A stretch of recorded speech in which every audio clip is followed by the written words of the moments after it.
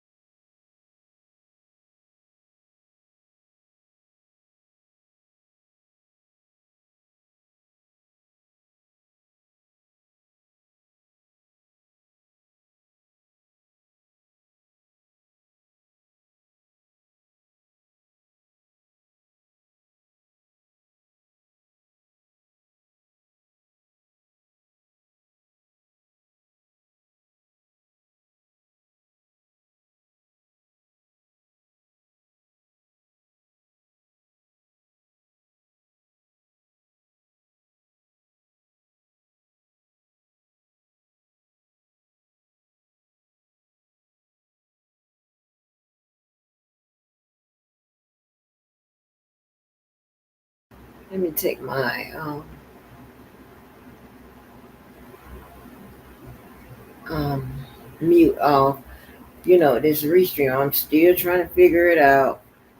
I am trying to figure out how to get the titles in. So I just got the titles on one stream. I think it's the YouTube. I'm trying to figure out how to get the titles in on the rest of them. So give me a sequel. Hey, why don't they let you put the...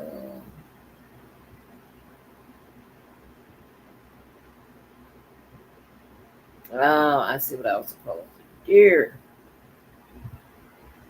do. Okay, I got it. Mommy got it. I said I'm supposed to do pumpkins. How long pumpkins?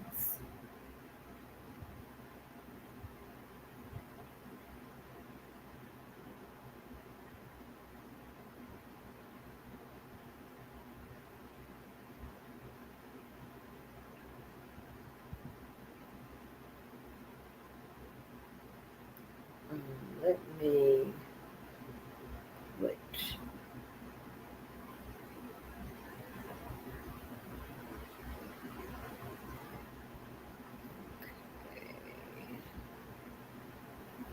Ah, y'all, it takes so much to not a lot, but to set these lives up, honey. Oh,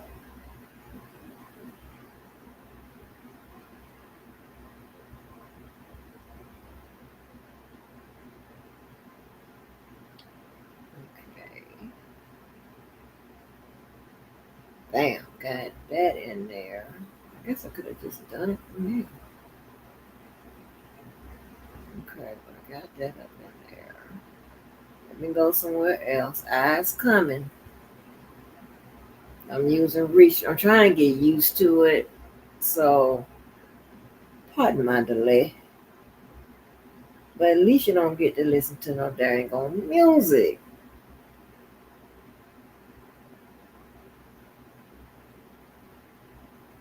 Because we got to get to it.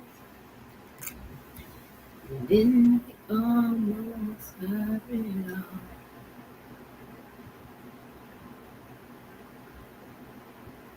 The nights we held on.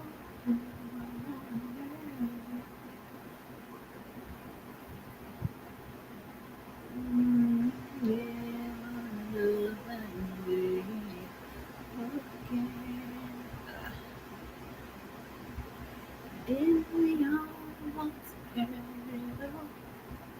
Did we have the best of times? Love was young and you.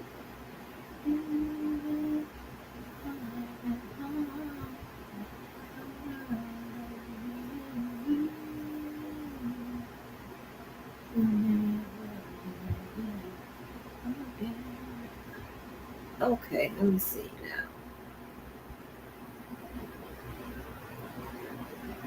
Okay, so I have that up there. Let me see if I do this. What happened if I did this? Sorry, y'all.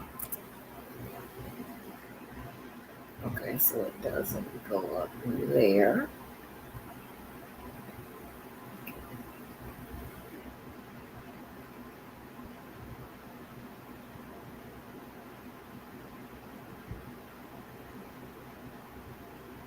I can.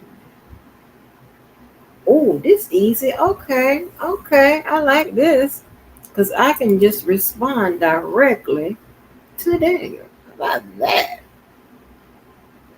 Yes. Okay. I like. Okay, restream. Okay. Okay. I'm gonna figure out how to use you and YouTube together. Just matter of time. Matter of time. So, what up, people? What up? What up? What up? What up? You know, some beautiful things happened yesterday. You know, your girl. Ah, anyway, listen. So, I haven't heard this, and I don't believe that I got in trouble for playing the Breakfast Club. So, I want to play the Breakfast Club just to, I mean, shit. Did I say the copyright? No, they don't. I don't even think they even care. They gonna hit you. They gonna hit you, child. Let me see. Where would it be? I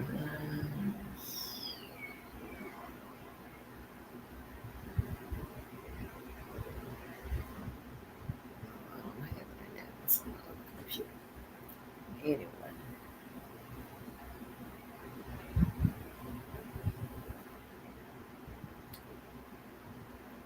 I want to play the Breakfast Club situation. It's just hilarious. It came up. I haven't heard it, but I saw the title and something went down. I'm like, oh no. So let me see if it's gonna let us play it.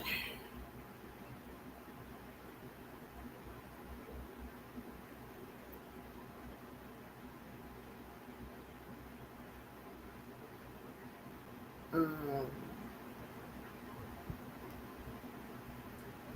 I have to keep going back to it. So I know I can't play. I don't think I can play height. I think the Breakfast Club may let us play it, but let's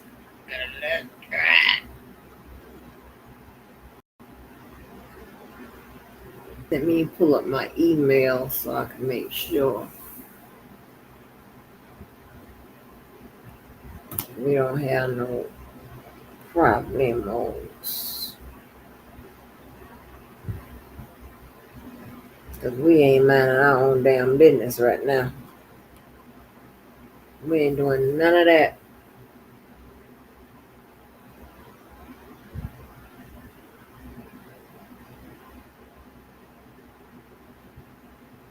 Actually.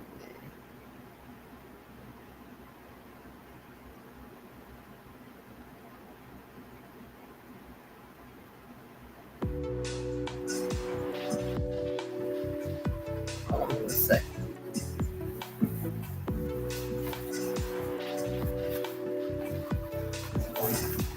Yeah, you can put that all on in the background. Just press the button, people. Press the button.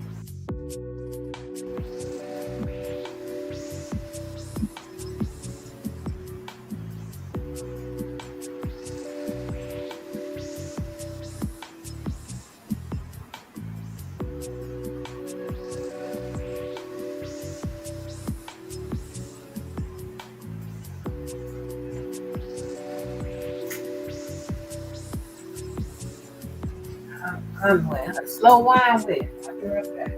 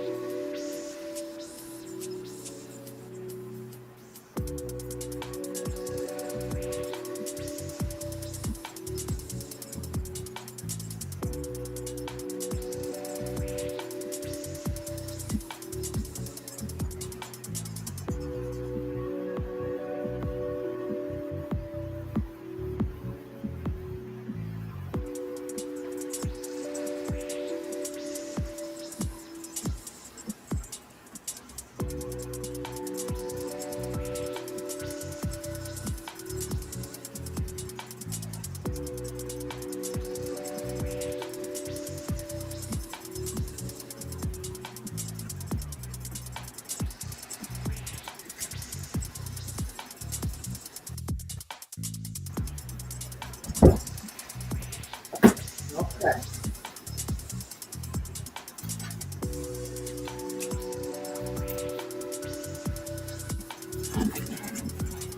All right, y'all know that.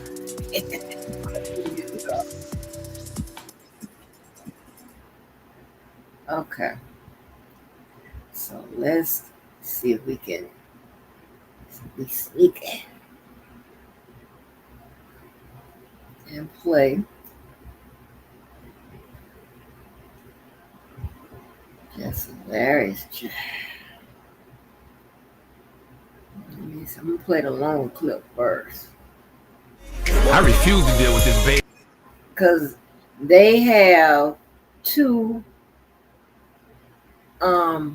clippings of her. So I'm gonna play just in case one is says has more information than the other, or whatever, or something that we don't have. And you know what? This whole going viral thing and all of that is so important that people, even to the Breakfast Club and stuff like that, people who have already have a whole bunch of subscribers, they don't give a damn about none of that. Understand what I'm saying? They really care about putting their business on Front Street. So I ain't heard it. I just read the titles. I'm finna get into it. I refuse to deal with this beige rage and this Baltimore madness. Okay, now you bring this Delaware. You shut up. You shut up. All I want to do, okay, all Charlamagne want to do is laugh. Then y'all yell at me for laughing. You don't take nothing serious. They said it's all your fault. I know. It's always my fault. I don't care. Okay, I take the good and the bad with everything. It is what it is. It's the world's most dangerous morning show, The Breakfast Club. DJ Envy, Charlamagne the God, Just Hilarious. Lauren LaRosa is here. We're having a conversation because Just Hilarious went crazy on Instagram last night. And I knew the live would upset. You know, Charlamagne, you don't get upset, whatever. But I knew that it would upset Envy. I knew it would upset Lauren. That's why you closed the elevator this morning. That was crazy. Now, why would you do that, Lauren? I just I wanted to. Up at the same time. At the same time where we paused. And she was in front of me. She saw Jess. She didn't know what Jess was on, so she rushed to the elevator. She hit the button. You remember when Q was on Juice and he thought that shit was behind him? I hit the button one time, and this was why. I heard the button though. I felt like I didn't know what to say to you because I was so thrown off by parts of that live yesterday. I'm like, bro, we be talking at least enough. Like, we don't got to be friends outside of here. But I feel like I've always said to you off air, whenever things have happened, we've had conversations about a lot of different things. Let's talk. Call me. What's up? What's the issue? What's going on? The issue is the whole narrative. Like, I understand after comments and after people and all that, but it's not all about them. It's how I'm feeling too. What if I'm feeling the same way the people feel? You know what I'm saying? So what? Because niggas online feel a certain way. I feel the same way they feel about it. Call me and curse me out. Call in and curse him out. Yes, you do. Yes, like, okay. I've done that. You know what I mean? There's a bigger issue sometimes too, because I feel like, all right, you'll call him, you'll cuss him out. We might talk about different situations, but I think a lot of times if there's an issue for real, and then it don't be no movement in here, it's like there's an issue outside and then there's no movement in here, and then we just all in here like he ha. Like, you're doing a lot of it right now. You're laughing and joking, but for real, you know that she's up here crying. Nothing about that is funny. Like, there's real issues and real problems, and we don't really get to the gist of it. Ever. I want the record to show I see Just cry a lot. So it doesn't matter if you see her cry 1,000 times. It's talking about you know what? I'm not even talking to y'all. I'm not talking to y'all. See, because when I try to be serious and talk, you see what I'm saying? You see how they do me? What I'm saying is that I think at this moment, because this is East Side High, West Side, whatever high we gonna be, we here and we together, so we got to figure this out. And it's not, everything's not a joke. And I can understand some of where you was coming from, but bro, part of that live I thought was crazy. I'm like, what, Jess? Like, what part did you think was crazy? What part? Because like, it is not like you didn't hear anything in that live that I haven't said to you. I heard a lot that you didn't say to me in person. Okay, so what part did I not say to you? Okay, so the part about the talking over each other and the hush, be quiet, because you talk about how you feel in real time, right? Yeah. I'm feeling in real time. That be quiet. That was crazy. Is crazy. The shut up. I was like, oh, okay, because what we really giving up here? Like, what's up? Okay, right? But I didn't. None of that was said. You didn't say anything about that. And then when I pulled you into the office with our EP with Eddie, the first thing I said to you was, Jess, we fighting for airtime and it shouldn't be like that. I want to know what can I do better as a producer? What can we do better as the two women sitting right here next to each other to make sure that don't happen, because it doesn't look good. It's not going to play well for either one of us. I literally swear to God, I don't even remember you saying that. And that's exactly why I had Eddie in the room, or EP, I never ever heard that. Because you've pulled me to the side a few times to ask me, are you okay? How do you feel like about the stories and things like that? You've never said what you just said to me. Now listen, I have said, hush, shut up. Like, yo, you overtalk. And like I said, I'm not about to be up here fighting for no mic. Like, I'm not doing that. If I already got the job, like, what am I doing? Like, I'm not. It's four voices. Three of us are very opinionated. You know what I mean? Me, you, and Charlamagne. I'm not saying Envy don't got no opinion, but he don't jump in every single time there's dead air. You know what I'm saying? When you overtalk. And it's like the only time you can quiet down is somebody be like, shut up or hush. My mom don't even tell me shut up, Jess. I'm a grown-ass woman. And I understand. You could have said that on air right then and there. Or right after when you saying you pulled me in the office. You never pulled me nowhere to tell me that. Because the way that I do things when it comes to my job and my career, that's not what we on. And I told you from the jump, I was never going to give that to you. Okay. Ever. And did I not? Our first conversation, I said, if I ever have an issue with you, I'm going to handle it in a way where we can get through a conversation, because we grown, and regardless, you don't gotta love me, you don't gotta like me, but we here together. I'm here. And listen, like I said earlier, the internet loves mess. Yes, you are here. And one of the easiest ways to create mess is to pit women against each other. And you're here because of an opportunity that I extended. Regardless of no. I'm not sitting here like you don't deserve to be here. I'm not sitting here like you're not here. You're not going anywhere. That's first and foremost. Let's get that. It may be my delivery or whatever. But yeah, you are here. I ain't never say you shouldn't be here. I said from the whole jump, yeah, Shorty do the job great. She's amazing. That's why I want it to be her segment. I think y'all can work very well together. And once again, you got to stop letting the internet pit y'all against each other. I know the internet has created a narrative, Lauren versus Jess versus Lauren. No, but that's what it is. And that's what I'm trying to say is the internet is there. We see it. None of us can ignore it. I saw that Corey thing a week ago. It didn't say nothing about it. But y'all clear up everything else. Nobody want to clear up that I'm not feeling that. I don't like you, or I'm hating on a. They say I'm gay. I ain't never came up here and said I don't suck no PP. That's true. That's different now. Come on. The last time I attempted to do that, Jess, it went so bad that I said I wasn't going to do it again. Attempted to do what? I don't dislike you. You don't dislike me. The day you came back. That's what my intentions was. And we talked about it. That was when I did come back, Lauren, you have to admit that ish was crazy. The way we had a setup. We had something going. We had a whole nother plan. It went left. You came in here and it's like you did something totally different. The first thing that you spoke to was the things in the comments. I feel like we're having a behind-the-scenes meeting on air, which is kind of cool, but let's go to commercial or something, and then come back. Well, the whole thing is we need a resolution, bro. We'll take some phone calls, but like I'm resolution-based and not argument-based, so let's resolve shut this. Up. You're the #1 beige rage person. You ain't never came up with a resolution, a solution in your life. Cut it out. Well, I just want to say, Women's History Month. I just want to say, Jess, what you feeling, we feel it together. And when the other thing happened that I called you about, I said that to you. What was the other thing? Oh, you don't want to say the academics thing. And I want you to know, I responded to me. It's just lead. I responded to that on Twitter. I didn't send it to you. I didn't feel like I had to, but I did.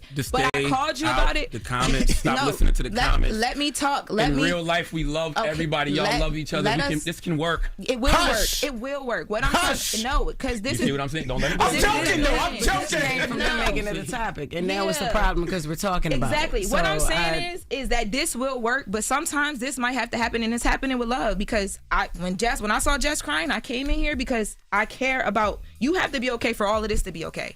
And I'm a producer at the end of the day. You my talent. We gonna be straight. Everything's gonna be fine. Let's take some calls and then we'll come right back. 800-585-1051. If you want to talk, you want to discuss. Of course, Lauren's here, Jess here, I'm here, Charlamagne's here. Let's have a conversation. We're queer.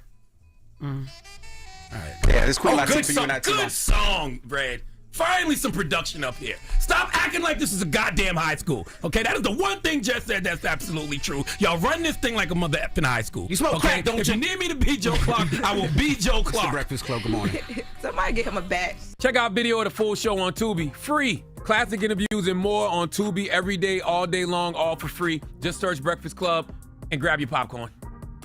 Wake that.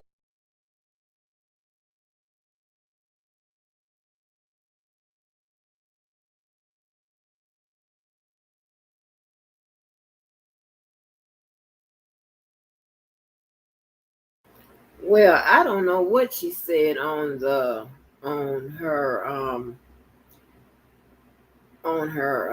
what's the name? What's up, Mo? What's your opinion, ma'am? But I don't even know what happened. You know, Mo be ducking out, like showing that stuff. So let me see what this.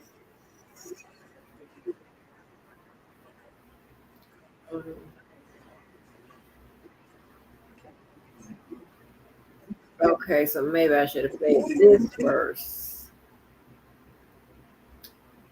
I don't know what the hell happened. Yeah, I can. Where are you? I don't see you. You backstage? Oh, can I see you backstage? Okay, wait a minute. Wait a minute. Shit, where are you? Oh, wait a minute. Yeah, I see you. You up here?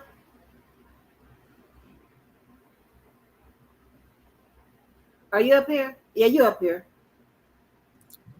Okay. Can you hear me? Yeah, I can hear you. Oh, okay. Okay. How you doing? I'm doing fine, honey. I don't know how to run this. I know it's a little. I see you got a little new out here. Yeah, girl, I got a little new. I like it. Oh, that got copyrighted. Wait a minute. Yeah, so I'm gonna have to play it from my phone. Okay, I got you. Okay, I got it. I got the message. All right, so y'all, we can't play the Breakfast Club. I thought we couldn't, but I was gonna push it anyway. All right, yes, ma'am. So what's up? I didn't even know what was going on. So here's the long story short. So do you ever watch the Breakfast Club, or like you're just familiar with it from like how it is on like what you see clips of?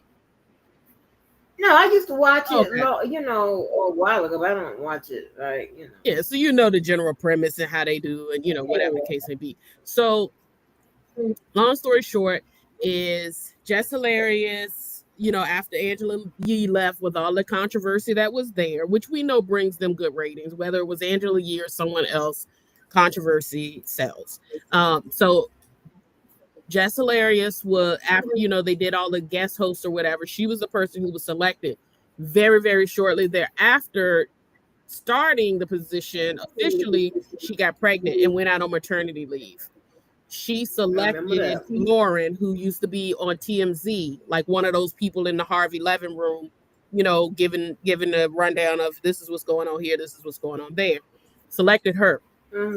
I'm gonna give you my opinion on it after this, but she selected her, and people liked her. Like, she kind of had that, how Angela Yee would just, like, when she's reading the news, you kind of felt like, okay, she's professionally delivering the news, and then she'll come in with her little commentary, but she was more of a moderator person, whereas Charlemagne was, doing the most, and Envy, he did his little thing, so like it kind of balanced it out. So Jess was out and Lauren was there, and people started, of course, tweeting, keep her, we like her better than Jess. Jess wasn't good. Yes, I was. Yeah, that's what I gave. Yeah. I ain't tweet nobody, but I wanted her to stay because I said I like her. This girl is good, and especially when you hit the legal shit good right. I'm like, yes. And all it really is a matter of no shade to Jess, but one, I don't think Jess was ever brought on there expecting to be an Angela Yee. She was there because what she got most of her attention for was she had the comedic part of things. She did good banter with Charlemagne. Some people, she confronted guests, that sort of stuff. So I think they thought, and again, she was just with the mess at that point, booming online. So of course they grabbed her. And I will say, when she did the test run, I thought that she was good. But keep in mind, she was only doing it on it here and there. It wasn't every single day with Jess. You know what I'm saying? It would switch up to other people. So in small doses, I think people received her differently than when she was an everyday figure.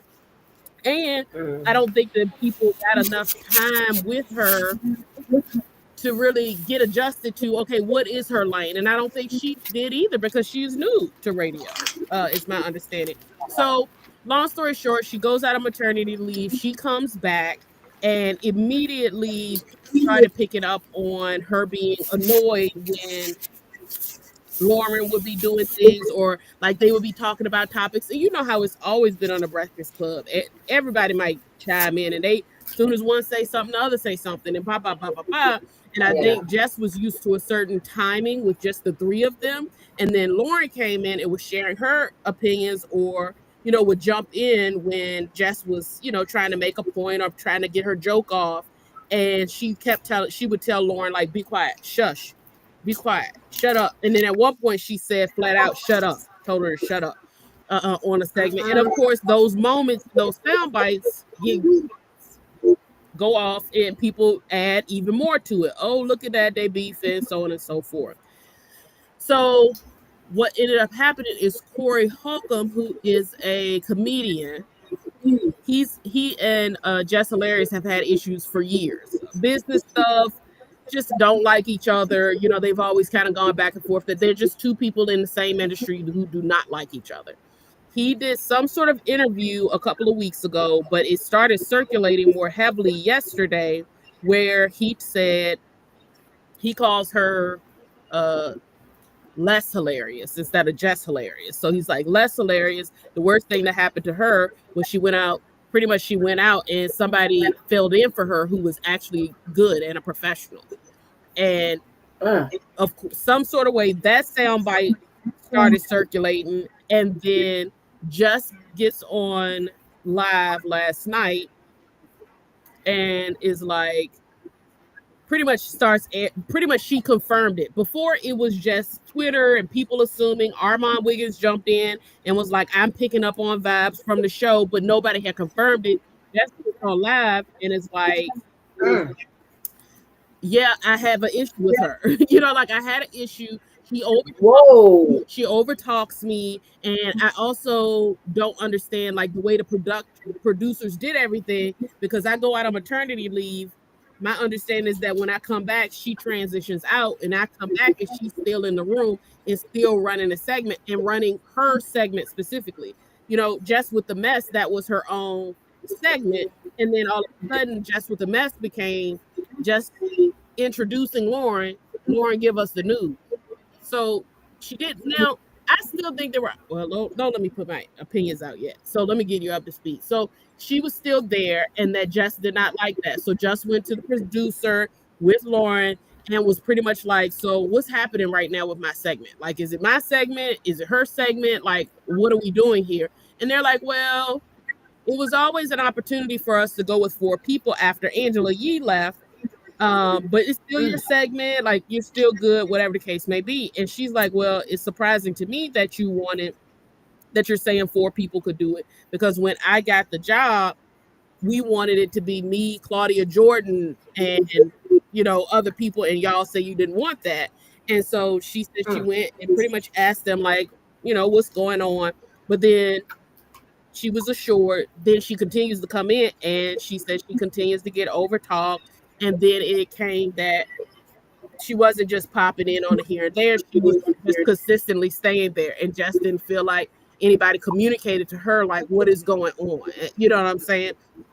And so that was her. She pretty much just went on a rant in her sleep scarf in the dark in a corner, going off, and then also saying that the whole operation is run like East Side High, like, pretty much there's no one man in the ship, and she don't understand why, if she had the job, why, and she's under contract, why she's being why there's somebody else brought to the table, essentially.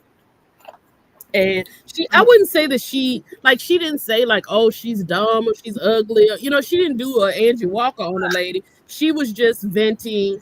I would never do that. If you didn't like that lady, you would call that lady everything you could.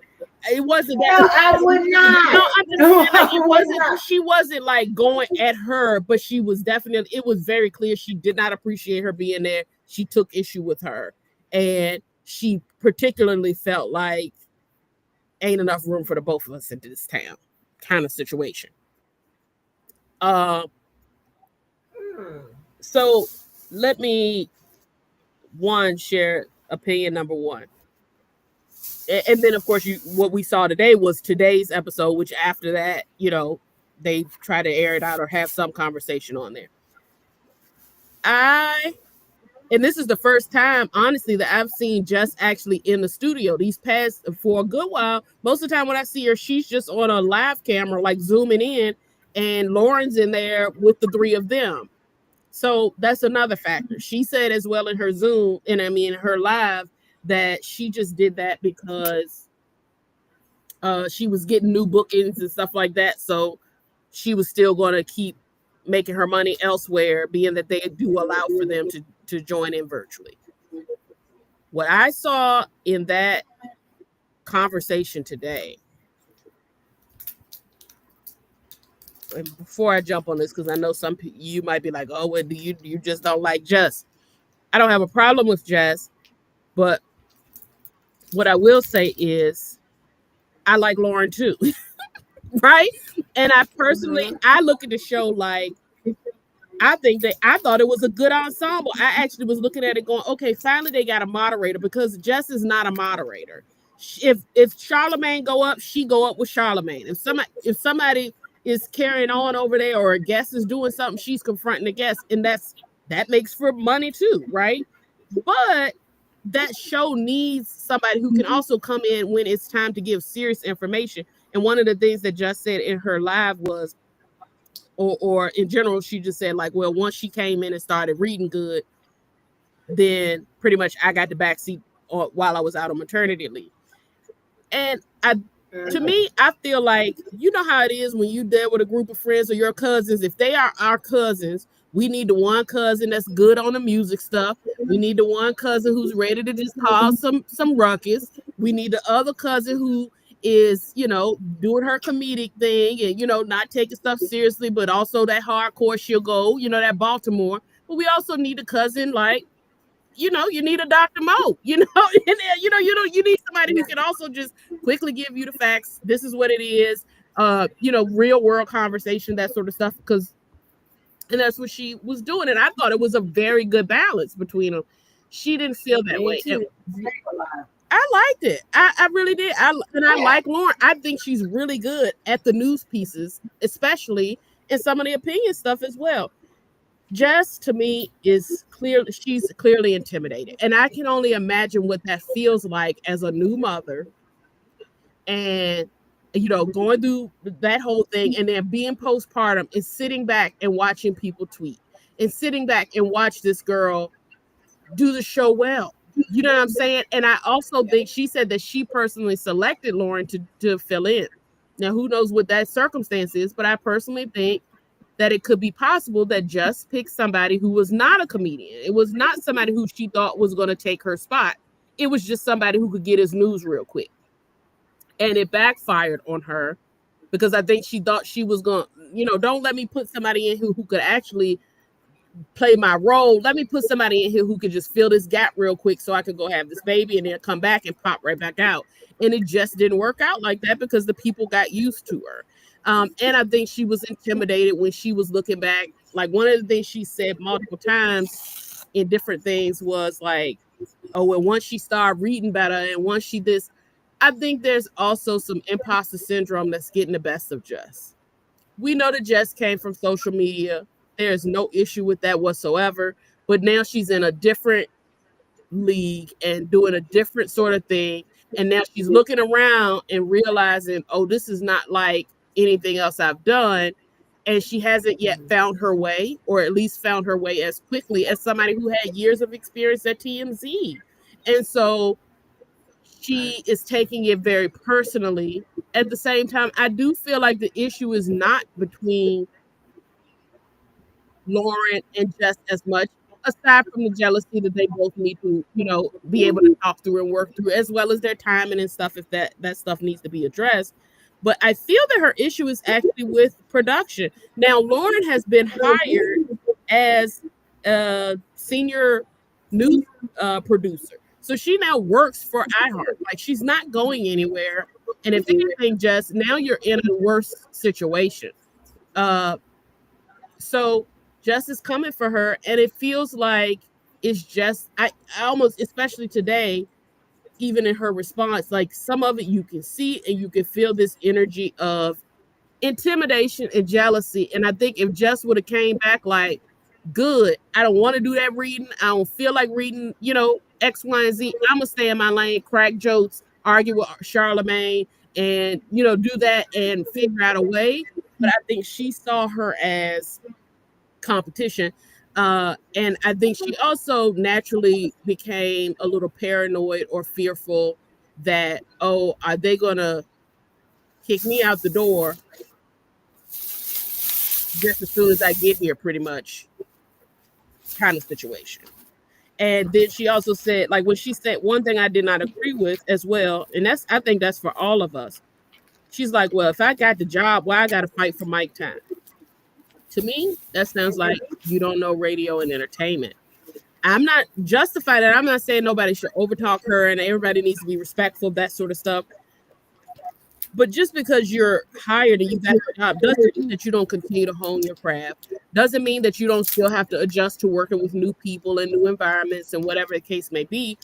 And I think that it kind of felt like, well, I got the job. And she said, I got the contract and I negotiated the contract. I think it was something, to me, it read as if it was something that she had done, a big accomplishment, and now she's seeing it potentially, or fearing that it could get snatched away from her, and that she was brought there because of who she was and what she brought to the table. And now that seems like it's not good enough, or they still need somebody else to be able to do it because I didn't do it, well enough.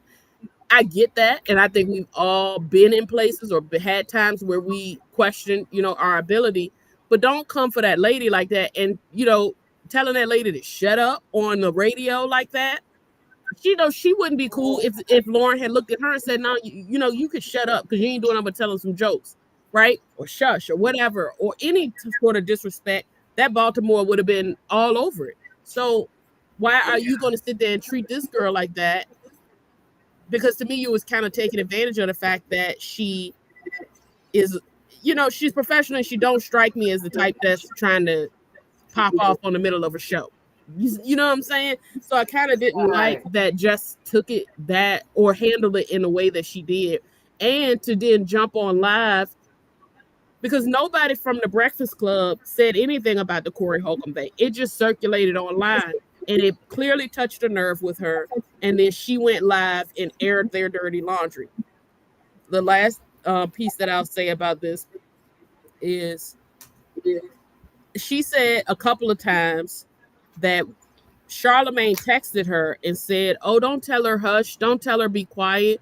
Tell her shut up. That's good for the ratings. That's going to, help the show pretty much. And I did not like Charlemagne. I don't like how Charlemagne has handled it. And I know they try to make it like, oh, he laughing at stuff. But it really felt like, I think one part of it, if I assume goodwill, Charlemagne has been around the block and this sounds like small potatoes for him, right? He's like, really? Like, I've done stuff to get, to cause way more problems than this, right? We've done things that are far more controversial, and now here we are back with the beef. I think he also looked at it as,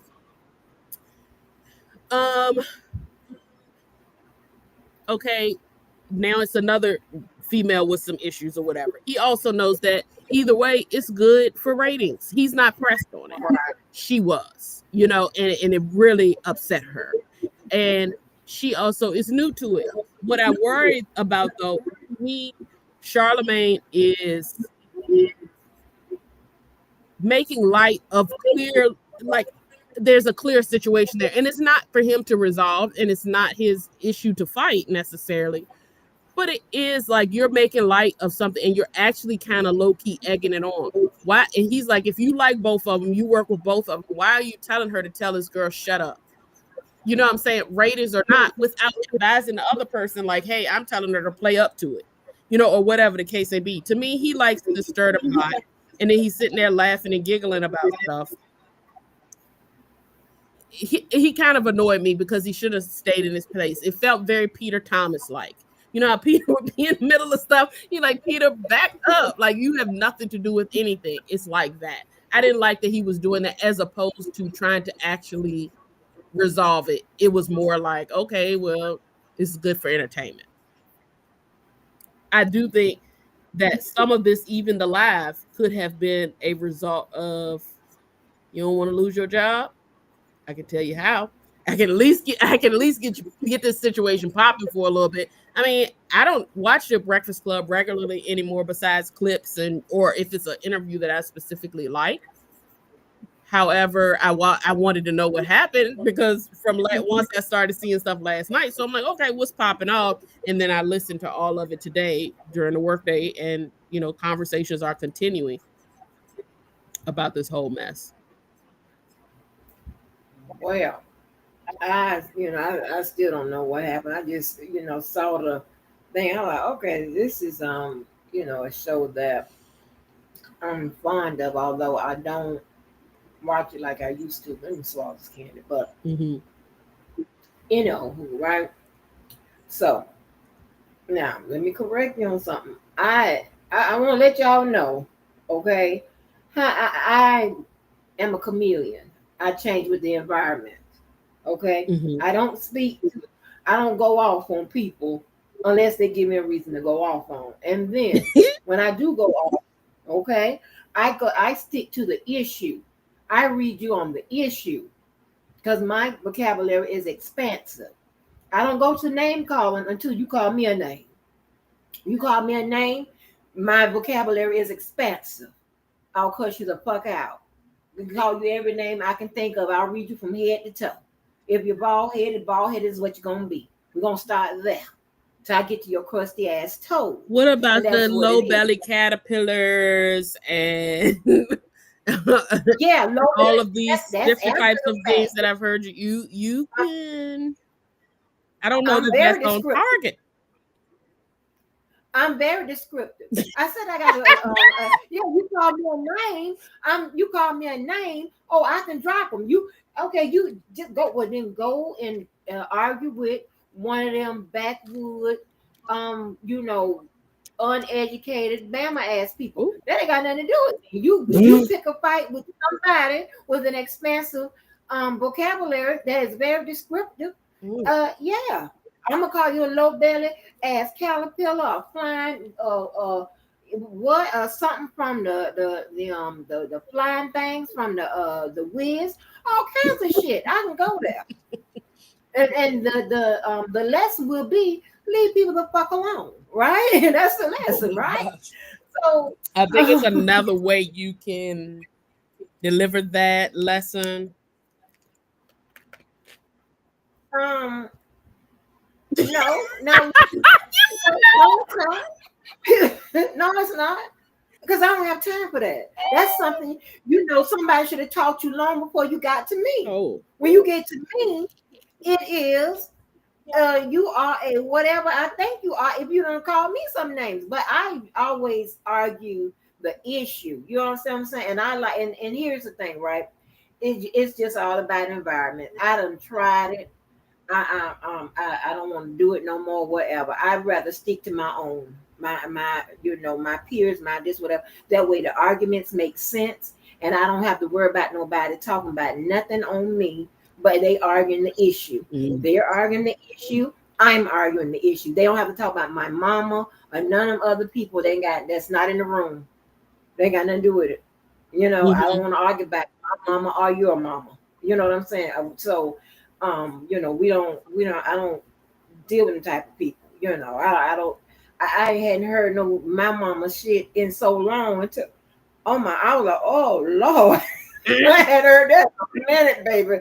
You hear me? I'm talking about since I was in the hood. I don't have no friends, and I don't be around people that argue that type of crazy shit, right? Mm-hmm. And but to this, right, and I was a fan of that Lauren girl when I heard her. Yeah. And her face looked familiar, but you just brought it in when you said she was from TMZ. Mm-hmm. I'm like, oh wow, because I used to I love that segment of those parts they cut in, of the people in the newsroom. Mm-hmm. That was always exactly, you know what I'm saying? exactly, It was always right. So I love when people take something as simple as news reporting and infuse different things like that in there. It just gives it a different flavor, right? Yeah. It's very interesting.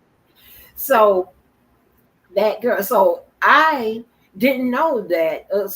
I didn't know that she had that responsibility over there at TMZ or what have you. You know what I'm saying? So she does, but I did recognize that she had a level of professionalism. Yeah, you could right? tell it was different. You could tell it wasn't just it wasn't just a celebrity that they picked up.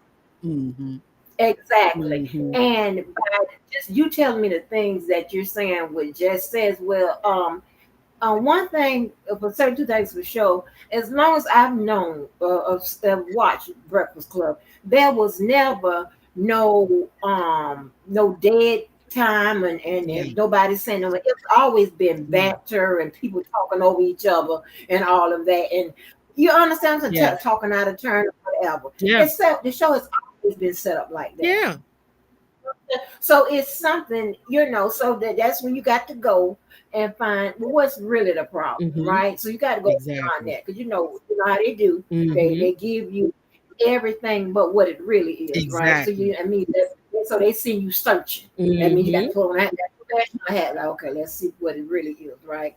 So she mentioned about the girl and about the she didn't think that the girl's gonna be there, whatever. Which all the things you just said. And I guess I'm gonna find the clip of what was actually said. Is the problem? She has a problem with that girl being there. I don't give a damn if she says she don't have a problem with her being there, this, that, and the third, whatever. Because here's the thing, right? When you don't have a problem with a person being there, you make it work. That's all it is. You don't. It doesn't get up under your skin. Yeah. It doesn't cause problems or whatever. Something as simple as you're in a setup where nobody there sits up there. It's your turn to speak. Exactly. Your turn. Right. Are you serious? Yeah. Are you serious? And before the girl learned was that they were all over talking each other. That's how she get. That's why she was selected, because she could jump in with the rest of them and holler and scream, and you cut this one off and cuss this one out or whatever. And you keep going and you make a joke and this person gets their joke. It wasn't until this other woman got involved that she. Yeah, and that's why I can't stand it, because a lot of times, I don't know if this has happened to you, but this has happened to me on one occasion, which I hate. It made my life a goddamn living hell for about 18 months. Going into a job where you have to, you got to come down a little bit off of your job skills and shit like that and whatever, because I just needed something. But and then you interject working with niggas. I can't stand it. Okay, because because when you have some that they you're not from Jackson, but they East Side raised and they ain't went into the people, they haven't gone to haven't stepped foot in a higher learn. And then when you come with your resume but you done left half of the shit off because you're just trying to get, you don't know about them, ma'am, you overqualified, that type of stuff. Here they go. Here we go. And now we got to argue and all that type of stuff. It was crazy, Mo. I'm talking about Mo. I'm trying to tell you, I had done told that boy on that job, I would beat your motherfucking ass. I had said that, and I was talking to University of Florida, and he heard the boy at first said he would beat my motherfucking ass, and I said, "No, boy, I would beat your motherfucking ass." And the only thing I heard was the phone drop, and I was like, "Hello," and the next thing I saw, I heard a horn beeping outside, and I looked out there, and I said, oh my gosh, the boy is at him because he's trying to beat your ass. I ain't say that. I didn't say that to him, but I was like, oh my God, let me hurry up and get downstairs. And baby, when I got downstairs, honey, and then he saw came out, he get jumped up back there, baby, and kept on blowing that horn to get him to come to that window. And that boy came to that window, and I don't know why he took so long to get off, because he never did come out that building. It was crazy. It was that bad. Because at that point, it was nigga match nigga. Because I guess some people don't think I don't know no niggas. Huh? Wow. Are you serious? If you don't think I know no pull-up crew, huh? Okay. I want you to keep thinking that, because the element of surprise always be so funny to me. When we have to show up and show out. So that is and let me tell you, that is a very, very miserable environment to work in. I don't know if you ever been in that type of predicament where you got to work around people and you haven't done nothing, right? You ain't did nothing but come into work and sit down. And it's like it was like, oh my gosh. And it's like, and it was that was one of the reasons why this after, I kind of, was putting this other girl on or whatever that worked there, whatever. And then we kind of became okay on the job. She didn't understand. We okay on the job. I kiki with you off the job, whatever, but we would never reach the status of being friends, right? Because you participated in this bullshit with them against me. Like, it was crazy. It was like they were not they didn't want to train me on certain things. It was crazy. It was a whole big it was crazy, Mo. Wow. So yeah, so I can really, really empathize with how Lauren probably feels, and she is she won't say because of the professionalism. Exactly. See, if Jess didn't have a problem with the presence of that girl, she wouldn't be bringing up the stupid stuff back. Exactly. I said, is this my segment? All that type of stuff, all that nigga shit. You understand? And I don't have time for that, because her reaction to that girl is to be as professional about the situation as she is. Make it work. Apparently, the show wanted structured that way. We need to make it work. Yes. Not so he has a problem with that girl. And then the people, the people ain't going making no work, no better. The people, because they can see the difference. You can see the difference between the two women. Exactly. You can definitely see the difference, right? And so, and when they were, moving me different places, whatever, that's when it really got bad, because it seemed as if I had taken on other roles or whatever. I wasn't back there with them as much, what have you. But and so then it really got bad. I'm like, oh, it was crazy, right? So, but let me ask you this, right? So did you hear when the girl said, Jess, I'm a producer and you're my talent? Yeah. So women now. She got hired. She came on temporarily just to fill in for Jess, and they offered her a senior news director role at the company because she did so well. So that got her. That's what put her to the radio, like as far as actually being able to sit in a chair. Okay, wait a minute. So wait a minute. So she didn't have that producer job before she took the chair, right? I think she was. Let me double check that. But the way they were discussing it, and also she was more behind the scenes, because what Charlamagne said is they had told Lauren, don't even come in the room, right? And even Jess was saying in one of those things that, like, pretty much she had a relationship with her, like a professional relationship with her in some capacity with the show prior to that. So I think what happened was probably when they were sitting, it sounds like, I'm assuming because I don't know, and I will look it up. But it sounds like that Lauren was already there working in some sort of news director, news producer role in the background. And when she went out, they're like, okay, who do you want to sit in for you? Well, Lauren can sit in as well if she's new, she's done it before. They're like, yeah, she's probably like, oh yeah, let my producer do it real quick. Ain't nobody gonna think nothing of it. And then that didn't work out. Okay, so and then she told, and then but she did do that subtle, like, I'm sick of you, bitch. So let me let you know our positions here. I'm the producer. You're my talent. Yeah. Did you hear that little flex? I did. Yeah, I don't think yeah. I know when you're getting ready in the boardroom. Mm-hmm. Yeah. So let me, because you doing all, you understand what I'm saying? Sometimes them Negroes come at you, and then you got to, you can't match them like they're coming at you with all this and nigga shit. So but you let them know, hey, and it is, oh my gosh, I hate that, because I think they have such a very good, like, situation, dialogue or whatever going on up there, a situation going on. Let me say it like that, because apparently it wasn't that great.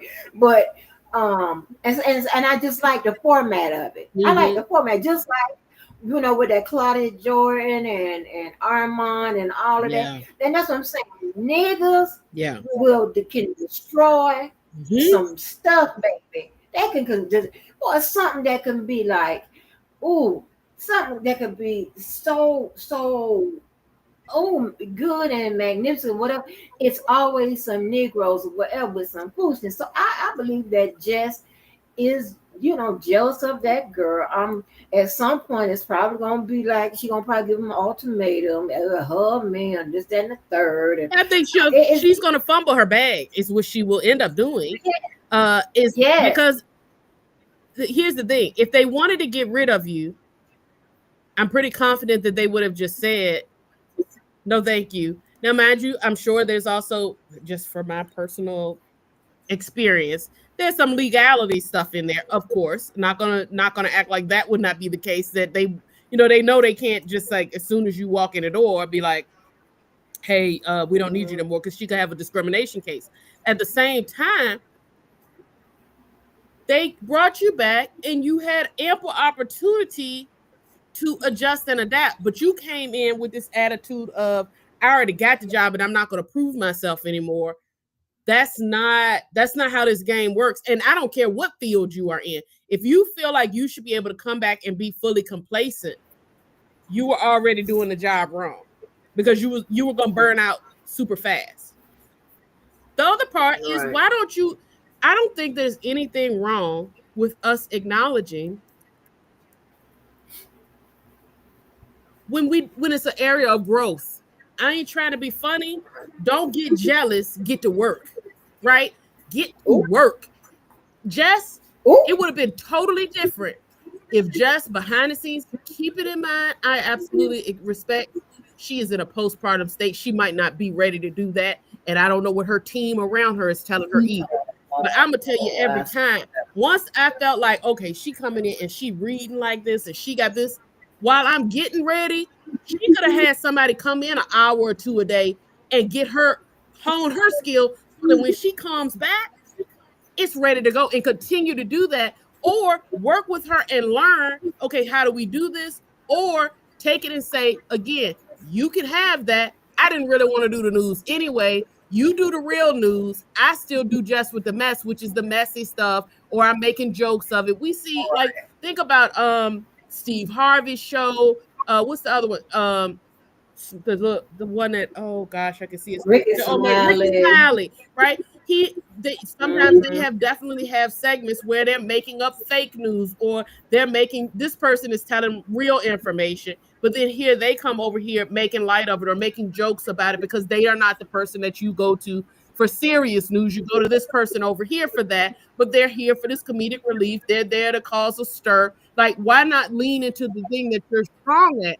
No, I feel like you look at her, the fact that she brought up, oh, once she started reading good. And we know what the saying is, especially since she's a comedian, there's always a little bit of truth in a lie.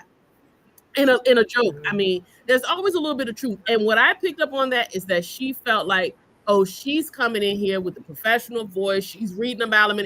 Because I'm not going to hold you.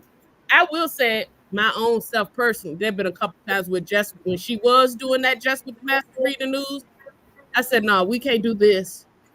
It's, we were in the middle of the election. We were in the middle of the election trying to talk real stuff. It was clear she didn't, for me, it felt like she clearly had not read the news. She had been told this is what this story is about. And then she read whatever the script was that was given.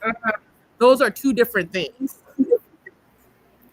Can't you tell the difference? Very much. You can definitely tell when someone knows about politics or knows the subject matter or whatever, or at least have done a few years somewhere that teaches you how to research and study, right?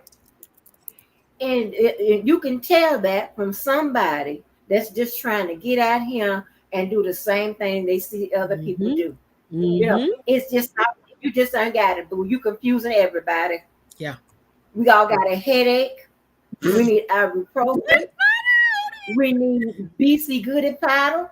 We need it all. We need a drink because we don't know what the fuck you're talking about. And if somebody mess around and ask you a question about what you're talking about, we all gonna know that you don't know what you're talking about. Right. So what my thing is, rather than and I slightly disagree with you on this, rather than have someone come in and get her prepared on something that's clearly not her, I say that she should have, just made sure her segment was more entertaining and more funny. To me, I would have looked at it as an opportunity to, sharpen my skills, my funniness, come with some fast.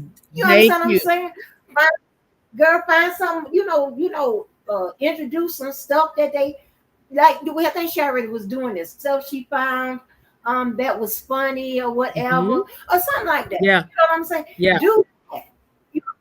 Do that because that girl is very good. Because I was one of the ones, I was like, oh my gosh. I said, I hope they don't get rid of this girl when Jess comes back. Me too.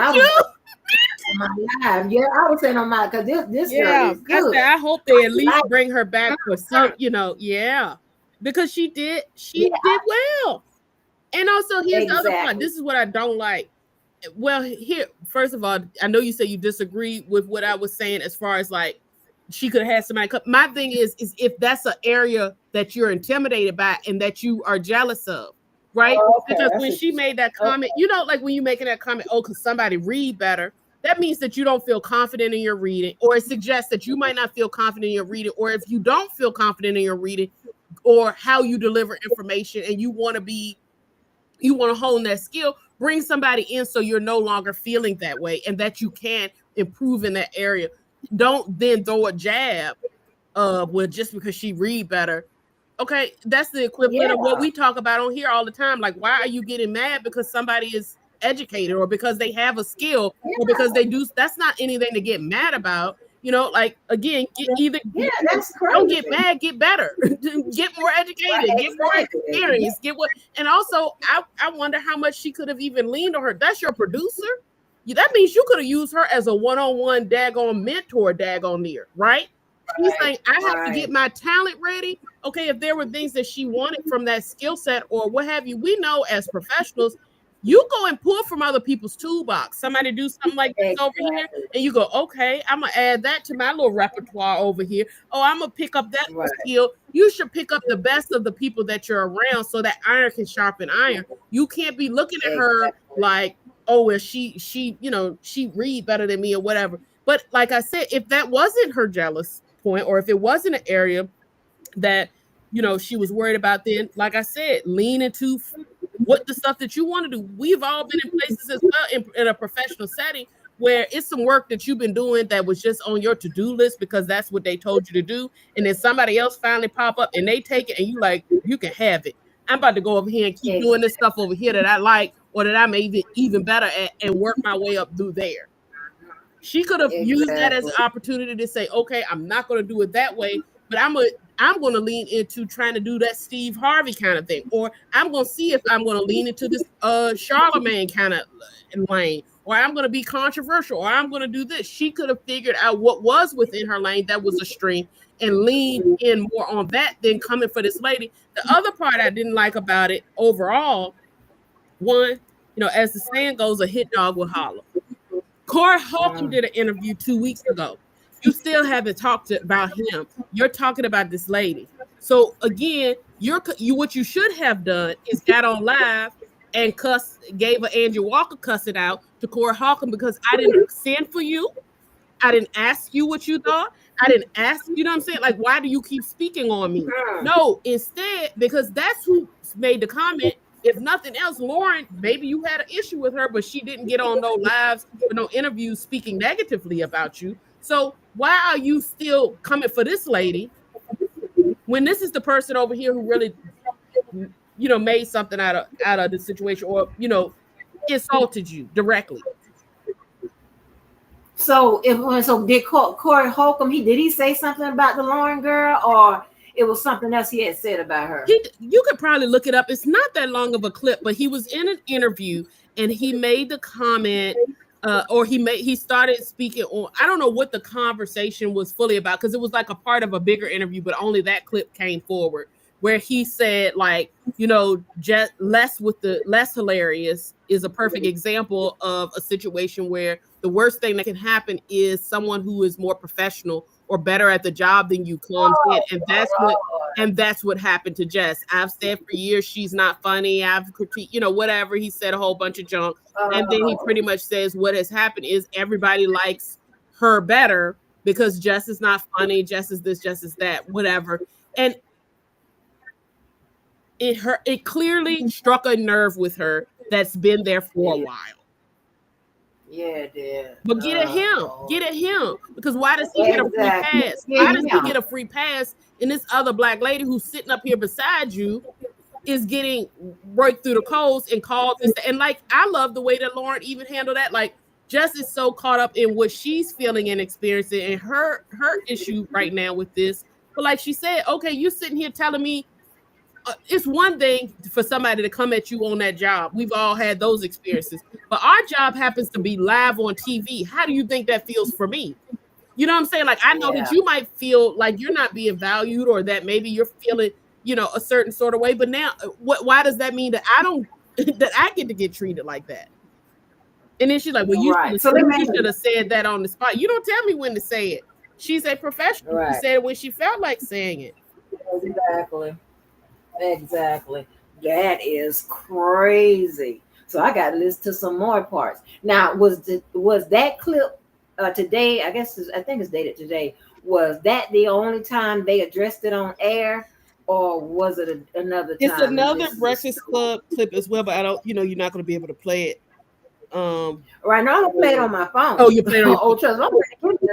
Okay, yeah. There's two segments. There's two 8-minute segments that are uploaded to their channel, like back to back. Okay, so that's the one I saw. Okay, that's the other one I had in mind to play. Oh yes, ma'am, I'm definitely gonna play it. And you should listen to Corey Holcomb as well to see what to get a full picture of everybody who did everything before you pick. Don't just take my word for it. Oh no, I'm not. But you know how our part of not your part, but our part of psychology. We can kind of zoom past. Not all the time do we have to start at the beginning to see what it is. I mean, from that clip I heard and from what you told me, I don't know already. I think I formed an opinion that I would probably have after I hear all of that. But but like I hate when I tell you, honey, oh Lord, like some people be get may feel some kind of way sometimes when they are in a company or in a department where there's one that looks like you, is sitting there with you. Sometimes I side child. Sometimes I'm thanking Jesus, right? Because I can't deal with it, right? Because it's a lot.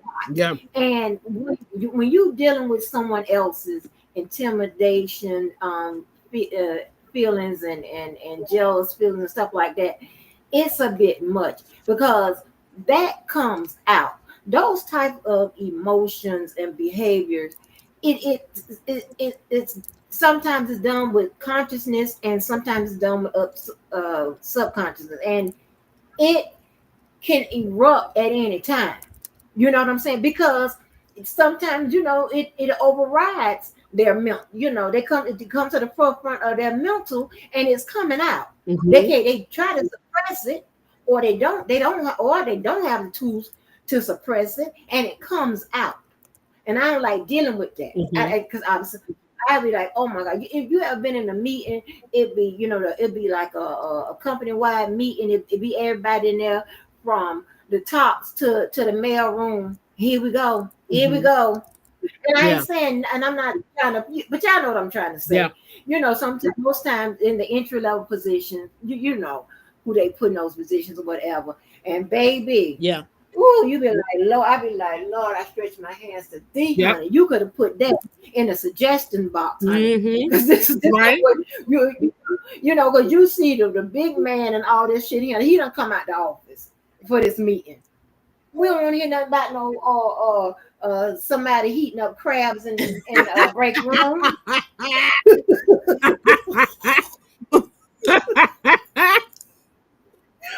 We don't want to have no debate over that. And honey, girl, baby, when this one girl kept saying, I want to know when we can get our radio back, not radio, radio. Honey, girl, my friend, the baby, we was looking at each other.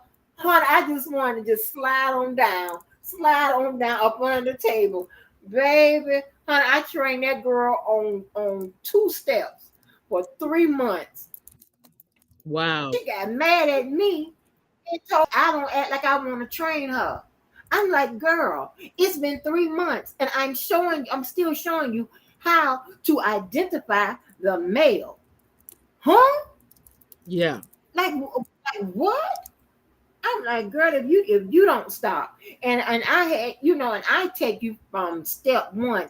It like my daughter's coach used to train everybody on how to check in into the game, right? And you would say, well, yeah, that's very simple. Just go to the table and check in. It's not that simple. You just want to make sure everybody get everything. That's just how I am. I take it to listen here. This is how you pick up the phone or whatever I'm training you on. You know what I'm saying? But yeah, I'm like, girl, we're on step 2. That's identifying the male. I'm talking about the male, honey. It is most times very clear when it's it's going to be for you. Like stop playing, girl. Like I have do you know how many more steps we have? So so it's oh Lord, I hate that for that girl, Lauren, because it will make it will make a workspace that seems to be very fun. And but also, at least it seems to be that way. My bad, I'm eating a little bit. Yeah. But I'm snacking really. But one, she came from TMZ. TMZ has been known to be a very cutthroat, ugly kind of environment, especially for people of color. We remember when the whole they let Kanye come up there talking about some slavery was a choice and all that stuff, and then what's the guy's name? It's not Van. Is his name Van? Vance. It was something like that. Yeah, he left and talked about. He's talked about many times, like the discrimination they experienced and all the pitting people against each other and how cutthroat and what have. Yeah, so he's talked about stuff. So for that, she's coming from that environment, and I know how it was. And I don't know, maybe she is a sneaky person behind the scenes, right? If that's the case, we'll figure that out, and I may change my opinion. But just based upon the way she presented today, and even what Jess was saying in response to her and what she was saying to Jess, it feels like she kind of came in like, all right, sis, let's do this. You know, like I've been in that space where I know how it is when I've worked in other places where those environments have not been. When I go in other places, the last person on the list that I'm trying to intentionally screw over is another person who is in my same situation. We fighting the same fight. Why am I going to add to that situation for you? You know what I'm saying? Now we might not be buddy, and I might not like you at all. But what I'm not gonna do is try to have no issue with, especially directly an issue with you. That's the last person I want to have an issue with. So then Jess to come in and pretty much like whatever, you know, and come at her like that. I've been in that place where, to be honest with you, just as a professional, it hurts as a professional Black woman who what it is out here, and then to have another person, especially somebody that you was low key trying to like, you know, figure some stuff out for, or look out for, whatever the case may be, or working with them, and then have them be the person that do it. It hurts, and I felt like a little of that came across in what Lauren was trying to say to Jess as well. I do think that Jess is just not in a place right now to receive that, but it very much gave Monique vibes as far as the way she handled it, because she was more focused, instead of her being like, look, here's the part that hit me. You know, I was intimidated. Here, you know, imposter syndrome was kicking in. Yes, I could have handled it better. No, when that girl said, okay, but you told me to shut up, you want this girl to apologize to you. But then when she said, well, you told me to shut up, she's like, okay. And like, okay, you know what I'm saying? She doesn't want to be accountable for her contribution. Or even when they said, you know, she's like, I knew the lab was going to make this person mad. I knew the lab was going to. Why are you antagonizing people? Yeah. What it's going to do is it's going to increase Lauren's bags, and it's probably going to decrease at least a couple of Jess's. Yeah. So let me ask you this. So did someone say that the girl was sneaky? Lauren was sneaky? No, but that's what Jess was trying to insinuate in that live and stuff like it was pretty much. She wasn't necessarily saying that Lauren was, but pretty much somebody was. The whole place is sneaky, underhanded, you know, coming for people, you know, like she was already presenting it as the environment there is some trash, and it's to blame for, you know, I've been going through a whole lot of other stuff. But when I keep hearing the story, the issue is actually with the owners, the higher ups, the people that are higher up than Lauren. Those are the people who told you this is your spot and whatever, and told you not to worry about anything, and then they brought somebody else in. That's a conversation for them. She can't help that she got chose. How is that right? her fault? And here's the thing, right? Now, if Jess would have said, and I don't know if she said this or not, right? Because you more far ahead than I am, but if she would have said that, you know, she has been, you know, brought in the office or something, and they are complaining about her performance, or they are, or something like that, then I would probably have another opinion.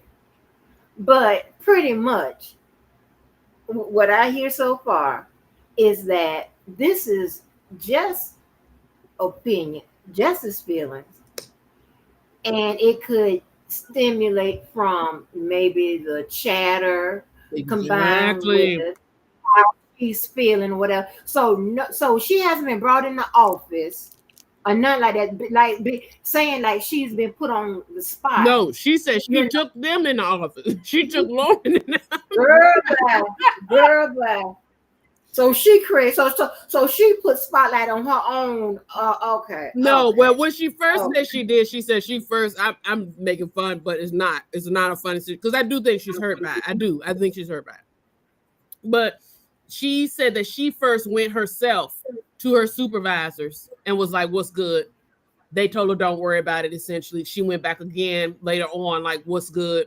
They said, "Don't worry about it." And then after she told Jess, once Jess told the girl to shut up or whatever, Lauren is the one who brought her in the office with the supervisor to be like, "Look, how can we work it? That's what you probably heard, or I think you heard that part. I don't know. Okay, well, let me ask you. I don't know if it was in that clip or the other clip where Lauren said, okay. Yeah, it was in that clip where she said we went in the office and I told you, you know, and we said like, hey, we don't need to be fighting for airtime. Okay, so let me ask you this. So when Jess went to the people to ask them what's up about what? What was the question? Is Like, Lauren, how long she gonna be there? No, go ahead. She was asking, is Lauren going to be permanently here? Or is she taking my segment? Why is she still here? I thought she was leaving once I came back, but she's still here now that I'm back. So pretty much asking her boss, like, what's the format that we're using now? And they said, oh, no, don't worry about it. But they also pretty much said to her, we always had a vision to potentially make it a 4-person cast, not a 3, but you're good. You know, this is just temporary, whatever. She's intimidated by this girl. Exactly. She's dealing with imposter syndrome. She's intimidated by this girl. She is also, has a degree of jealousy, and and she hates the fact that, John Q. the public is weighing in on, on what we see. We do like her. Yeah. And and she got to understand that the comment section could be cruel. And that's what Charlamagne was telling her. Mm-hmm. Exactly. You know what? We are notorious for highlighting your deficiencies. Yeah. And hey, and this is the reaction that some people like to see. And that's why they did it, right? They stirred up. I don't like when people try to pit, especially women and especially Black women. Social media got on and pitted those two women against each other when one of them was at home recovering from maternity leave and the other one was just trying to do her job. That's not fair. Because like I said, that's why I was saying earlier, I get the impression that Jess was sitting back at home, doing her thing on maternity leave. But of course, she saw the posts. She saw the tweets. And it started to eat at her because, again, it's different when somebody's coming at you and you can't even get out there to confront it. You can't even do anything to repair it. They're forming their own opinions, and everything she keeps seeing is people saying Lauren, Lauren, Lauren. So what I think it did for her as well is it subconsciously created this Lauren versus her, even though that wasn't necessarily there. She let social media created it on her behalf. They made a jealousy situation that shouldn't have been there. And the timing of it is to me is gross because one, there's enough room for both of those. I was looking forward to, I was like, oh, this actually might help Jess because it felt like she was forcing herself to read that news. She don't care nothing about it. That you could tell by the way she's reading it, by the way she was responding to it, by the fact that they'll ask her, like, even in Charlamagne is kind of sneaky because I noticed sometimes in the past he would be like, she'll read a story. Suppose it's some sort of political story, and it's clear that she don't know nothing about it. She doesn't care about it. And then, what they would typically do, for instance, if it was Angela Yee or Lauren, Charlamagne might say, so what's going on with that part? What, he's asking extra questions that people might want to know. Yeah. And Jess would be like, I don't know. Look it up. Go read it. I don't know. I ain't never seen it. I'm just reading what they gave me. And while that might be a joke for that particular segment, they're looking for someone who's going to research it, who's going to be involved in it, who's going to dig that, do that little research. Exactly. So, but she didn't do that. And so it would kind of come across, I think that's another area where I think she was intimidated because people weren't, that wasn't landing. People actually wanted to hear the extra information. They wanted that, and she thought they didn't. Right. Like, girl, I'm trying to tell you, and have you ever been in these situations? Why are you flashing me? But you make me have flashbacks. And have you ever seen these type of situations where they bring you in or whatever, and you kind of just say if an area is dirty, you kind of make it kind of shiny new, meaning you bring in a different aspect and different elements something to, and I'm trying to, I've been trying to be good when I be up here with some of y'all, but I'm just gonna say it like I really want to say it. Okay, just say you got a corner store nigga operation. Okay, and you come in, and at the corner store nigga operation, they got all kind of taped up signs on the windows, at the doors, and shit like that. Whatever. You come in and you kind of make it, a little more. Mm-hmm. You class you up know, the, so you you class up the joint. yeah, you class up the joint. Exactly. Thank you, ma'am. Thank you, ma'am. But you class up the joint and you kind of make it a little whatever. I have seen people, and I have been around, some people, whatever, that be like, sitting back with their mouth all turned up. Oh, she done come and change everything. Done change everything. Yeah.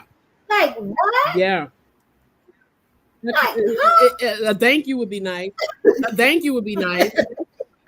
Right. Here. It's like they love to live in that type of environment, Mm-hmm. right? They don't want it to be, a little better, a little, prestige. Oh, they don't like that. They like it just like it is, all niggified and shit. Oh, they like that. Oh God. You be looking just as lost, like what, like huh?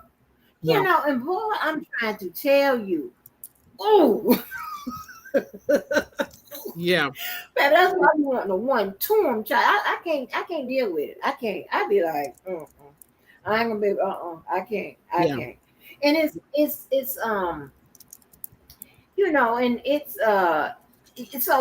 so I don't know, where Jess, where she comes, what I'm saying. I don't know all about her, her how she do whatever, but I've heard her speak.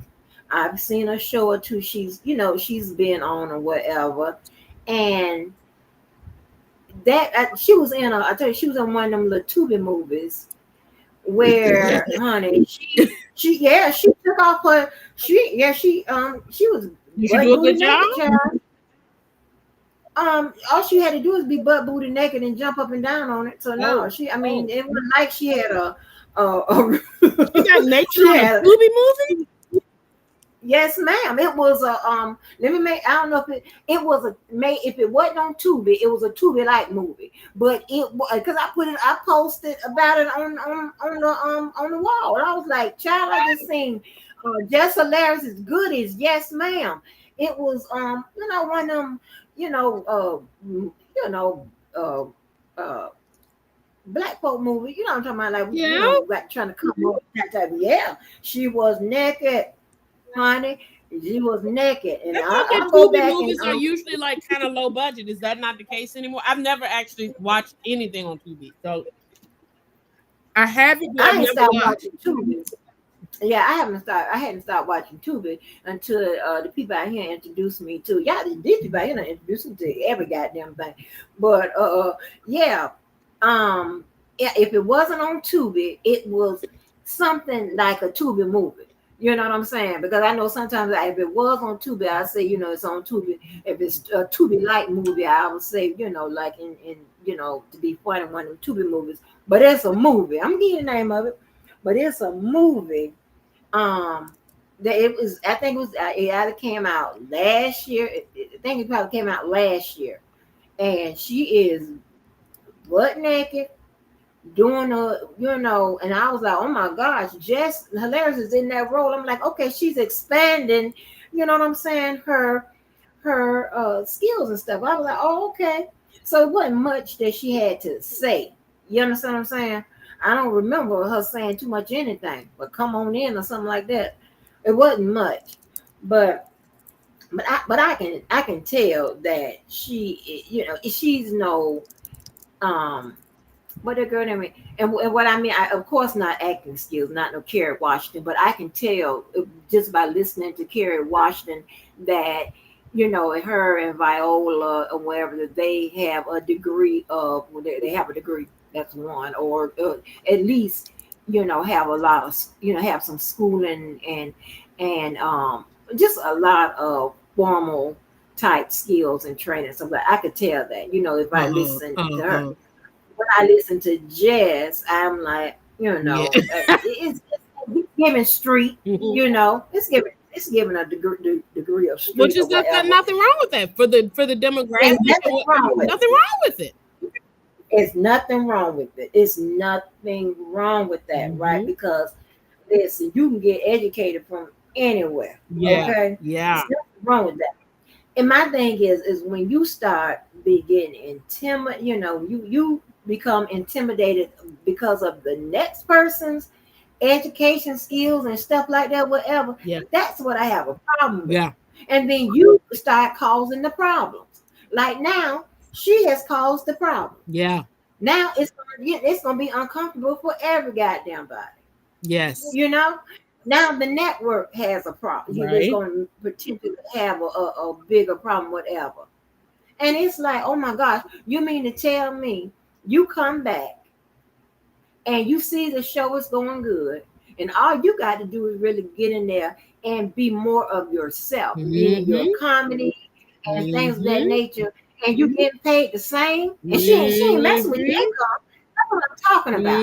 That is some jealousy and some intimidation, and there's a lot going on. You know what I'm saying? You break it. That's what I meant by you put the spotlight on a issue that you created. Right. Because you're the one with the. And what you did as well is now you also brought traffic to Corey Holcomb's interview that otherwise wouldn't have been there. So if you heard what Lauren said that interview has been out for a couple of weeks now. She never said anything about it. And then it went out on social media. Lauren didn't ask for that. She didn't put it out there. She didn't tweet it. And maybe if she was behind the scenes on it or something that we don't know about, that's different. But for what we know, it literally just popped up in the blogs. But people have been following Jess and Corey beefing for, I don't know how, it has literally been almost like a decade of them beefing. They started beefing before either of them were even like popping like that in the social media world and all of that. And you know how it goes. Well, you know that comedian space as well can be kind of dicey. Yeah, because there's the people who like that old school, you need to hone your chops and do stand up, and this is how you have to come up because that's the way I came up. You got those people, and then you have the other people who, the new generation, they pop up and start doing some videos online, and boom, they getting bookings and they're getting stuff. And so you do have some of that. And then of course some comedians will always critique other comedians, their craft, how they deliver. We've seen that a million times. We see Cat Williams and Steve Harvey, Cat Williams and everybody, right? But Cat Williams and Steve Harvey, we've seen that. That's just the thing that happens. So that people would have followed that beef regardless, I think, because people always have. But it has not been a leading story. It became a leading story overnight because she jumped on live and caught, she let it catch fire. Wow. And quite frankly, she struck the match herself. Yeah, exactly. She the one, she the one put the spotlight on a situation that she created by, her feelings and this girl or whatever. And that is so crazy because I'm going to think about, I'm always going to think about, oh, wow, this is how it's going. Everybody likes it. We all appear to get along on the show. We all, are able to, ha ha, he and stuff like that. You understand? You understand what I'm saying? Right. And to me, I like and I didn't want her to go nowhere. You know what I'm saying? Because when it comes to the news and what have you, and as I try to explain or whatever, people love to come somewhere or to go places where they can rely on what you're saying. You know what I'm saying? They are confident that you know what the hell you're talking about. You understand what I'm saying? People love that. And because, me, I don't like to read. So anytime I can just cut something on and you telling me about it and I can trust, you as the source of the resource, baby, I am okay. I'll be back. But so I hate she did that and made it a thing. Now it's a thing. Now it's everywhere. You know what I'm saying? Now it's a thing, and it's everywhere. People gonna be talking about it and be like, and that's just that I can't stand that type of stuff. That is something that could have been, handled, I believe, offline. She definitely didn't have to do a live about it or whatever. And that's crazy. I hate she did that. I really do. Yeah. I hate she did it. It don't make no daggone sense. But yeah, I'm gonna play. So you say, because the Horror Holcomb thing came up. Let me tell you, Horror Holcomb thing came up behind that. But they're trying to say like she got fired or whatever. I know she didn't get fired. Yeah, Yes. I saw Sherelle posted that she was fired, but she clearly you're not fired if you was on the show this morning. People just do stuff I think to get clicks sometimes with those types of things, which I think is nice. Tasha Case.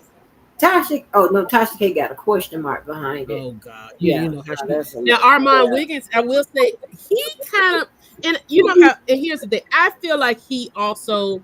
There's two things at play. I think he probably had some people behind the scenes or was hearing some rumors, and then he also prior to. And I didn't see this until I was looking at it, and then YouTube recommended it to me. So Armand has like now 4 or 5 videos from this week alone before this whole thing even happened, saying, here's what I think is going on with Jess Hilarious. I don't think Jess Hilarious is feeling it, whatever.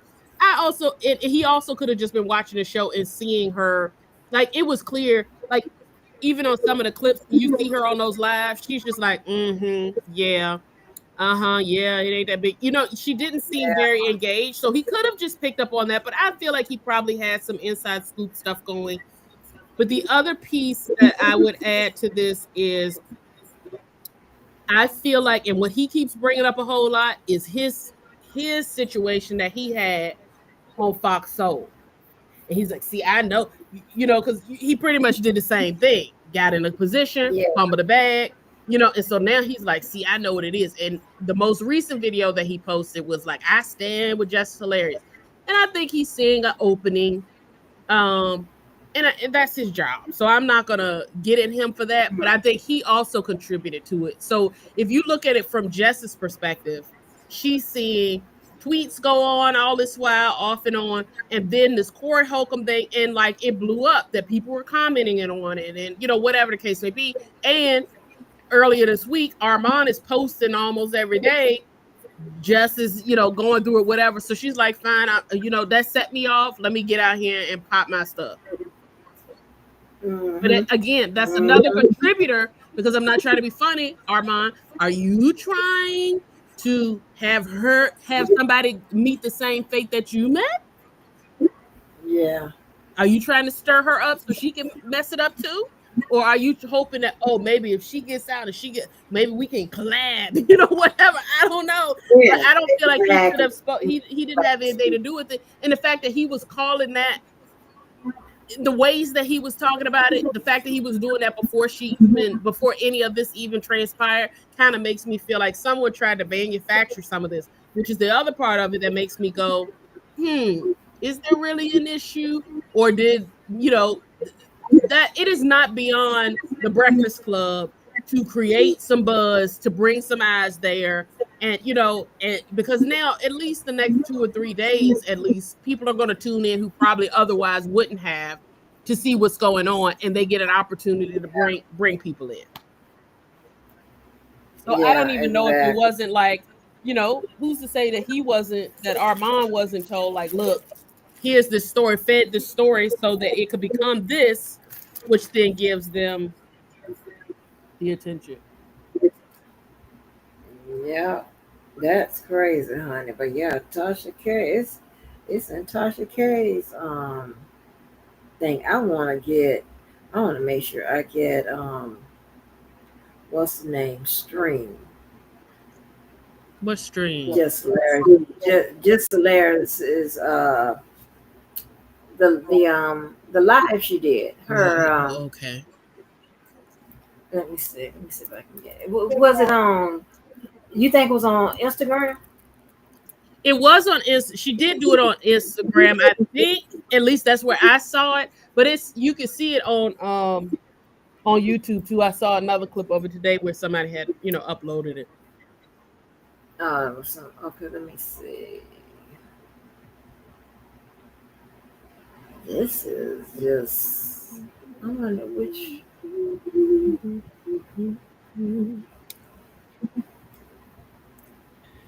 Girl, why are you singing Aaliyah? You heard that? I don't know why Yes, that hit ma'am. my head. Yeah. Yes, ma'am. I surely did. I hate when they. I can't. I don't know how to navigate Instagram and Twitter. I don't know which one because it does. This don't look like any of the um the live Hold on. the, the clips. Okay. Mm, is this that? That's not shuts down.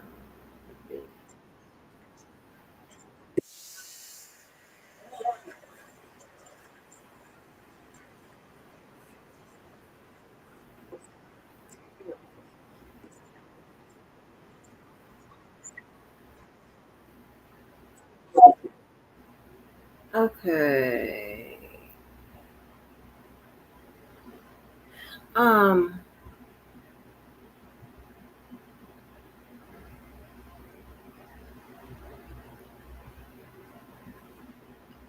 The her live was more than 2 minutes, wasn't it?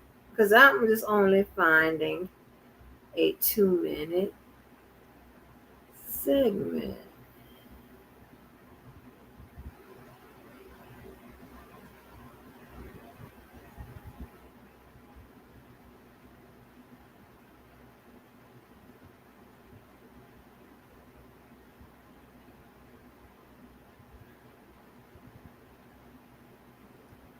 I want to find the live, honey.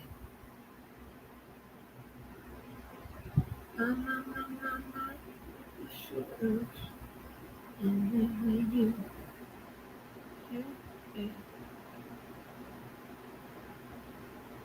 this is crazy. Let me see if I can get it.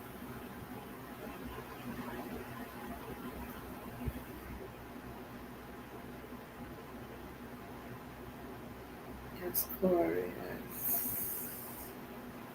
Hold on, let me see if this is it. Reporting live from Hyper Clubhouse in Atlanta for Hype Plus News, I'm Jen Appa. The Breakfast Club appears to be having internal troubles again, as host Jess Hilarious has now opened up about some of her newest frustrations regarding the morning show and her fellow co-workers. If you can recall, after Angela Yee, who first started the Breakfast Club with DJ Envy and Charlamagne the God, would exit, Power 105.1 would begin a nationwide search for her replacement. Now, in February 2024, after a long process, Jess Hilarious would become the newest voice at the time to take Yee's spot. And even then, Jess's arrival would show some of the early clashing with Envy and Charlamagne the God when she would call them out on Instagram over comments they were making regarding singer SZA and Mary J. Blige. Now, regardless of her criticism at the time, it was shortly announced that Jess was officially the show's newest member, and the three would begin hitting the airwaves. This is giving me snot, if you ask me. Now, with it being just a little over a year after joining the show, Jess is revealing her own frustrations with her cast. In particular, she would address rumors of being replaced by newest host Lauren LaRosa, who was expected to only serve as a fill-in host for Jess after Jess would take maternity leave soon after joining the show last year. Now, according to Jess, during Instagram Live on Tuesday night, she would admit having issues with LaRosa at first, but soon realized that her frustrations should be redirected to her Breakfast Club team and fellow co-host. Tony is like that. Yeah. That's why I picked her to fill in for me for maternity leave. This woman every day. Every day. I don't have no reason to hate on that girl. I don't. No, I didn't like her when I came back because I'm like, what's going on? What's going on? She knew it. We had a conversation. because the anger was misplaced. Nah, it ain't even you that I don't like. I'm realizing this is the way these niggas is doing shit up here that I don't like. Okay, got it. And y'all changing everything else, and I'm the only one that don't know. My goofy ass don't know nothing. I'm just coming to work every day, just zippity doo dah day. You know what I'm saying? Like, nah, take my name off that shit. Jess with the Mess is not at Breakfast Club. I'm Jess Hilarious up here. Fuck, I'm Jessica Moore up here. Jess with the Mess is not being done. Lauren LaRosa is doing the shit. So that need to be her segment. I fought for that segment. What are we talking about? What are we talking about? While her fans and her people is in the Breakfast Club people and the people in the comments, man, I'm not ready to sit up here and act like I don't see that shit. They all crazy. One thing I ain't never try to do is act unbothered unless shit never bothered me. Man, what? You try coming back to work. You try to come back to work. And the motherfucker is right there at your desk. And ain't nobody telling you shit, mind you. Nobody telling you nothing, mind you. Before you know it, everybody thinking you're the villain. Like, I'm the villain. Because I didn't know shit. I'm sick of that. I'm very, very sick of that. I'm not fighting over no mic space. I'm not fighting over no mic. That's why I went from shut up and hush to not saying nothing. No. I'm not going to compete where I already won this competition. I didn't know it was supposed to be 4. If this was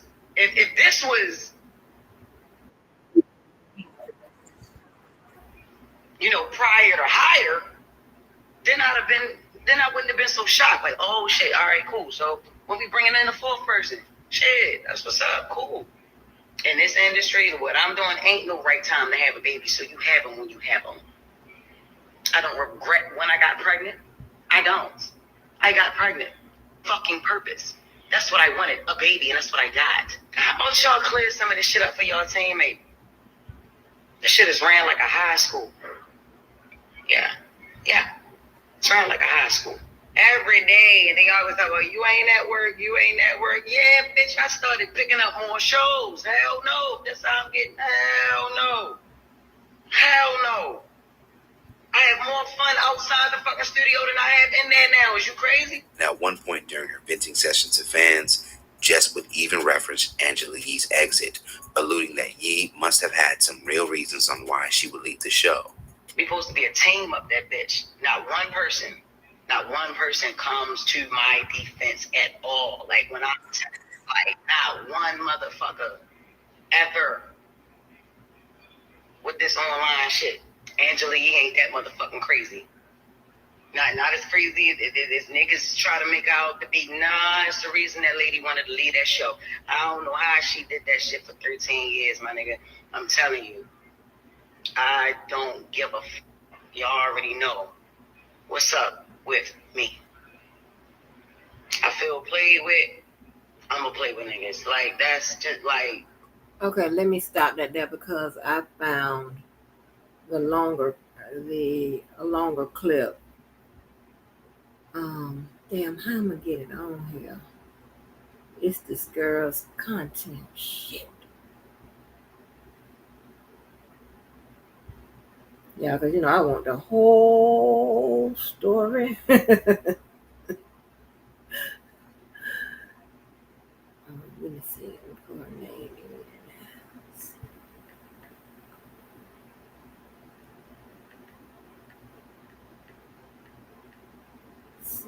Ignorant nigga stuff.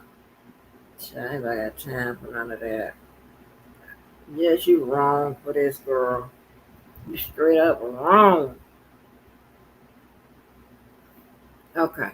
I am going to play it because the clip I was playing, I could tell that they edited and it was skipping around. And the actual. I wanted Breakfast Club. I did. I wanted it. I don't fucking need to be there.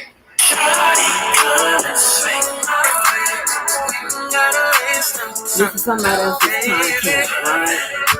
So they got all of this in it.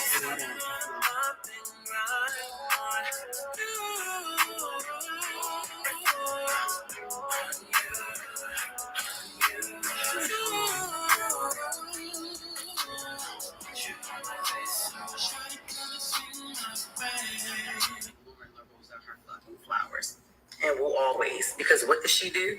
She does this shit. Okay? She shows up. She has a background in journalism. I don't, but that's not why I was hired. I was hired to do Just with the Mess. I was hired to carry that third seat. And I was doing that just great. But then I got pregnant by my fiance. Yeah, I did. Wouldn't regret it, never would. I fuck around and have another one. Stop playing with me, okay? So, I picked her. All right, cool. There's proof of that, too. When I got back, she never left. I constantly was asking about, and when I say I called Charlamagne, I called our program director, I called the boss, I'm asking, all right, what's going on? Where's she going? Why is she not leaving? What's up? Why is she still on air? I was told that she was going to be the producer. She was going to be hired as a producer. Okay. Producers aren't on air though. So what's going on? Because we have a lot of producers up there already. They're not on air. What's going on? I've called and I've asked many times. That's what I got told. She's producer. Oh, okay, cool. So I ain't asked no more. She's only on my segment. So I'm like, all right. I'm putting shit together. Because that's what I do. I put shit together. All right, here we go. So Shorty must thought to be on the show. That's exactly what I put in my fucking head. Before anybody decided to come and tell me again. So I did another round of asking, all right, what are we doing? All right, well, we've always, this is the boss. We've always considered having a fourth seat. Well, when the fuck was y'all gonna tell me that? When was your, and this is months after I came back. This was like 2 months after I came back from maternity leave. We've always, ever since Angela Yee left, we said that we would consider having 4 seats. So why, when me and Claudia Jordan did the guest co-hosting, or me and Kendra G did the guest co-hosting, did everybody say, oh, it ain't gonna work with 4 people? Why, right? Why was that ever even said? Why wasn't that something that was presented at the jump, like from jump, at the top of the shit? That's what I want to know, right? But I'm still playing. I'm still here, mind you. I'm not playing the game. I'm just still here with it because I'm in this. This is a fucking contract. This ain't no part-time little shit that I got. I got a contract that I negotiated and I got it. So I'm like, all right, cool. I'm on air. She overtalks. She's over-talking me. Lauren knows she does this shit. Whatever. I've told her about this shit many a times. She over-talks me. I'm like, yo, shut up. All right? Or hush, be quiet. Yeah, that clip that y'all saw. Yes, shut up. Be quiet. Yeah, I said that. And I've meant that. You know what I mean? That's the only way to get it a hush. So I'm like, all right, cool. One day, I told her, because I went in the comments, I'm like, all right, people don't like that. All right, whatever. I'm not her mother. She's another grown woman. I have to respect this lady. But she's not going to keep talking over me, y'all. I'm already confused on why the fuck she's still here. You know what I mean? Like on air. Not in the building. On air. Right? So I'm like, all right. I told her, be quiet the next day. Charlamagne texts me and he says, yo, don't tell her be quiet. You tell her shut up. Play into that narrative of y'all beefing, y'all not liking each other. Why the fuck would we do that? But I'm like, you know what? All right, cool. She cool with it, I'm cool with it, because I'm not a be quiet type of bitch anyway. I am a shut up type of bitch. Ask my kids, right? Even the step of my phone, ask them. So then I asked again, I'm like, all right, so she's going to be the 4th host. That's what it is. Whenever we do find that, you know what I'm saying? It's just a bunch of beating around the bush, y'all. So look, she started doing the news. I'm like, all right, look, that's our segment. Take me off that shit. Y'all give her that shit. Take me off that shit. This is her segment now. This is no longer Just with the Mess. You know, got dog fats as a mother. Okay. So I said, take me off that shit. This is no longer my segment. I said it. Take me off of that. Give it to her. Give it to her. Charlamagne said, nah, I don't want it to be her segment. It damn near sure is already. Like it's her segment. She's reading it and she's doing it to the best of her ability. Shorty is like that. Yeah. That's why I picked her to fill in for me for maternity leave. That's why I picked her.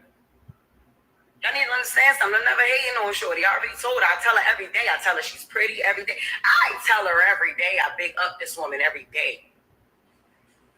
Every day. I don't have no reason to fucking hate on that girl. I don't. No, I didn't like her when I came back because I'm like, all right, what's going on? What's going on? She knew it. We had a conversation. Because the anger was misplaced. Nah, it ain't even you that I don't like. I'm realizing this is the way these niggas is doing shit up here that I don't like. Okay. Got it. Now, it's her segment. I went to the person who does the intros, the sounds and shit. I went to Taylor. Yo, Taylor, make Lauren her intro. Take Jess with the mess, all that shit. She says, things can't just change like that. Why the fuck not? Why not? Y'all changing everything else, and I'm the only one that don't know. My goofy ass don't know nothing. I'm just coming to work every day, just zippity-doo-dah-day. You know what I'm saying? Like, nah, take my name out that shit. Jess with the Mess is not at Breakfast Club. I'm Jess Hilarious up here. Fuck, I'm Jessica Moore up here. Jess with the Mess is not being done. Lauren LaRosa is doing the shit. So that needs to be her segment. I fought for that segment. What are we talking about? What are we talking about? While her fans and her people and the Breakfast Club people and the people in the comments, man, I'm not ready to sit up here and act like I don't see that shit. Are y'all crazy? One thing I ain't never try to do is act unbothered unless shit never bothered me. Man, what? You try coming back to work. You try to come back to work, and the motherfucker is right there at your desk, and ain't nobody telling you shit, mind you. Nobody telling you nothing, mind you. Before you know it, everybody thinking you're the villain. Like I'm the villain, because I didn't know shit. I'm sick of that. I'm very, very sick of that. I'm sick of the shit. It's weird. It's weird. I don't fuck with it. Just be quiet up there. I'm not fighting over no mic space. I'm not fighting over no mic. That's why I went from shut up and hush to not saying nothing. No. I'm not gonna compete where I already won this competition. I didn't know it was supposed to be 4. If this was presented to me, prior to hire, then I wouldn't have been so shocked. Like, oh shit, all right, cool. So when we bringing in the 4th person, shit, that's what's up, cool. It's only time for that segment. You know what I'm saying? We had a meeting today to restructure the show and shit like that.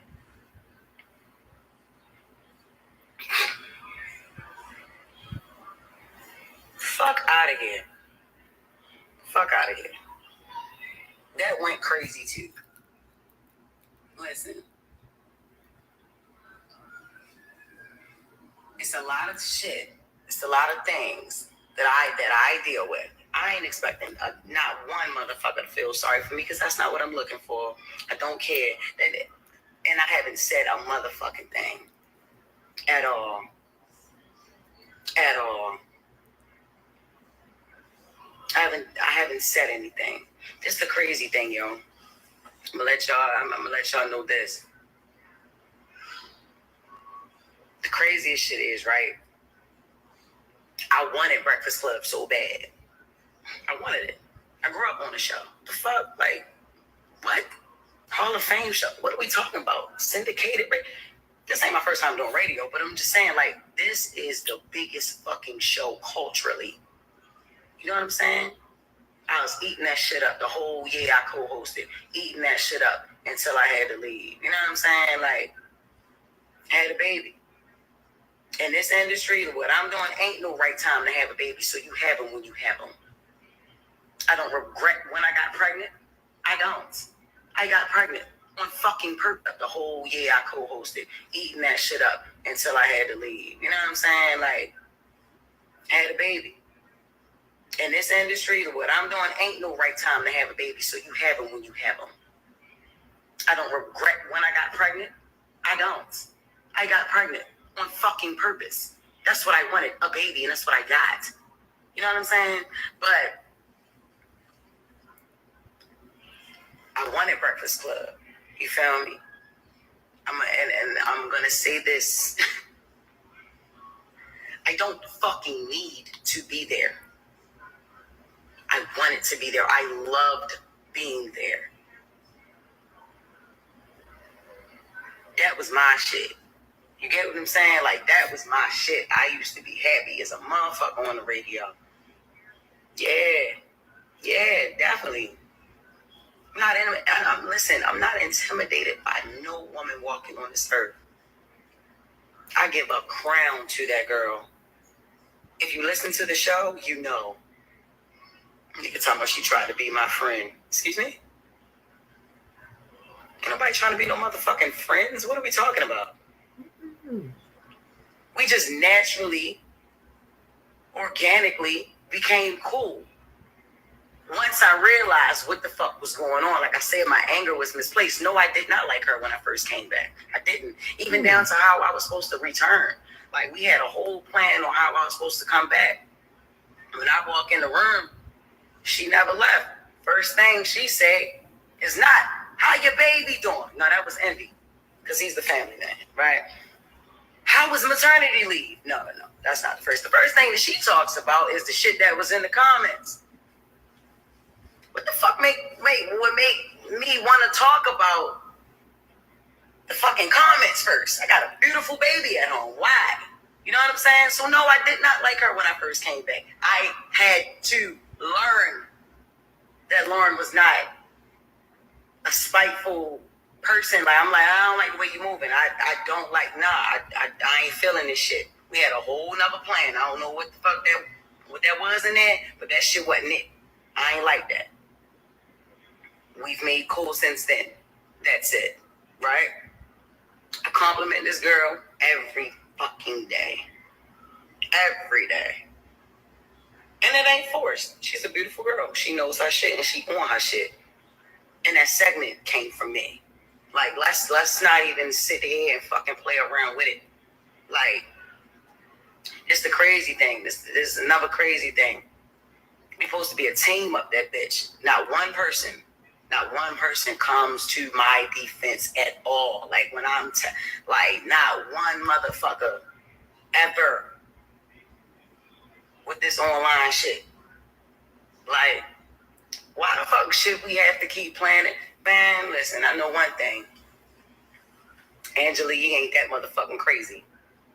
Not as crazy as niggas try to make out to be. Nah, it's the reason that lady wanted to leave that show. I don't know how she did that shit for 13 years, my nigga. I'm telling you. I don't give a fuck. Y'all already know what's up with me. I feel played with. I'm gonna play with niggas. Like, that's just like, come on. I've been quiet a lot. If Jess Hilarious is quiet, it's a motherfucking reason. I always got my motherfucking mouth open. All the time. Whether it's something y'all want to hear or it's something that y'all ain't gonna want to hear. I ain't got time. Didn't go live to talk about that retired ass nigga.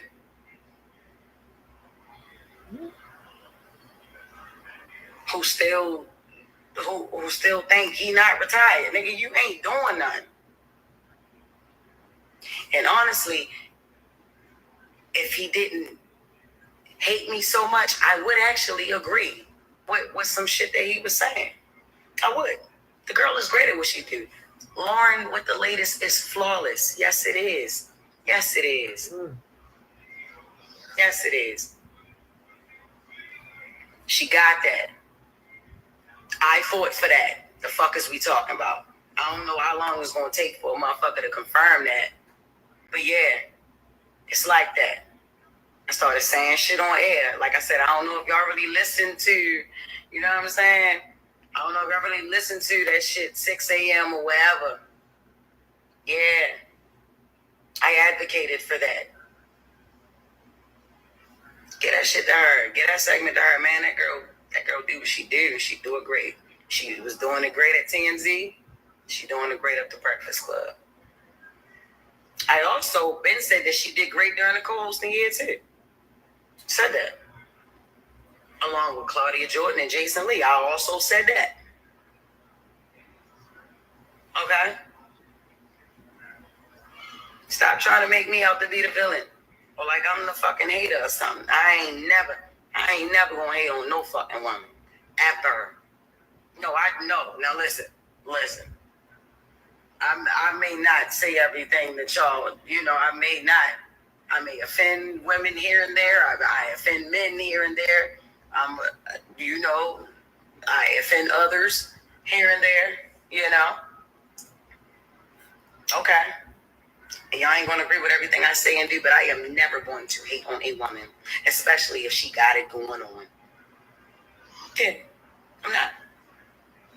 And Lauren LaRosa got it going on. She did. You know what I'm saying? I tell her that. Ask her. I don't know if she'll say it online. She thanks me on air, but she don't thank me online. I don't, you know what I'm saying? And I guess, shit a little different, online. But if niggas is a team, if we supposed to be a team, how about y'all clear some of this shit up for y'all teammate? This shit is ran like a high school. Yeah. It's ran like a high school. It is. Fair East Side High.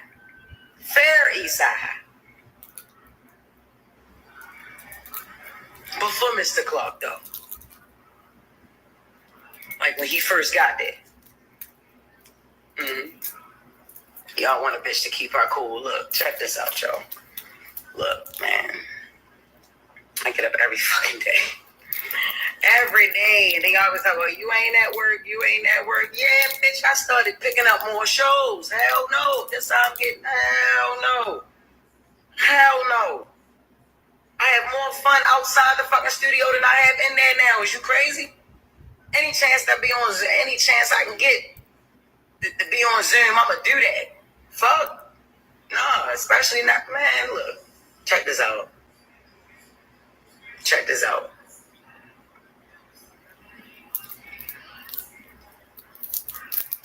I wanted Breakfast Club.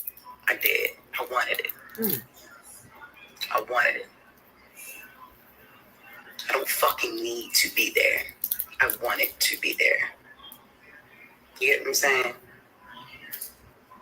I get it. It's gonna be some people angry. You feel me? I'm mad every fucking day how I'm being handled. You know what I mean? You know what I'm saying? Shit ain't right. My platform is big enough. My platform is big enough for niggas to hear me. So if you didn't hear me before, in meetings and shit, and phone calls and text messages and all this little shaky, sneaky shit niggas got going on, man, you hear me now. You get what I'm saying? It is, like, yeah, hear me now. Yeah, hear me now. It is what it is. Oh, wow. And the reason, look. And the nigga Corey, that nigga ain't saying nothing that ain't nobody else saying. It's just that he don't like me. He already don't like me. So it's like, all right, he gonna pack it on. Them niggas let him have a field day with Jess, because I done had a field day with his ass. Trust and believe that nigga still hurt. Still hurt that I wouldn't accept his apology. Still hurt. That's on him. Still hurt. You know what I mean? It's okay. It's all right. It be all right. You know what I mean? But I don't care. Y'all gonna hear me. I don't do that. The problem is communication. Yeah. It been that. You rich Jess, who cares? Nigga, I care. I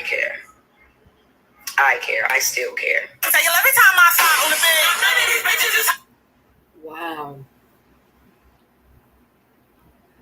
There are some other clips I want to play, but wow, you know, Mo always has a level of professionalism, even in an unprofessional environment. Well, let me change that. She has a high level of professionalism, even in an unprofessional environment, right? And we all can appreciate that, right? And I love it. And I love people that keep it like that, right? Um,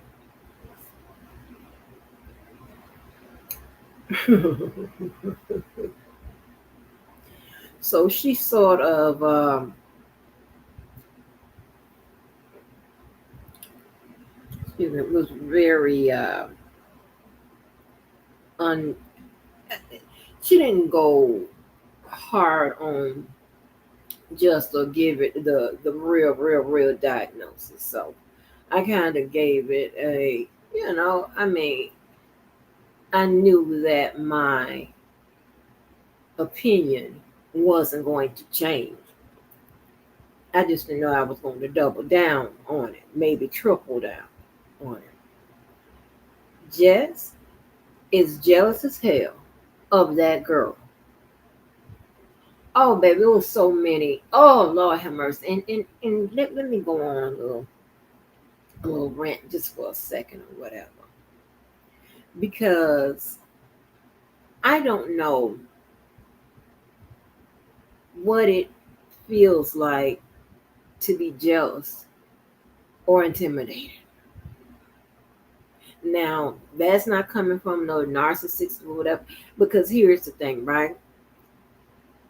Most of the people I deal with are like that. They don't be on no, no intimidated, jealous. They don't have those type of vibes. They don't have those type of feelings or whatever. You understand what I'm saying? And that's why when I'm told that someone is jealous of me or whatever, I'll be like, huh? That don't make sense to me or whatever. And I'm like, what? Why would they be? Because I don't understand that. And my family has always told me, said, honey, sometimes you may not have a dime in your pocket, but somebody will still be jealous of you just because of your personality or you laugh or whatever. And it's just something I didn't understand fully until I landed here and went through all everything I've gone through. But um, and people will be jealous of you and they ain't never seen you, or all the kind of crazy shit. So that's what I'm saying. That's what I'm trying to say that. So you know, so don't think that jealousy has a certain requirement, a certain circumstance, certain criteria. It can come out of the strangest and form for the strangest reason. This girl, she said so many keywords to let me know that she is jealous of this goddamn girl. And another thing, right now, I'm not saying that all people that go get these BBLs or whatever the shit called, whatever, have some type of inferiority complex or jealous of the next woman bod or whatever. Sometimes they just want to make improvements or enhancements. Okay. But so in that case, you have to go and find to see if they have other factors, right? That would lead you to your conclusion about a person, right? So it'd be that, and couple up with something else that will give you the conclusion that yeah, this person is just a jealous hearted person. And a jealousy is a emotion that can transform, right? It goes in a, so it doesn't have to be. If you are a person who gets jealous, you may get jealous that somebody got more food on the plate than you. That same jealousy, when will will transfer, and you get jealous of somebody's ex-boyfriend, and then that same jealousy can transfer, and you get jealous of because somebody else was promoted and you wasn't. That type of shit. That's what I mean. That when I say that a behavior or feeling can just you know transfer. She said several things that made me know that this girl is jealous of that girl. She one comes back from maternity and said, "Why is she still here?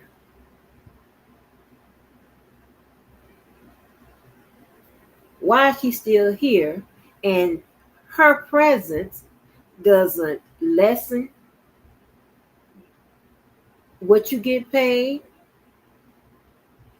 From what I can tell, it was kind of like they were kind of sharing the spot kind of together. So you're still there. You actually you're doing less work and get paid the same. Huh?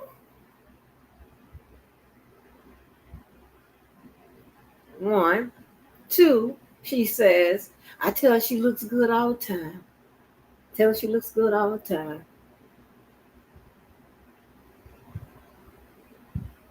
Now, those that what now I don't know if Mo had to deal that heavily with uh, forensics or whatever, but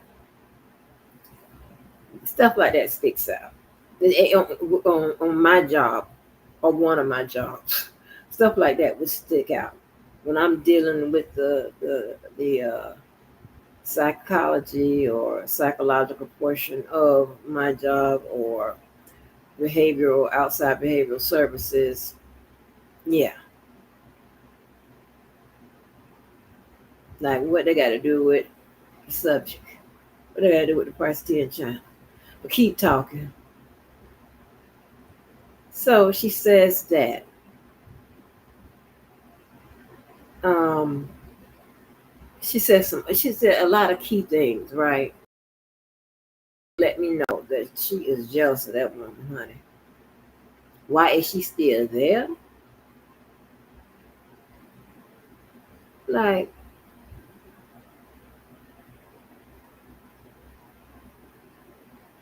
huh? Um, the fact that she points out, the girl can do that job good.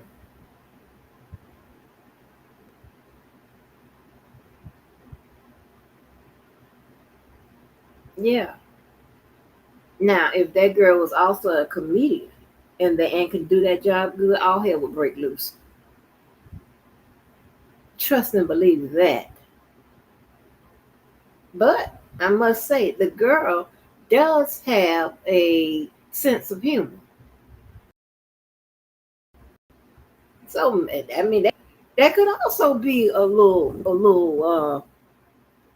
little fire to it. I just thought about that when I said it. The girl does have a little sense of humor that I like. And she's dope with her information.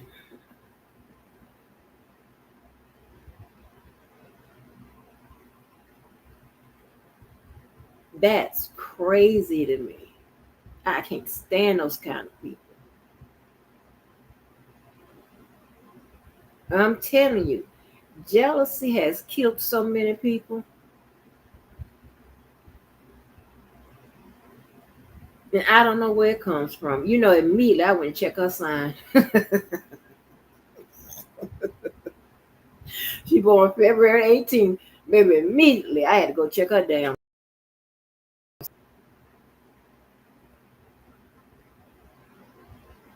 That shit is outrageous to me. So unnecessary. She's been behind the scenes this whole time while we thinking everything is everything. Going to the people wondering why is the girl still there.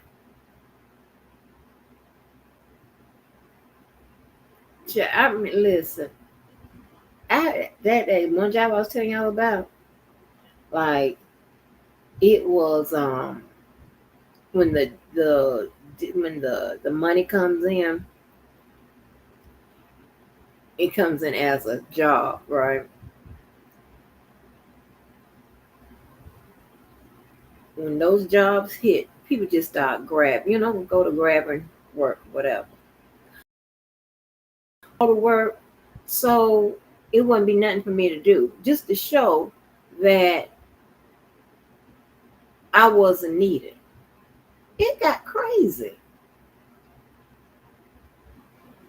And what killed me is that girl and the other guy, the guy who I actually had the argument with, whatever, because he's a nigga. That they thought that we would become the best of. But you have to understand, I mingle with everybody. And on my level, and understand what I'm saying, okay? Because I know when you think about socializing, whatever, you're thinking about the rich people and whatever. I'm just saying on my level. On my level, I'm socialized. So I know how to mix and mingle. I know how to house. You can come to mine and so on and so forth, honey. But the one guy even let y'all hear me. I didn't tell y'all the backstory to all of that, whatever. But yeah. But will we be friends? Hell no. Until that conversation is had. Once we have that conversation, then it's like starting from ground level up. But until we have that conversation about all the shit you done, so it's going to be a problem. But you started with me. That's what I'm saying. I know that girl's in an uncomfortable position. That the producers, like the Breakfast Club, does wonderful numbers, and they have kept it up for a long time. Have the best viral moments, the best interviews. Yeah. And I don't like people starting no shit for no goddamn reason. Just because you got some type of insecurities, inferiorities, and goddamn jealousies that's going on within you. That's a you problem. And now you got everybody in y'all damn business. I don't like shit like that.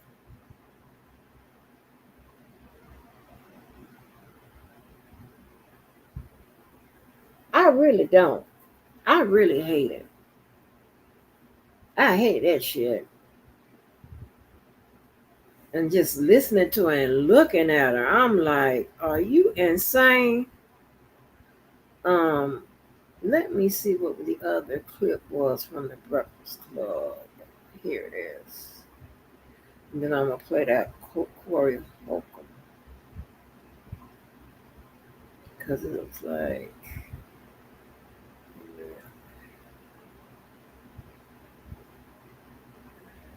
let me play this. I would be less than the man I am if I really rubbed it in. But I remember one time when her and mild ass Donnell Rawlins was talking shit about me, and she said, "What he got? Oh, he got that 5150 show. That's all he got." Yeah. But what you got now? Yo, what's up? This bruh man from the fifth floor, and you tuned in to Forgotten Kings TV. Well, this is what happened at the Breakfast Club. She took that job. She got that job because I think she had a social media presence. I can't imagine why else. Yeah, that's why. Yeah. So she got that job, and I always said she wasn't talented. She got the job and got knocked up shortly afterwards. And the worst thing in the world happened.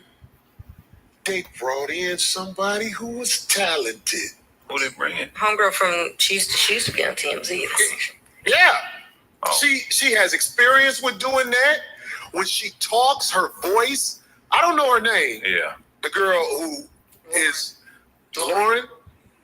That girl know what she doing. She knows how to fit in with Charlamagne and the other guy, DJ Envy. It's like it's seamless when she there. Right. It's the talent. The talent shows out, and then Les Hilarious ain't even reading right. I'm like, and now she had a job where all she had to do was deliver the news. She had a segment. Yeah. On the Breakfast Club. The other girl who has experience and talent at this job took her segment. Right. Not because she tried to, it's just you saw somebody who's talented. And then you see, read that, Les Hilarious. And she stood in for her when she took off maternity leave. When she stood in for... Les Hilarious, you should have had your baby on camera at the Breakfast Club. He's so stupid. Because they brought in somebody who is talented. And you could say I'm dissing, because that's what you're going to do. You're going to act like I'm hating. I'm not hating. You don't got the it. Your segment could have been good if you knew how to deliver it right. But now they got somebody doing your segment better than you, and it's just flawless. It's effortless. And the girl tried to be your friend, and everybody could see you ain't trying to be her friend. So I want to say to old girl Lauren, I hope that you get the job, and I hope Les Hilarious has to open up an OnlyFans with that bionic-ass body that she bought through robbing the people. Perpetrating talent. Cause I want to see you doing bad. Cause I ain't gonna even lie. I fought for that segment. What are we talking about? What are we talking about? Okay. Let me While her fans are up. Okay, let me stop that there and go to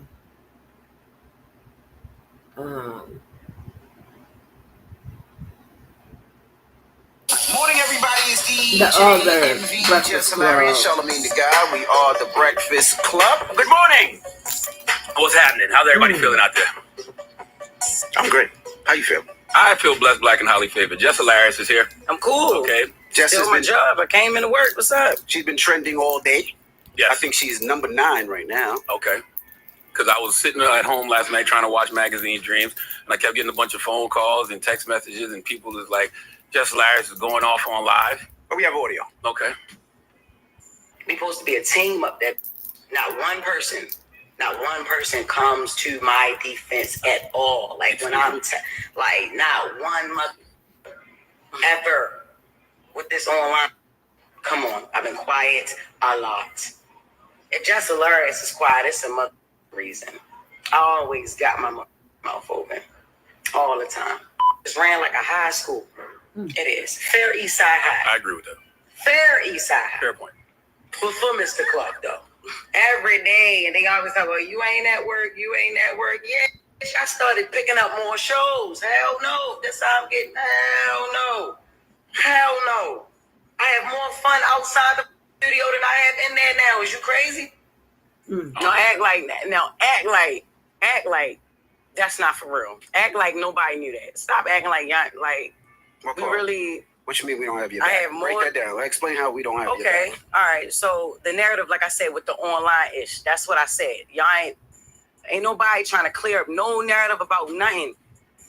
Ever since I came back, it was weird. Yes, it was weird. Yeah, I at first, no, I did not. I wasn't too fond of Lauren. No, I wasn't too fond of her when I came back because we had a whole plan, even how when I came back, how I picked her to fill in for me, right? I come back. She ain't never leave. Then, all right, cool that she don't leave, but she's on only during my segment. If she was meant to be a fourth host, move her in another way. Why she got to be moved in on? Because nobody had a problem with Jess with the Mess until she started reading right. You know what I mean? Till she started reporting. I wasn't hired as a reporter. I was hired as Jess with the Mess. So she started reading and delivering details and all that stuff. Yes. Then that's when Jess with the Mess wasn't good enough no more. That's how it was presented. So I'm like, all right, cool. I feel who you. said that? Because the internet said What that? are we talking about? No. This is our listeners. This is Why can't we worry about the comments? And these are people that enjoy the show and watch the show. It's not all about Instagram. It's YouTube. It's like we have people that have been watching the show. Yeah, she's great at what she do. That's why I picked her to fill in for me. But when I came back, it's like, what's going on? If she's gonna be a fourth voice, why she only gotta be a fourth voice? Well, correct me if I'm my wrong. segment. She wasn't a fourth voice. She was a producer. She was hired as a news producer to help with getting all news and doing interviews. She was going to be the senior news producer. She wasn't on there. When you came back, Lauren was not on there. She was in the back doing questions, sending interview questions, reporting the news. Am I lying? I thought Yeah, you lying. She was on air. She was on air. They told her don't step in this room. Yes, but I thought you was using her on purpose. What? You thought I was using Lauren on purpose? Yes. No. What are we talking about? No. She didn't leave when I came back. The first day we had a whole situation. Like, all right, look, this was gonna happen, and when it's time for us to roll, it changed. No, the first question was about the only person who asked me about my baby maternity leave was Envy. All right, I walked in. She addressed the hate in the comments. That was the first thing she addressed when I came back. I'm like, what the hell? But I want to talk about that. Off air, though, right? So yeah. We started talking off air. But I'm saying even prior to you even coming back. So then I felt uncomfortable that first day. So I'm like, all right, look. They was like, all right. Well, we'll just take her off air. She was back the next week. All right, cool. Because there was a voice. Y'all wanted her on air. There was a voice. They wanted her there. They wanted her here. There's a place for Lauren in the show. All right, cool. If there's a place for her on the show, you wanted her let's here do it another way. Yeah. Because you said you wanted to change the segment from Jess with the Mess to the Lauren. That was eventually. Okay. Even when it came down to it still being called Jess with the Mess, and then I'm introducing her to introduce stories. That was pointless and it was stupid. It's no Jess with the Mess. Just make it Brown Girl Grinding or Lauren with the latest or Lauren's Legal Corner. I'm giving ideas. I'm like, yo. I even with the Taylor, change that, take that Jess with the Mess off of that. I feel like I'm getting credit for something I'm not doing, and it's stupid because this is not what she does. Is not Jess with the Mess. I read headlines and I give commentary. I say what people thinking. I agree. Can I ask you know a question? What I'm saying? Yeah, she's more of a reporter. She's journalism. Can I ask a question? What? Why didn't you wear the do-rag this morning? Because why you joke so much, man? What you mean? It's not a do-rag. It's a silk scarf, man. But it's not. It's not a joke. If you gonna bring it to the radio, it's not a joke. Okay. It's not a joke. It's a serious issue about it. It is a serious issue. Okay, let me just sit back and watch it because I'm not Joe Clark. Because it's not. I am actually. You're my baseball. Now it's now Envy. That's what I'm saying. No, nobody has even tried to clean up the narrative that I'm a villain. Man, you're not a villain. Who said you a villain? Yo, stop acting like you don't live in them comments too, Charlotte. Stop acting like you don't understand. What do I always tell you? I say stop listening to the internet. Stop listening to the comments. Stop listening to the folks on YouTube. Don't let them trick you out your position. What you did last night is what they want you to do, and you can't let the internet win. No, but look, it's not even about what they want me to do. I did last night what I wanted to do, what I felt like I should have been did. I've been asking questions. The internet loves mess. And one of the easiest ways to create mess is to pit people against each other, especially two women. And I don't dwell in that. And y'all know that. Yeah, but see, this is the thing. You let the internet dictate what's going on. We've had conversations, and this is the thing. This is why I thought it was corny, and it's just me personally. I thought it was corny because we have conversations up here. We just have a meeting. If you had an issue, a problem, a situation, or something that you felt, why you ain't bring it to the team? When you came back, Jess, I pulled you to the side. I said, Jess, if you feel uncomfortable, if you don't want Lauren in the room, this is your show.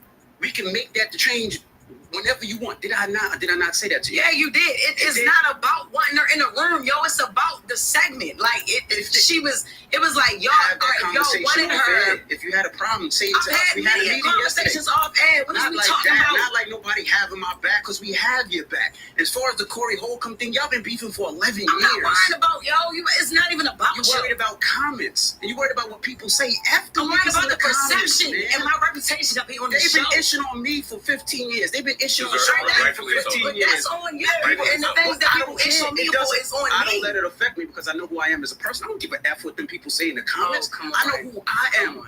I know what I do. If you let them people get in the comments and F with you, you're great at what you do. Everybody simmer down. Like you are dope. You very if you let them people piss you off, no, F them niggas.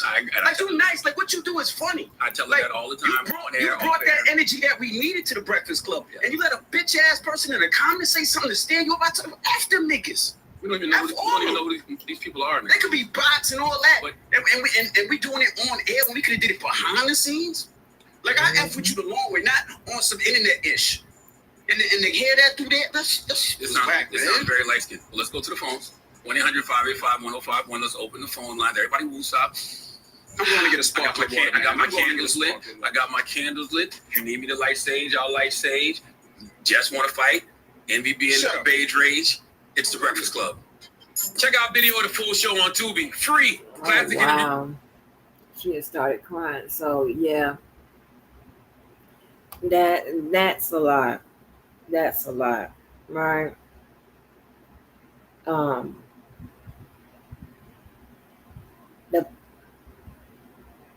I agree with Envy, right?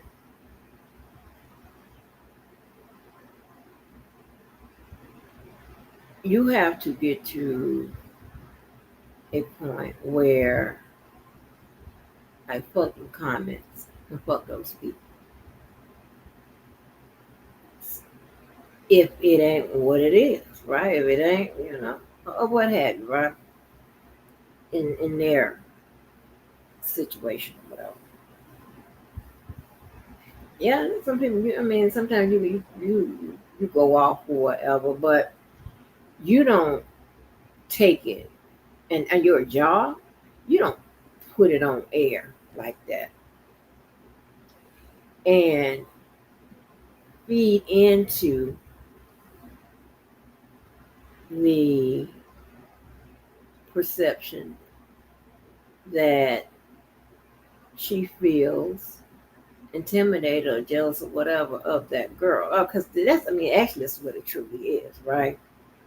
And here's the thing, right? Here's the thing. No one, I'll say, let me change that. Most of the times, and I'm saying 9.75 out of 10 times, no one is going to pit you against someone and you actually could start beefing because of someone else if you wasn't already feeling that way or if you already want to smoke. I'm just here to tell you.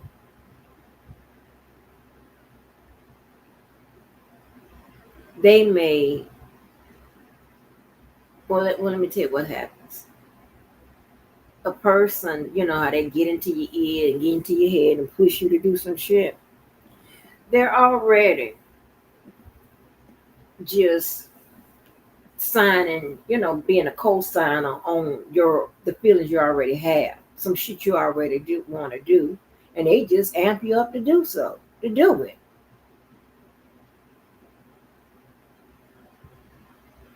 It is stupid to see two women going back and forth, or could go back and forth now, over this BS. That is so crazy to me. That's why people have to do the work on themselves, right? To not to fall into some shit like this unless you want to be in some shit like this. And I say that JESS went live and they brought it to the radio, the radio station, the show, because this is what she wants. This is how she feels. I don't think that she's the type of person that, that can fake it or whatever. This is how she feels. And she's on whatever time that girl Lauren is on. If Lauren wants to beef about it today, she'll beef about it on air. If she don't or whatever, then she'll play nice or whatever. That's why she told the girl shut up.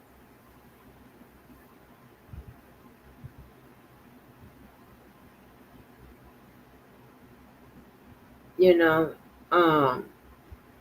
that's crazy. That is so crazy. And I know by now Justin had proper media trainer. Maybe not. Maybe they don't offer it up there. But she had to have it at some form, some part of her career.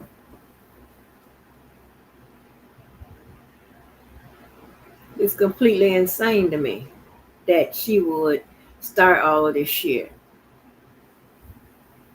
because of her personal feelings. And then she was like, I didn't like her. You didn't like her because she was still there at the job. The girl hadn't done nothing to her or any of that. Because if the girl had done something to Jess, we would have heard that. Especially something that would warrant someone not liking you. All she did is come into work. Y'all don't know how miserable that is. When you just coming into work and motherfuckers fucking with you don't like you or whatever. Just because you come to work. And you can't cuss their ass out or put your hands on them. I mean, it got to the point I told them, listen here, I'm going to tell you this right now. Y'all know I'm flashing back. Don't call me after 5 about nothing that has happened on this job. You call me after 5 about something that happened on this job, I'm going to curse you out. I'm telling you that now. When you know they tried it, and when you know I delivered upon my promise, hung my goddamn phone up. And see, let me tell you, oh Lord, I'm flashing. I'm gonna get back on the little clips. I think I got 2 more. Or 1 more. Let me tell you something. This is why I don't like foolishness. This is why I don't like motherfucking niggas and people. Okay? You have some people that are dumb enough to let others play them in a stupid position, right? Because they feel that way about your ass anyway. They just want, they now have the opportunity and the backing to say what they want to say. So just took the fact that the people were saying this and so everybody knows how the people feel and it's been out there, whatever. Now I'm just going to say what I've been feeling anyway. And I'm going to make it a thing. That, now we have to address online, at the show. We have to address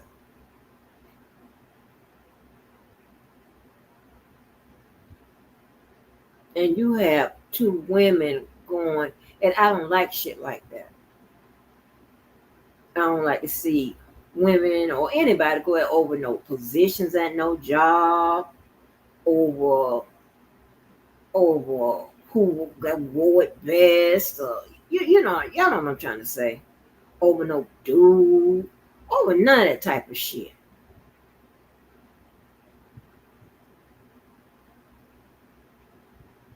Because it is actually unnecessary and it's so stupid. And it's so low rent.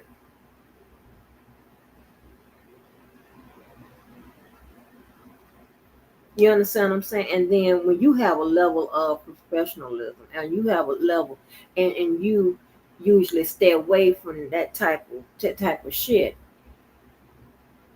you can't go off on a motherfucking ass and beat the dog shit out of them like you want to.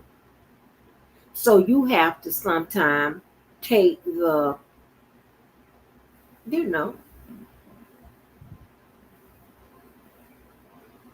take the best road out and just deal with it. But you be really wanting to stomp a mud hole in their motherfucking ass. And sometimes, and usually that's what they want because they want to create a back and forth dialogue so they can say some more shit that they want to say to your ass so they can justify coming after your ass and talking about your ass. I don't know why I'm explaining this because y'all already know what I'm talking about. Y'all already know how this shit is done. Y'all do it all the time.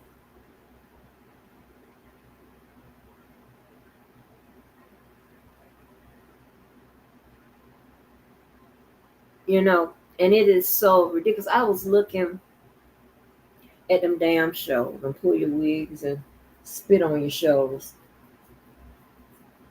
And it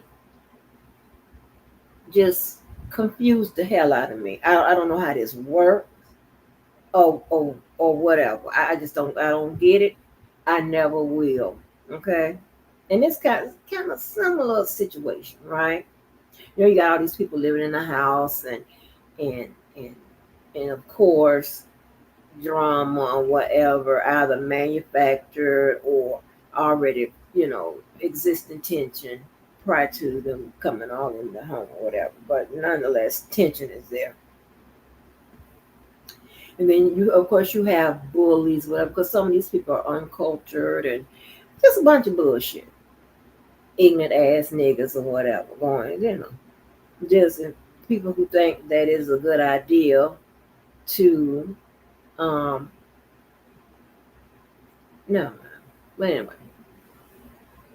So you have the people that come in, and I enjoyed the stuff. Well, I have no idea why, but I think it is. I think it is entertaining, right?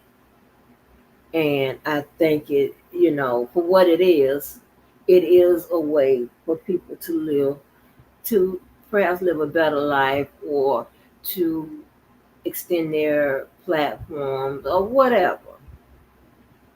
But so majority of the people I like. Then there are some on there I don't like, and these are the ones I don't like. The people I'm describing are the ones I don't like. The ones that are uncultured, that you know, you have jealousies and an inferiority complex and insecure and a whole bunch of bullshit. Right? But they just got issues, personality issues, a whole bunch of shit going on. So they come on in there, and then of course you have some bullies, right?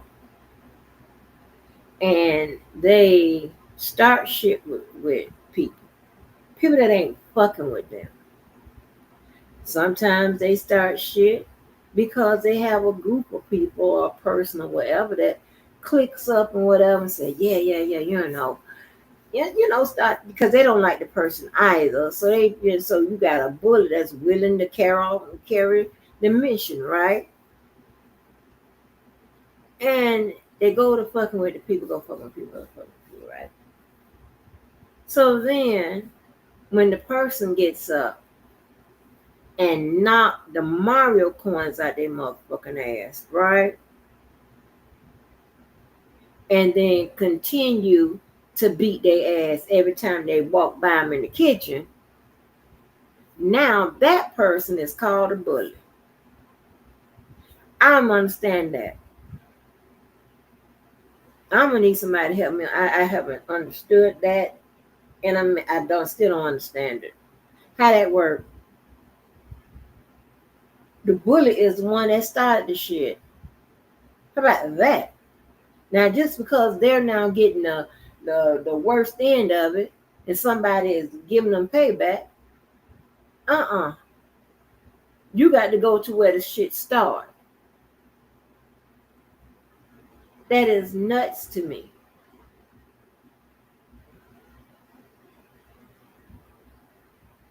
And you have where people be fucking with, whomever, the people in the house, whatever. And then when the person returned fire, and then, and sometimes they'll go do another show and it may be cool or whatever, and then that person returns fire again, then the person who started the shit be like, they keep bothering me, honey, you started with that motherfucking goddamn woman or man first. And it's that motherfucker keeps hitting your ass as many times you hit them. Oh, so be it. You should have never started no bullshit. Like, are you crazy?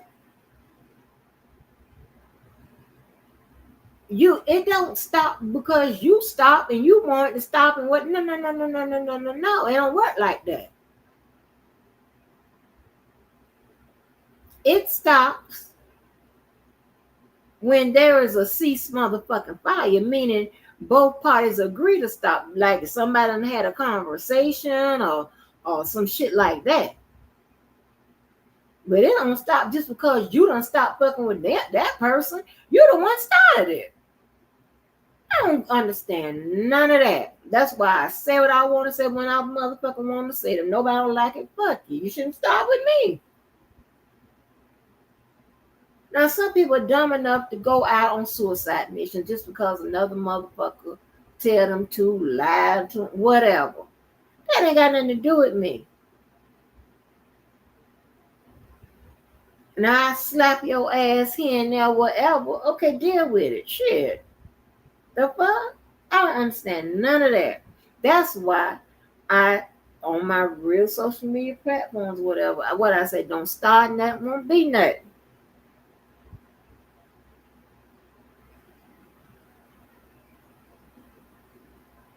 And if, you get punched in the eye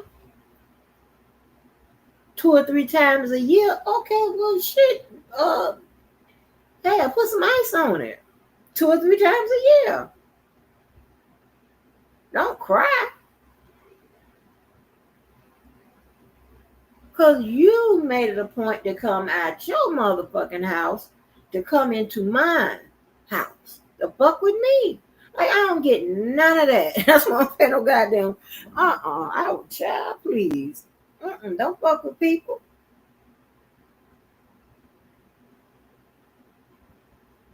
Everybody, be happy that I'm nice enough to let you come fuck with me and let you make it all the way home. Everybody ain't like that. I never forget, I've had let me see, at least 2 situations I can think of where that's one of the situations broke out. I told you with that ESPN shit and whatever. Those sports, that sports shit. And one of the ladies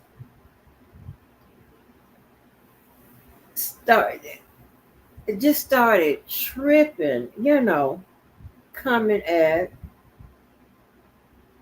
the organization that I was a part of, whatever. And we had the kids involved. It was a lot of shit. And when them kids involved, whatever, it ain't got to be my kid. It can be a kid, period. But it's going to be some shit if it's a kid that's close to me. That's supposed to be your cousin. Not supposed to be. That is your cousin that you attacked. Anyway, shit get all broke up and split up and whatever, right? So we still were around each other because not only are we online, but prior to even being online, we were a part of the same organization until the shit went down. But our kids still go to school together. Our families are relatively close. So, we have some deep interactions, right? But yet she gets online She wasn't talking about me. She was, talking about the organization that I'm a part of, and the kids. It's one. I mean, it's her damn cousin. Sure. Now I done showed y'all the kids, but I ain't gonna tell y'all which one she was talking about. We get on there, and I'm sticking up for my organization. So I goes off on her ass. Try ring on my phone. Miss Angie, we were supposed to. I thought we was friends. I thought we blah, blah, blah, blah, blah. Hmm? Yeah, we cool, but understand, you taking upon yourself to argue on behalf of an organization that you just got with. You talking shit, knowing that I'm still over there, your cousin's still over there, and all that shit. You could have simply stayed out of it. That's what you could have done. That's what you could have done. But no, that ain't what you chose to do. So I'm going to do what I think is right. I'm going to read your motherfucking ass.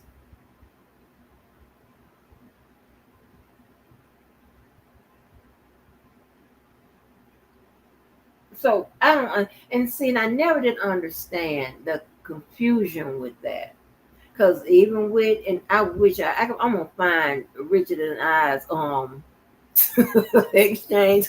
Baby, when he hit me, I done lost all respect for you. I'm going to see if I can find that. I'm going to play the rest of these clips. Hold on. Oh my gosh. I know I saved that stuff. I'm seeing which email he sent it to. That shit was crazy. And he was really fugazi with it.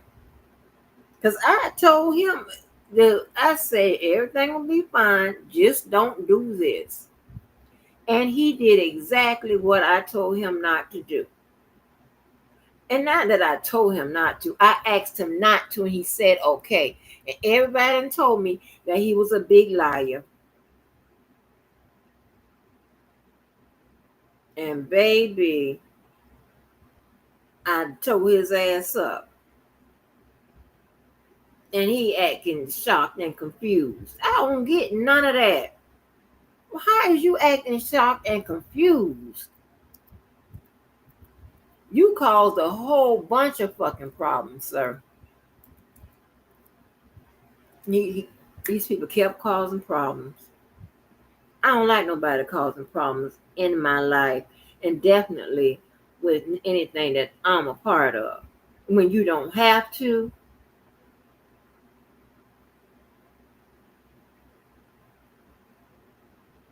Let me see. There's a contract.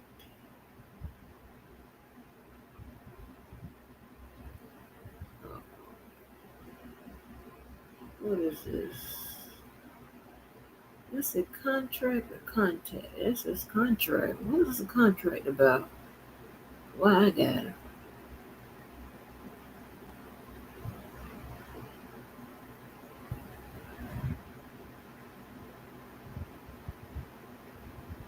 Oh, this was okay. This they sent. I don't know if y'all got this, and you see how long I keep shit. It says 2011 contract. After serious and cautious consideration, your contract of friendship has been renewed for the year 2011. It was a very hard decision to make, so try not to screw it up. My wish for you in 2011. There's a lot of stuff on here, but. No, so listen, I got your contract. What is this about?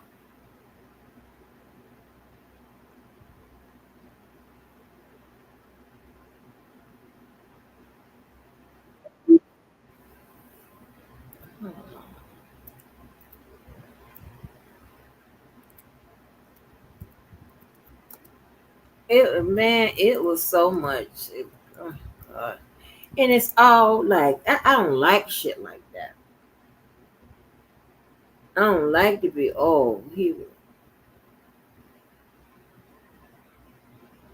he go his name. I don't know.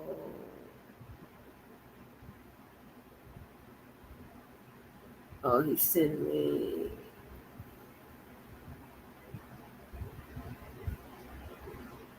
Maybe I had to go back farther than that.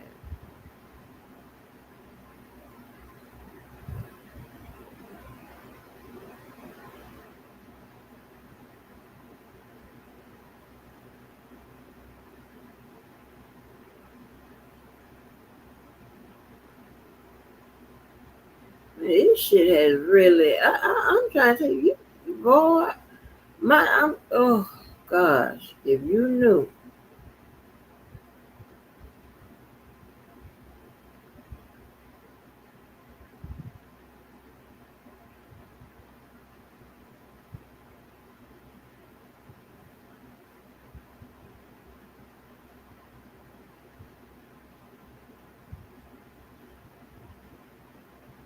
I'm gonna show you how your girl get it done.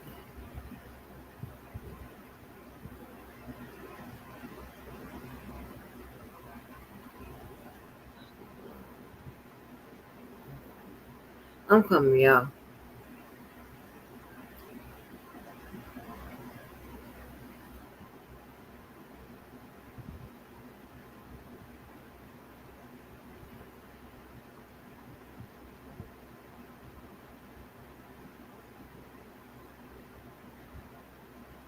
One of these days we gonna go back in time. How's it someone to hold y'all?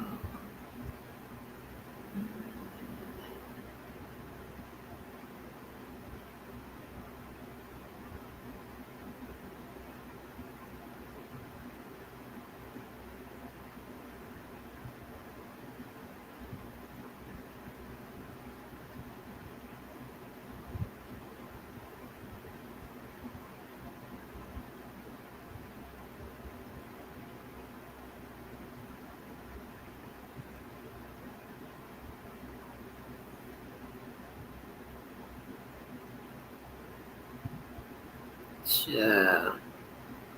Hold on. I'm coming. I swear I am. I'm just saying, is there anything juicy?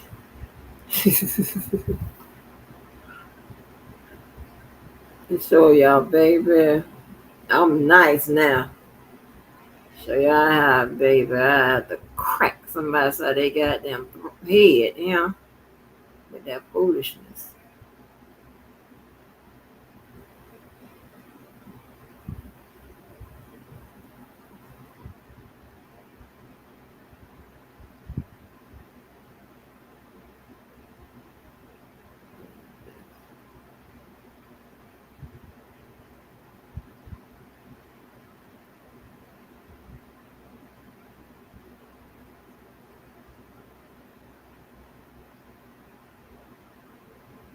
Yeah, I don't know. I'll go to this one day. But to show y'all how crazy this shit I got. This shit be getting like little mess, right? That will expose and turn into some damn and it's and the common denominator is niggas. Let me get to this.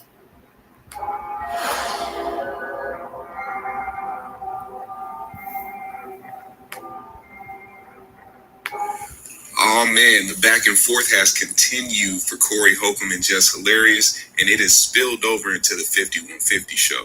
Early Tuesday evening, Just went live to air out the Breakfast Club as a whole, saying that nobody had her back while she was there, deception from the higher-ups, as well as the beef between her and Lauren LaRosa.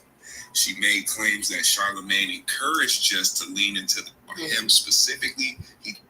It's like that without the wig. Okay, what happened? I'm sorry. There was a young man. Okay. He's a cancer survivor. He's the young man that It's my opinion. She does it with malice because she is talking about somebody's hair when anybody who knows about Envy. So about it in regards to that. Check out what Corey had to say about Just Hilarious right here. I gotta speak on it because it's all over the mother internet. Everything that's being said is what I said years and years ago. I just hope that Charlamagne and them don't get accused of something. Because you remember when Angela Yee left, she said she was being harassed up there like that. I'm gonna keep it real. When these women be leaving, they leave with a fury. Of course they do. The court hustle. Yeah. So I'm saying, I hope them brothers ain't got no drama like that coming their way. If they get rid of her, they might still keep her if she has a contract. But the way she talking now, yeah, but they can. She talking greasy now. I talked to Envy. Did you? Yeah. Man, what's up with this light skin shit? Yeah, man. So they got talked to Envy, so they let her go because the dress code. She kept showing up to work without her edges. They're like, man, where your edges? Gosh, darn Craig. Bitch, you pregnant with no edges? God, your acting is on point. You can't come to work looking like you look. You came here edgeless, bitch. That's against protocol. I just can't believe that she would talk about a young boy's hair when her hair is like that without the wig. Okay, what happened? I'm sorry. There was a young man. Okay. He's a cancer survivor. He's the young man that the president made an honorary police officer. Right. Yeah, Okay. or honorary FBI or was something like recently? that. Yeah, this was a couple of weeks ago. And you know what I'm saying? They was riding the little boy. But this is the thing, in my opinion, Les does that with malice.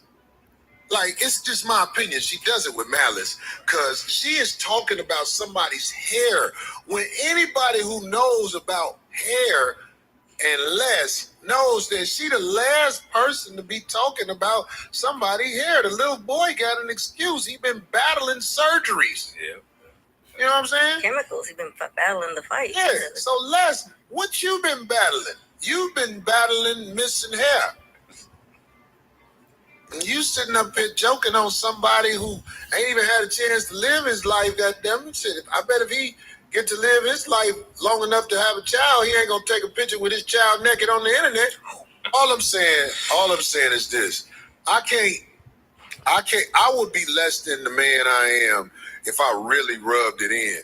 But I remember one time when her and mild ass Donnell Rawlins was talking about me, and she said, "What he got? All he got is that 5150 show. That's all he got." Yeah. But what you got now? I'm my own boss.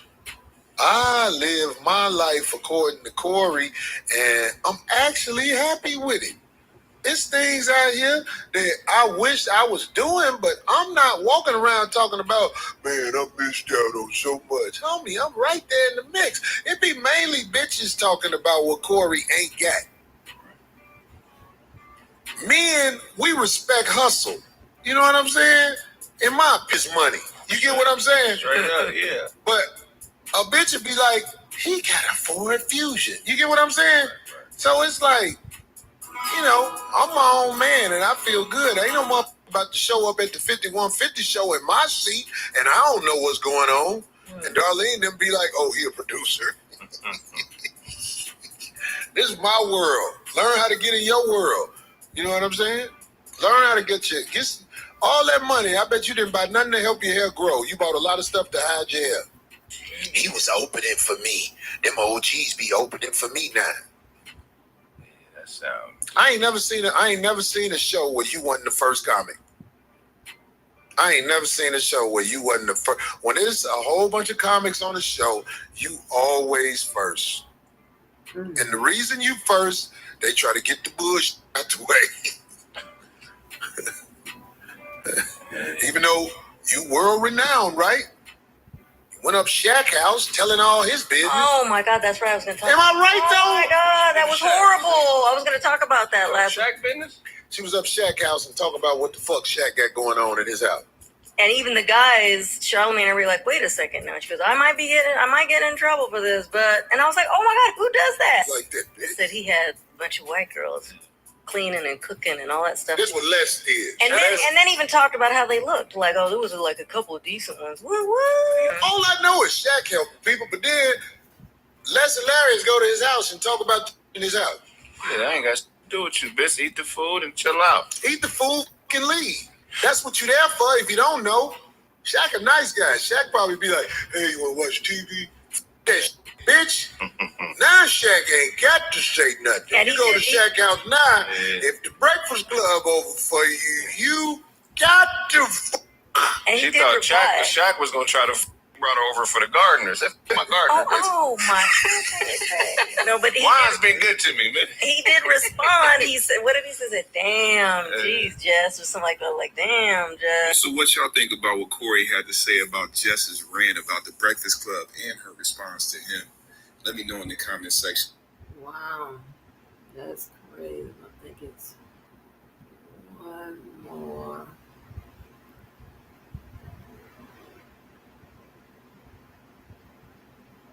Oh, this dude, Poetic Blocker, he claimed to have some back. People just hilarious done crashed out. She crashed out to the max. I ain't never seen this before. I ain't never seen somebody still at a job allegedly and crash out on their co-hosts, crash out on their bosses, crash out on the work environment. Right? Address the beef with Lauren LaRosa, revealed information we ain't never heard before. But it's all because of a meeting that took place earlier today that nobody knows about, but I do. It's a meeting that she sort of like hinted towards, but I know what took place during that meeting. They told her some things that gave her the impression she was essentially done at the Breakfast Club. She was a sitting duck, and we're going to address that shortly. But let's just get into this just hilarious crash out. So she starts off the live complimenting Lauren LaRosa. Shorty is like that. Yeah. That's why I picked her to fill in for me for maternity leave. This woman every day. Every day.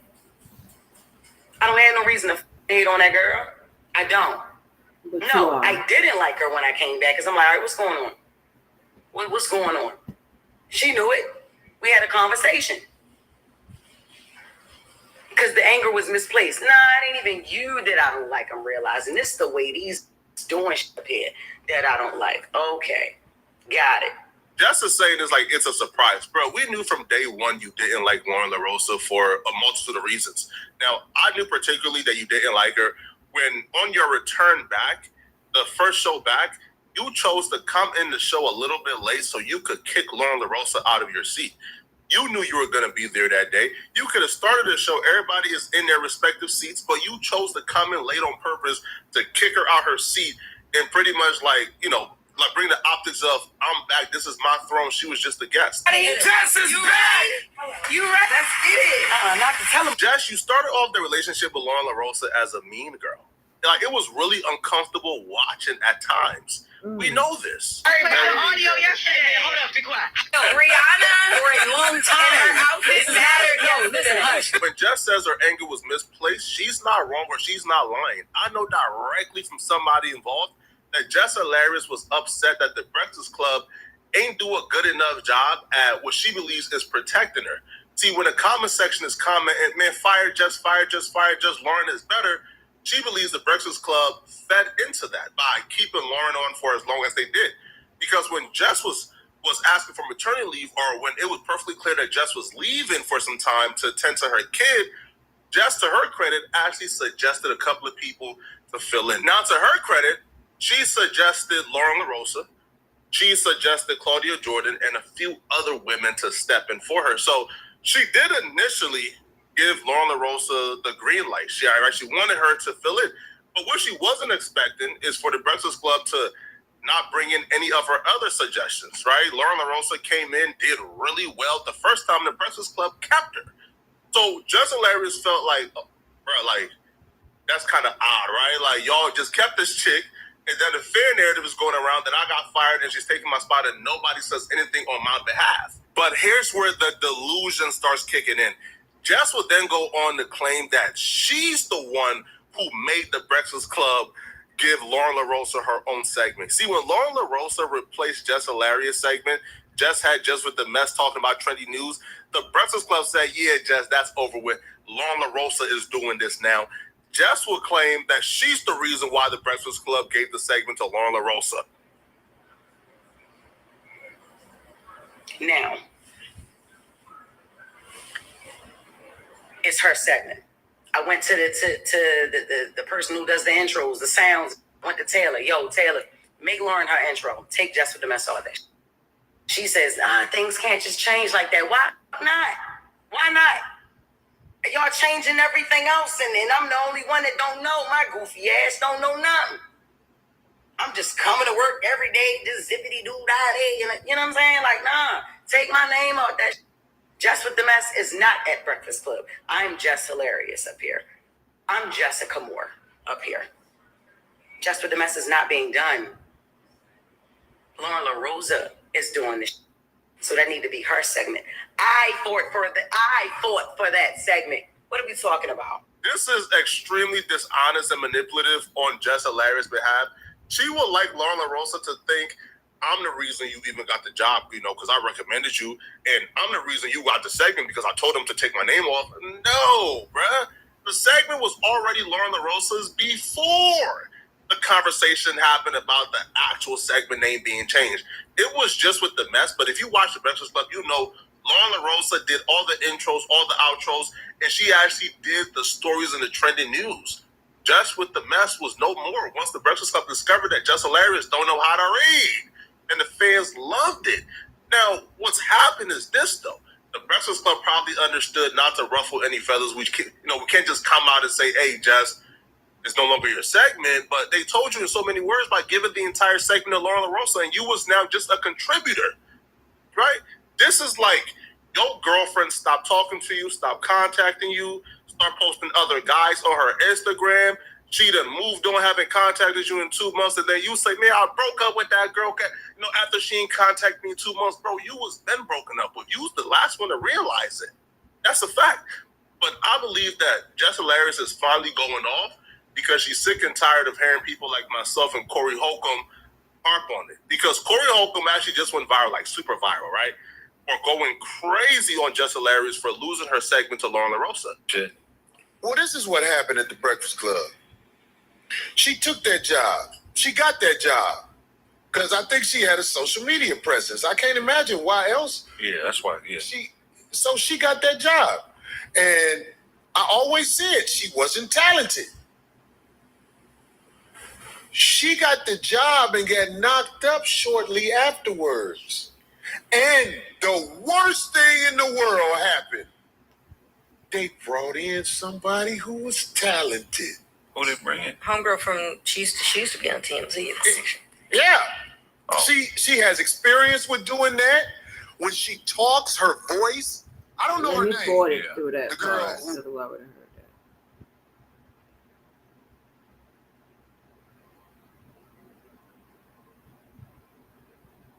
that. Lauren, that girl know what she doing. So now Jess is claiming that she's the reason why Lauren had the segment because she can't stand her top nemesis in the world, Corey Holcomb, gloating and laughing at her for getting her segment stolen. Essentially, Jess Hilarious came in as the third official co-host, as the third person, right? She was ranked the third on the Breakfast Club. Lauren LaRosa came in, and within like 6 months, Lauren LaRosa has surpassed Jess Hilarious, and now Jess Hilarious is the odd one out. So now she's taking the social media frustrated and talking about company business. What we talking about? While her fans and her people is and the Breakfast Club people and the people in the comments, man, I'm not ready to sit up here and act like I don't see that shit. Are y'all crazy? One thing I ain't never try to do is act unbothered, and it never bothered me, man. What? Why would you bother if you're the one who gave Lauren LaRosa the segment, right? You try coming back to work. You try to come back to work, and the motherfucker is right there at your desk, and ain't nobody telling you, mind you, nobody telling you nothing, mind you. Before you know it, everybody thinking you're the villain. Like I'm the villain because I didn't know. I'm sick of that. I'm very, very sick of that. I'm sick of it. It's weird. It's weird. I don't fuck with it. Just be quiet up there. I'm not fighting over no mic space. I'm not fighting over no mic. That's why I went from shut up and hush to not saying nothing. That right there is the problem. Jess Hilarious was too tapped in and let the fan base in the comments really get to her. See, she just said, like the clip that we just showed of her telling Lauren LaRosa to hush and be quiet, right? She's seen the reaction. She's seen the comment section. She's seen YouTubers talking about it. So she's saying, you know what? I'm not going to tell her to hush. I'm not going to fight for airtime. I'm going to just be quiet and let her take my job. That's stupid. That's dumb. Now, if we really want to be fair and objective here, Jess Hilarious isn't completely wrong. I mean, if you were given a job as the third and only last seat on the Breakfast Club, you go for maternity leave and you were told this is your placement, until you get back, and then you get back, and then this first day you back, she's here. The second day you back, she's still here. Third day you back, she's still here. 1 week, she's still here. 2 weeks, she's still here. 1 month, oh, she's a permanent fourth row. So you're like, I don't know, wait, what? So she's like she's not entirely wrong, right? Is they should have communicated with her, hey, Jess, we love you, we love Lauren, we're bringing y'all both back, and she's going to be the fourth seat. So she's not wrong in those regards, but you don't act like you're this super pro-women, because when she came back, her and Lauren actually had a discussion about how people are trying to tear them apart. And they both seemed like they were agreeing on how they have to stick together. So you don't have this pro-women conversation on air, and then secretly you want her gone. Like, that's just fake. And before you walked in, we was talking about it here on air. Mm-hmm. The first thing that I brought up was yesterday we was out at Sim Simmons' birthday party, and I ran into so many people, and this happens to me all the time, and I tell people, you don't have to down just to compliment me, and I hate that narrative, us versus each other. Mm-hmm. And I feel like a lot of times when people see two women that can do things really, really well, it's always like you got to pick a side. Yeah. And what we have been able to, and I don't think people know that we've had conversations, and I thank you so much for just giving that chair and opening up that chair, because women in this industry don't do that. Like, you don't give your chair to another woman. No. So I want to talk about that, and I also want to, have a conversation about, we're going to get into you and how you. Little did Lauren know, Jess was women. Jess was women. Jess is the woman that you are talking about right now, who don't want to give up her chair, who's not willingly giving up her chair. Because Jess will even go on to explain in this video, which you will hear shortly, like she had an issue with Lauren doing that. Jess had an issue with Lauren being the fourth seat. So the whole time Lauren is talking about these imaginary women who are mean and mean girls who don't want to give up their seats. Whole time, Jess to want you gone. Which is why you see Jess get that dry reaction of, Oh, no. I'm not gonna compete. Well, I already won this competition. I didn't know it was supposed to be 4. If this was presented to me, prior to higher, then I wouldn't have been so shocked. Like, oh, all right, cool. So when we bringing in the fourth person, shit, that's cool. Time for that segment. What Jess isn't really comprehending up here is that the Breakfast Club intent was to have 3 people. You think the Breakfast Club wants to pay 1 extra person for a 3-man gig? No. They thought you were their person until you got the full-time gig and you start slacking. Right? Like you literally start slacking. And as we will hear from Jess later on in this video, Jess will claim that she got pregnant intentionally when she started the job. She intentionally got pregnant because she wanted to have a baby. So you start a new job and the first thing you think is, let me get pregnant intentionally on purpose.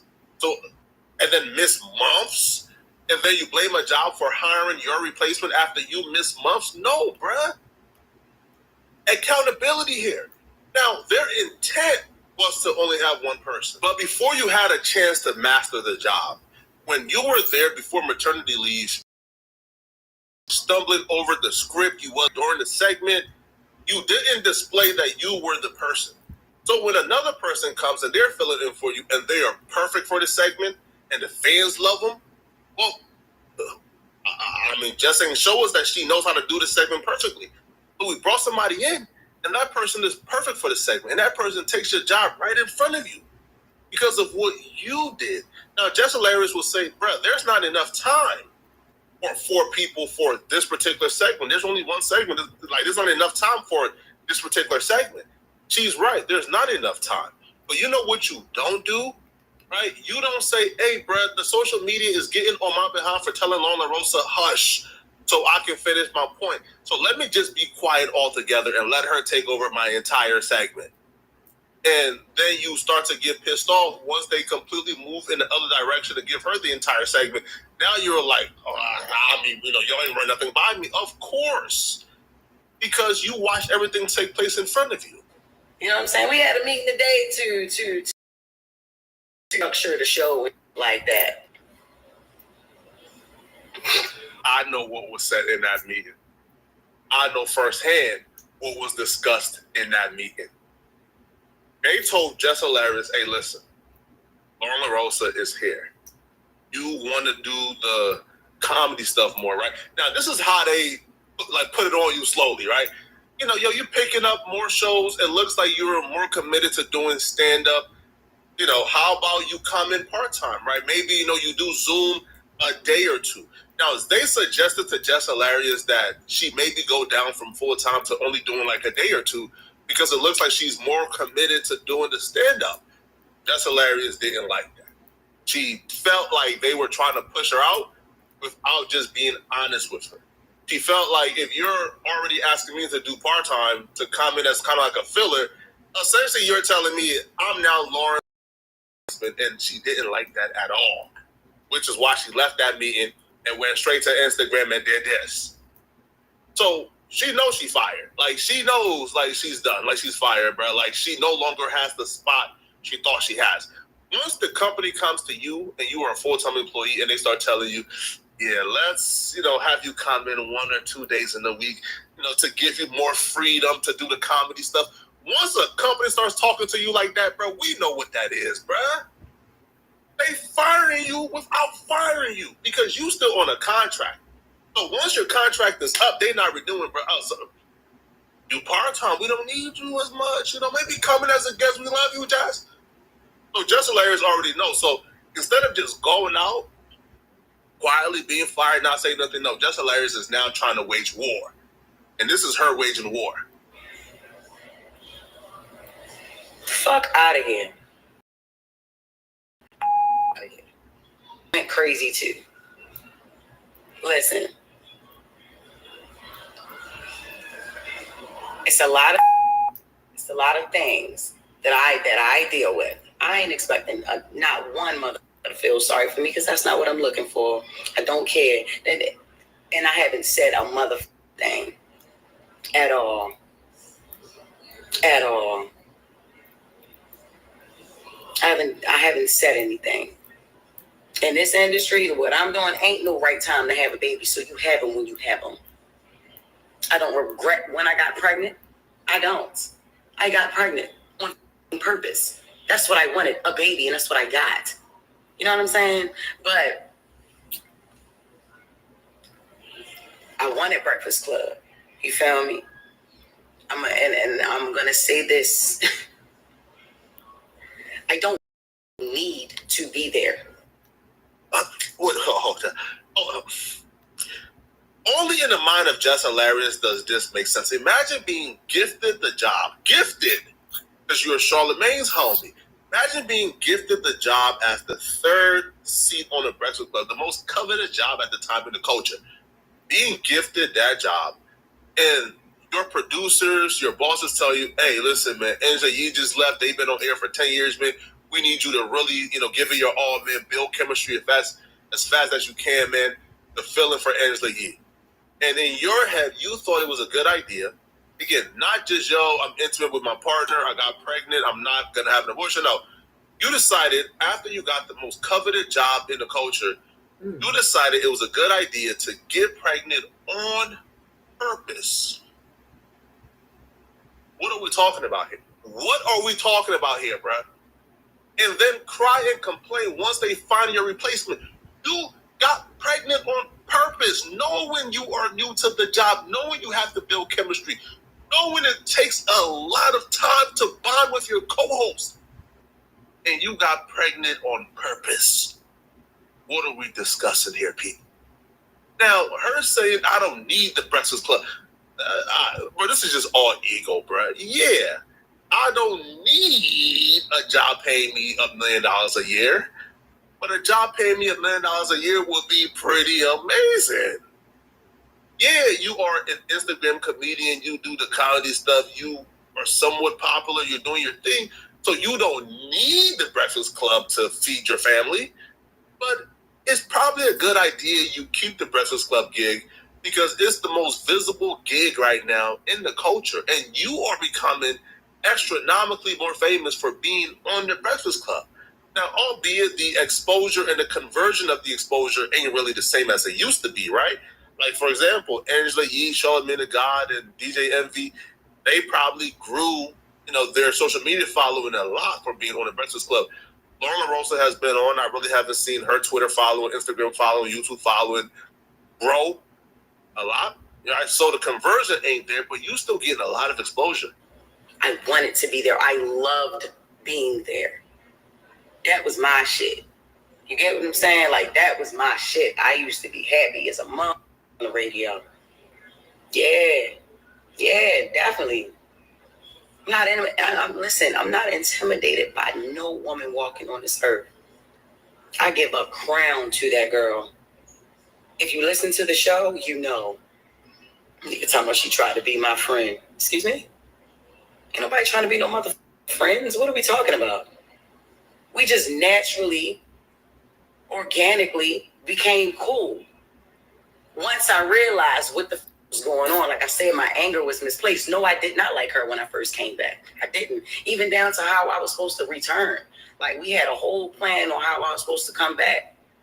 When I walk in the room, she never left. First thing she said is not, how your baby doing? No, that was Envy, because he's the family man, right?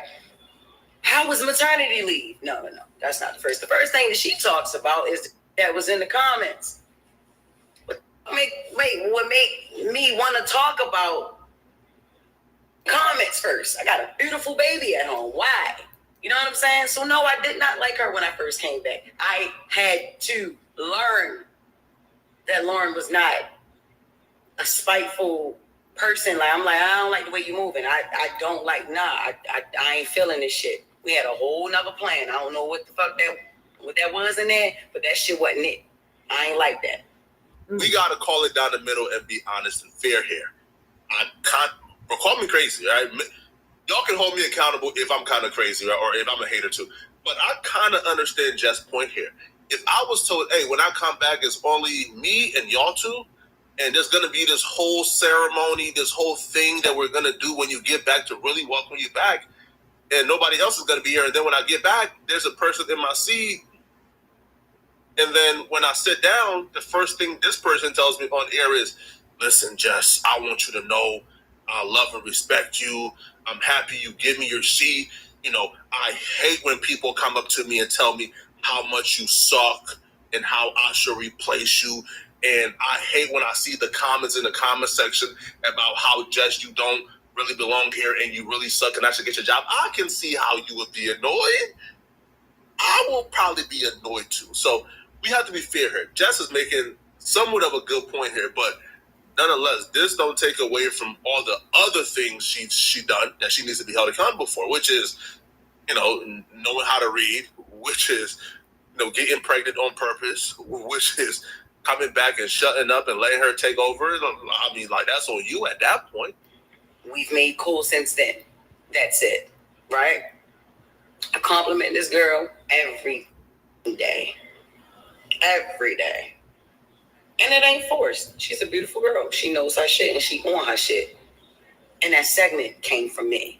Like, let's not even sit here and play around with it. Like, it's the crazy thing. This is another crazy thing. We're supposed to be a team up there. Not one person comes to my defense at all. Like, when I'm not one mother ever with this online shit. Like, why the did we have to keep playing it? Man, listen, I know one thing. Angela Yee ain't that much crazy.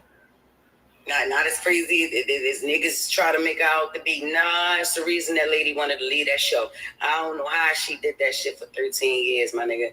I'm telling you, I don't give a. Y'all already know what's up with me. I feel played with.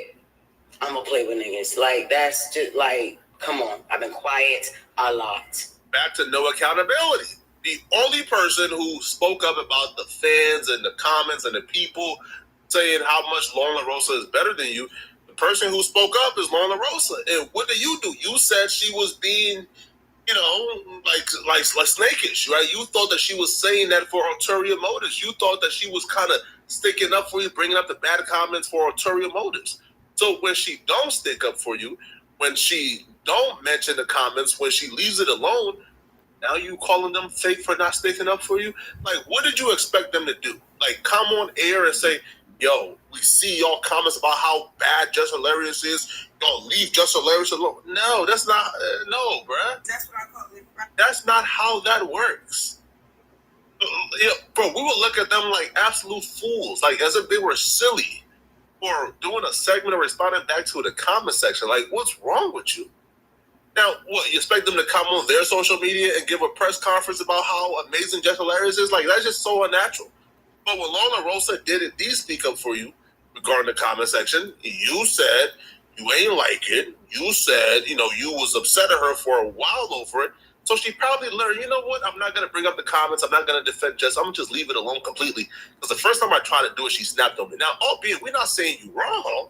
Wow. Right? Because my first day back, I don't want to hear what people is telling you about me.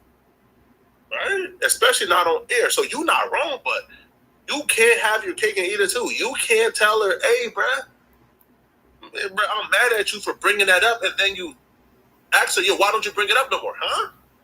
That's not how that works. If Just Hilarious is quiet, it's a motherfucking reason. I always got my motherfucking mouth open. All the time.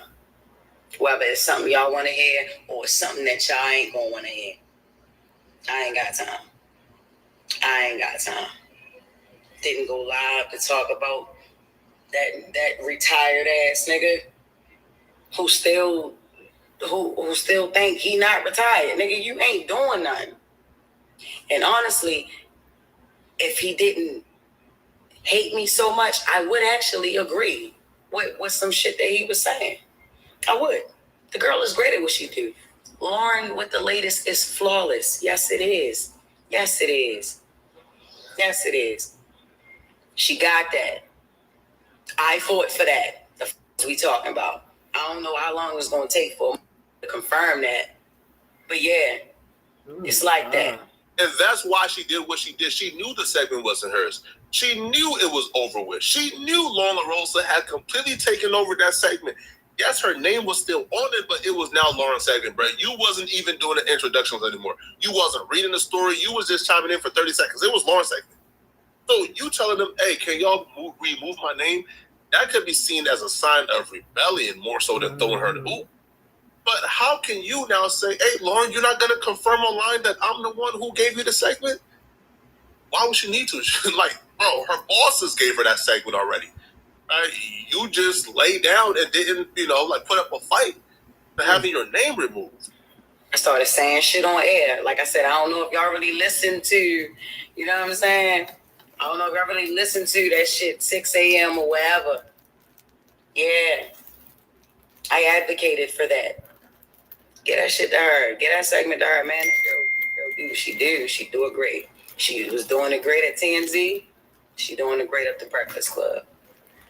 I also been said that she did great during the co-hosting year too. Said that. Along with Claudia Jordan and Jason Lee. I also said that. Okay? Stop trying to make me out to be the villain. Or like I'm the fucking hater or something. I ain't never gonna hate on no fucking woman. Ever. No. Now listen. I may not say everything that y'all, I may offend women here and there. I offend men here and there. I offend others here and there,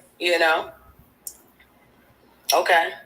Y'all ain't gonna agree with everything I say and do, but I am never going to hate on a woman, especially if she got it going on. Okay, I'm not. And Lauren LaRosa got it going on. She did. You know what I'm saying?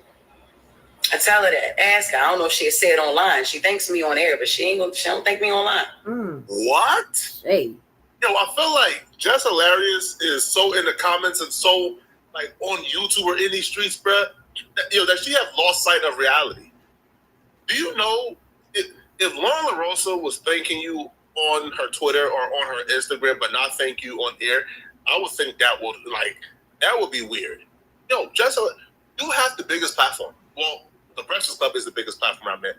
If she's thanking you or giving you your flowers on the Breakfast Club, a nationally syndicated radio show, right, with, exponential reach, that right there is what you should be happy about. Her not taking to her Twitter with like 20,000 followers and thanking you on Twitter, you're upset about that when she thanked you on a nationally syndicated radio station? Oh, bro, what is wrong with you? I feel like Jess Hilarious read the comments enough that she began to think that the comments is like the world. No, bro, the comment section is probably like people who watch a show. Like, it's your fan base, right? And it's pretty niche. A lot of us, who watch the show here and there, watch the interviews, bro, we not commenting, bro. We not involved in that world, bro. So she began to read the comments so much, bro, she began to think the comments is the world. No, bro. Lauren LaRosa comment on her Twitter is not as important or as helpful as her saying what you want her to say on a nationally syndicated radio show. How do you not know this? And you're on the show. I don't, you know what I'm saying? And I guess, shit a little different, online. But if this is a team, if we supposed to be a team, how about y'all clear some for y'all teammate? This shit is ran like a high school. Yeah. Yeah. It's ran like a high school. It is. Fair East Side High. Fair East Side High. But for Mr. Clark, though. Like when he first got there. Y'all want a bitch to keep her cool. Look, check this out, y'all. Look, man. I get up every fucking day. Every day. And they always talk about, you ain't at work, you ain't at work. Yeah, bitch, I started picking up more shows. Hell no. That's how I'm getting. Hell no. Hell no. I have more fun outside the fucking studio than I have in there now. Is you crazy? She gets hired to do a Monday to Friday 9 to 5. Not an actual 9 to 5. It's like more so from like 6 a.m. to like 10 a.m. So she knows that's her schedule. And instead of being there every day, Monday to Friday, 6 a.m. to 10 a.m., Jess Hilarious decided she was going to pick up comedy shows all across the country and like tap in through Zoom. But Lauren LaRosa, who's there 5 days a week, prepping the show, preparing the show, doing the most, Lauren LaRosa is the problem. I'm so you are shocked that then they say, you know what? Yeah, we keeping Lauren LaRosa full time all like Monday to Friday. But hey, Jess, let's restructure this, okay? Let's have you come in, maybe every Friday, every Thursday. Now I don't know the exact restructuring or the exact compromise, but it did as just hilarious to come in less days, and that's what sparked this. But yo, when you are telling these people you got pregnant on purpose. Okay. You're telling these people you're picking up shifts like all across the country, right? Comedy gigs on purpose. Okay. You are telling them you don't want the job without telling them you don't want the job. It's your fault, Jess. Take accountability, man. Y'all let me know in the comment section, what do you guys think, man, about Jess Hilarious' role being dramatically reduced at the Breakfast Club, man? A lot of y'all called this comment. But let me know in the comment section, what do you guys think about this, right? And if you're still watching, click on this video here somewhere on my screen to find out how these rappers just expose these music executives at certain labels. Click on this video here to find out which labels threaten to kill their family if they don't do this. Click on this video here to find out what I'm talking about. Out of here, folks. Peace. Morning, everybody. It's DJ Envy, Jess Hilarious, Charlamagne the Guy. We all. Okay, just one more reaction. I'm sorry, it's right here.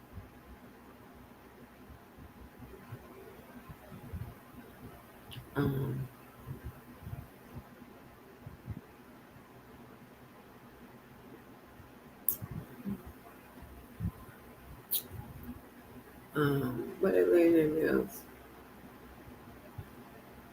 Tasha Day, okay. What the hell? What tip on this?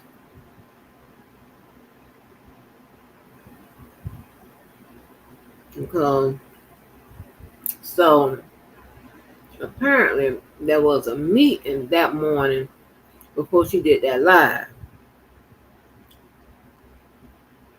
I was gonna say ain't nobody that damn crazy just to do a live out of nowhere and be talking smack about their employer like that. Maybe her job is on the line.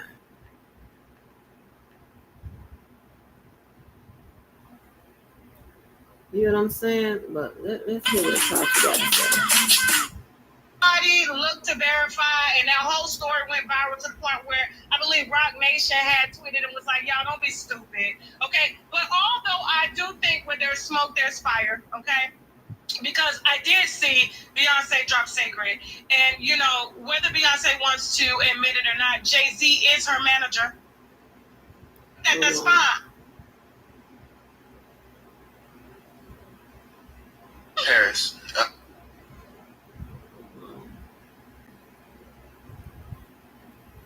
Let me see if I can find it. I'm sure there are way more put this out because you know some stuff be so deep. I don't want to subject y'all to that energy because you know energy portals are very real, okay? And so if it's death energy, I don't give y'all that. I give y'all life energy. And so when I'm dealing with this voodoo energy, I gotta check first. So we're gonna do the interview, and if it's in line with what I think is healthy for your mind, because I believe in a great mental health and great mental space, like that's the reason why we didn't do the Young and May story. I pulled it because I was just like, we're not doing that. No, it was just something that just did not sit right with me spiritually. And I'm like, there's a lot of people that watch me that are in the hospital and they don't need to be reminded of a hospital state, okay? And so we're definitely pulling that story, and we wish Young and May all the best, okay? I'll tell you about it. To talk about Tamar and in a wig. Mm-hmm. And Craig, I'll handle that on Friday, okay? I'll handle that on Friday, okay? Matter of fact, I will reach out to Young and May and see if she wants to talk. We'll see. But knowing her, she probably gonna sell her story. That's what she waiting on, okay? Because I was a little shocked as to, you know, why it is that she did brag about, I'm drinking Henny by the boatload. Disrespect the life, that's a no. I know the lyrics now. I'm drinking Henny by the boatload. And then she didn't tell us that she stopped. And what happened? There's a lot of kids and people that follow her that will draw inspiration from her story. But it strikes me as the type that she's probably trying to get some money for it because, you know, her career is not where it's supposed to be. So I understand the power move. I get it. But, I mean, you can still tell, you can still talk about it. It doesn't make you look bad. It will inspire a lot of people. Okay, so my prayers really go out to the healing behind Young and May. And I hope they strike that little... what that cunt was that put that video up. Anyway, moving on. Okay, JESS with the mess. First of all, I know y'all think I don't like JESS Hilarious, okay? Let me clear that up. Me and JESS have a mutual understanding. We're evil stepsisters, okay? All right? So, yes, I've dragged her in the past, but I do not want to see nothing happen to this woman, okay? And JESS has, regardless of whether people want to give her credit or not, and I do see a lot of people trying to come for, you know, what she's built, but JESS is self-made, okay? They don't make them like that often. JESS is self-made. JESS comes from the internet. JESS comes from the trenches of Baltimore. She made it out as a Black woman. She's giving her kids a better life, regardless if she slept with a married man to get on top. It doesn't matter. She did what she had to do. At least she threw the cooch the right way, okay? Because a lot of people not throwing the cooch the right way, okay? And so when it comes to her and what she's built for herself, whether you guys find her funny or not, even though I don't find her funny, but I do respect the hustle and I respect the business. Do you understand? Okay, that's something, because a lot of people think talent gets them where they need to go, and it's not. It's consistency and it's discipline. I'm sure there are way more talented people than me out here, or even her, but they just do not put one foot in front of the other, one foot in front of the other, one foot in front of the other, and do it daily. And you get punched, you get kicked, you get knocked down, you get told you ain't this, you get told you ugly, you get told you ain't shit, you get told you don't deserve this. But meanwhile, you're getting up every day to do what you got to do to get to where you are. And so I'm not even about to beat around the bush when it comes to that, okay? And so she comes from the internet, and this is all she knows. And so when you have two Charlemagne trafficking to get to where he is, trafficking women, because remember, he brought Sharina down from South Carolina and gave her to Wendy Williams' husband, and Wendy Williams' husband gave him the job with Wendy, and then Wendy co-signed him to get his position.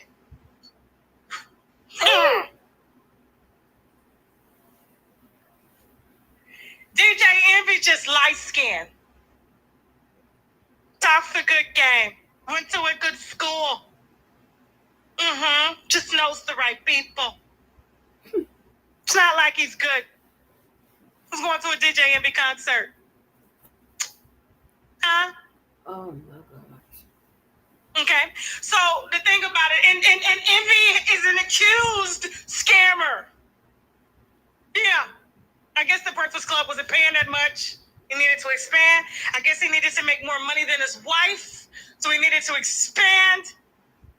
And so when you have someone that really worked, I'm not saying they didn't work to get what they got. I'm just saying Jess really came from nothing. Oh no. Jess really came from nothing. Baltimore. Shout out to Baltimore. Like I said, Baltimore put me on. Maryland put me on. I can't even lie.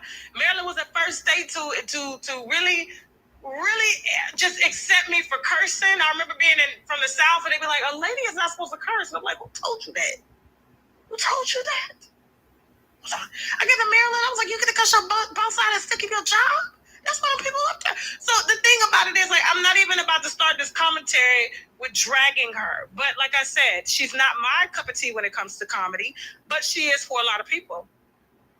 She's not my cup of tea when she comes to radio, but she is for a lot of people. But also you have to remember, I came from radio to internet. Just came from the internet to radio. So for them to try to excuse and tell her, don't focus on the comments, don't worry about what people are saying, when these are the very people that built her up, and they humble her at the same time. I don't call it tearing down, I call it humbling your ass, because y'all have humbled me, okay? Y'all have definitely humbled me, and I was like, you know what, I was wrong, I'm sorry. But we're just pride and ego. You know what I'm saying? It's just, it's a two-way street. But for them to negate where she came from and not consider and give her grace for how she's feeling. I mean, I saw this coming from a mile away, and that's why I was trying to tell you. And that's what I'm trying to tell y'all. Like, just like I had clocked when they had fired Ski Wiggins, when they was getting ready to fire Ski Wiggins on Fox Soul. Matter of fact, they was getting ready to cancel the whole Fox Soul show after Funky Dineva had left. This is what was going on with the Breakfast Club. The ratings were not rating, okay? They were going through a lot. After Angela Yee decided to take her energy and put it elsewhere into her own, she is doing amazing. Like I said, at first, Angela was painted as a weak woman on this show between two masculine energies, and she's extremely feminine. She's not masculine and feminine like me and Jess. Me and Jess probably wear more masculinity than we do femininity. This is all feminine. So her raising her voice, her getting down with the get down, going loud, cussing it, Baltimore style, Florida style, it's not going down. She just gonna keep it cute. And what did she do? She worked her way and used her little prettiness to go get her a show called Way Up, Angela with Yee, and it's doing okay, but it's hers. It's hers. It's hers. Okay, and so, but the Breakfast Club was like that at one point. It was like that, and we cannot negate Angela Yee's contribution to that. And we've seen the decline since she's left.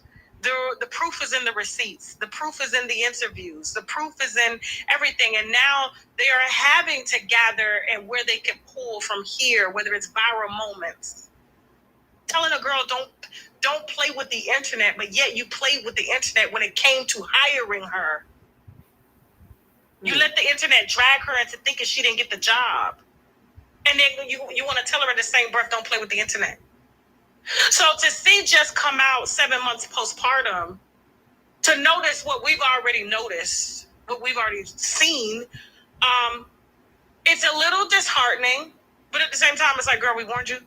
We tried to tell you. And a lot of you may think it's hate, like they're trying to say that it's hate, but just mess with the mess. You are a self-built woman. You're going from an entrepreneur to a job.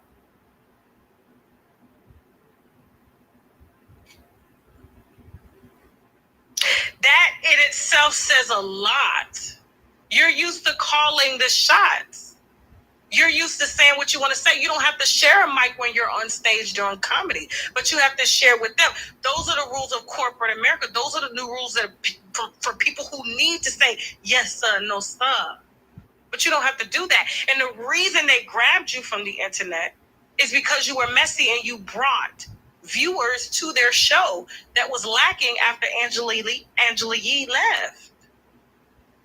So honestly, my heart, I'm not here to laugh at her today. However, I'm gonna give my laughing because y'all thought I was hating, and I'm not hating. I just saw what a lot of people truly don't see, and that's why our platform is where it is. I mean, look at she got the same type of platform. Our platform is where it is. Now, this ain't no dig to Lauren. Y'all know this ain't saying nothing about that beautiful black woman. Because I don't even like that these two are pinned against each other while these two dodo heads, an accused vagina taker and an accused money taker, both from the community, are laughing at two well-built, self-established black women. They think it's funny to pit them against each other. Let's go ahead and watch this live with Jess, and then we'll go through and we'll unwind some things before we head over here to TashaKLive.com for our special exclusive on Big U Enterprises. Let's go, Jess. Oh, part-time little shit that I got a contract that I negotiated and I got it. So I'm like, all right, cool. I'm on air. She overtalks. She's over-talking me. Lauren knows she does this shit. Whatever. I've told her about this many a times. You know, she over-talks me. I'm like, yo, shut up. All right? Or hush, be quiet. Yeah, that clip that y'all saw. Yes, shut up. Be quiet. Yeah, I said that. And I've meant that. You know what I mean? That's the only way to get it a hush. So I'm like, all right, cool. One day, I told her, because I went in the comments, I'm like, all right, people don't like that. All right, whatever. You know, I'm not her mother. She's another grown woman. I have to respect this lady. But she's not going to keep talking over me, y'all. I'm already confused on why she's still here. You know what I mean? Like on air. Not in the building. On air. Right? So I'm like, all right. I told her, be quiet the next day. Charlamagne texts me and he says, yo, don't tell her be quiet. You tell her shut up. Play into that narrative of y'all beefing, y'all not liking each other. Why the we do that? But I'm like, you know what? All right, cool. She cool with it, I'm cool with it, because I'm not a be quiet type of bitch anyway. I am a shut up type of bitch. Ask my kids, right? Even the 7-month-old, ask her. So then I asked again, I'm like, all right, so she's going to be the fourth host. That's what it is. Whenever we do find that, you know what I'm saying? It's just a bunch of beating around the bush, y'all. I feel played with. I'm going to play with. Like, that's just like, come on. I've been quiet a lot. If Jess Hilarious is quiet, it's a mother reason. I always got my mouth open. All the time. How about y'all clear some of this shit up for y'all teammate? This shit is ran like a high school. Yeah. It's ran like a high school. It is. Fair East Side High. Fair East Side High. But for Mr. Clark, though, like when he first got there, y'all want a bitch to keep her cool. Look, check this out, y'all. Look, man, I get up every day. Every day, and they always talk about, you ain't at work. Yeah, I started picking up more shows. Hell no. That's how I'm getting. Hell no. I have more fun outside the studio than I have in there now. Is you crazy? And so here, I am not shocked that Jess took it to the internet, because that's where she came from. You can't go backwards. You can't go from working for yourself and then, you go by playing by rules. It's like, it just goes against who she is. It goes against why they asked her to come. Creating mess on the internet. So she is postpartum, so we are going to give her grace. And so her crying and being vulnerable on the show and talking about, how disrespectful she was to Lauren, because I didn't agree with her telling Lauren to shut up, be quiet, you over talking me. But you got to understand, you're talking about a woman who's probably not getting 8 hours of sleep.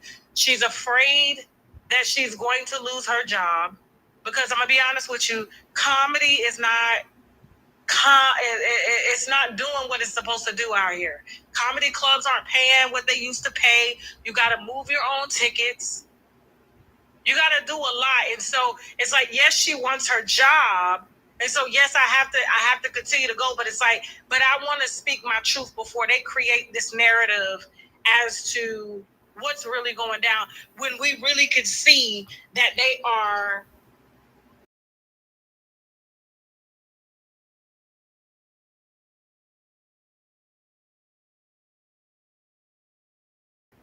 It seems like she was more passionate about the show, but you also have to remember, Jess was 9 months pregnant working.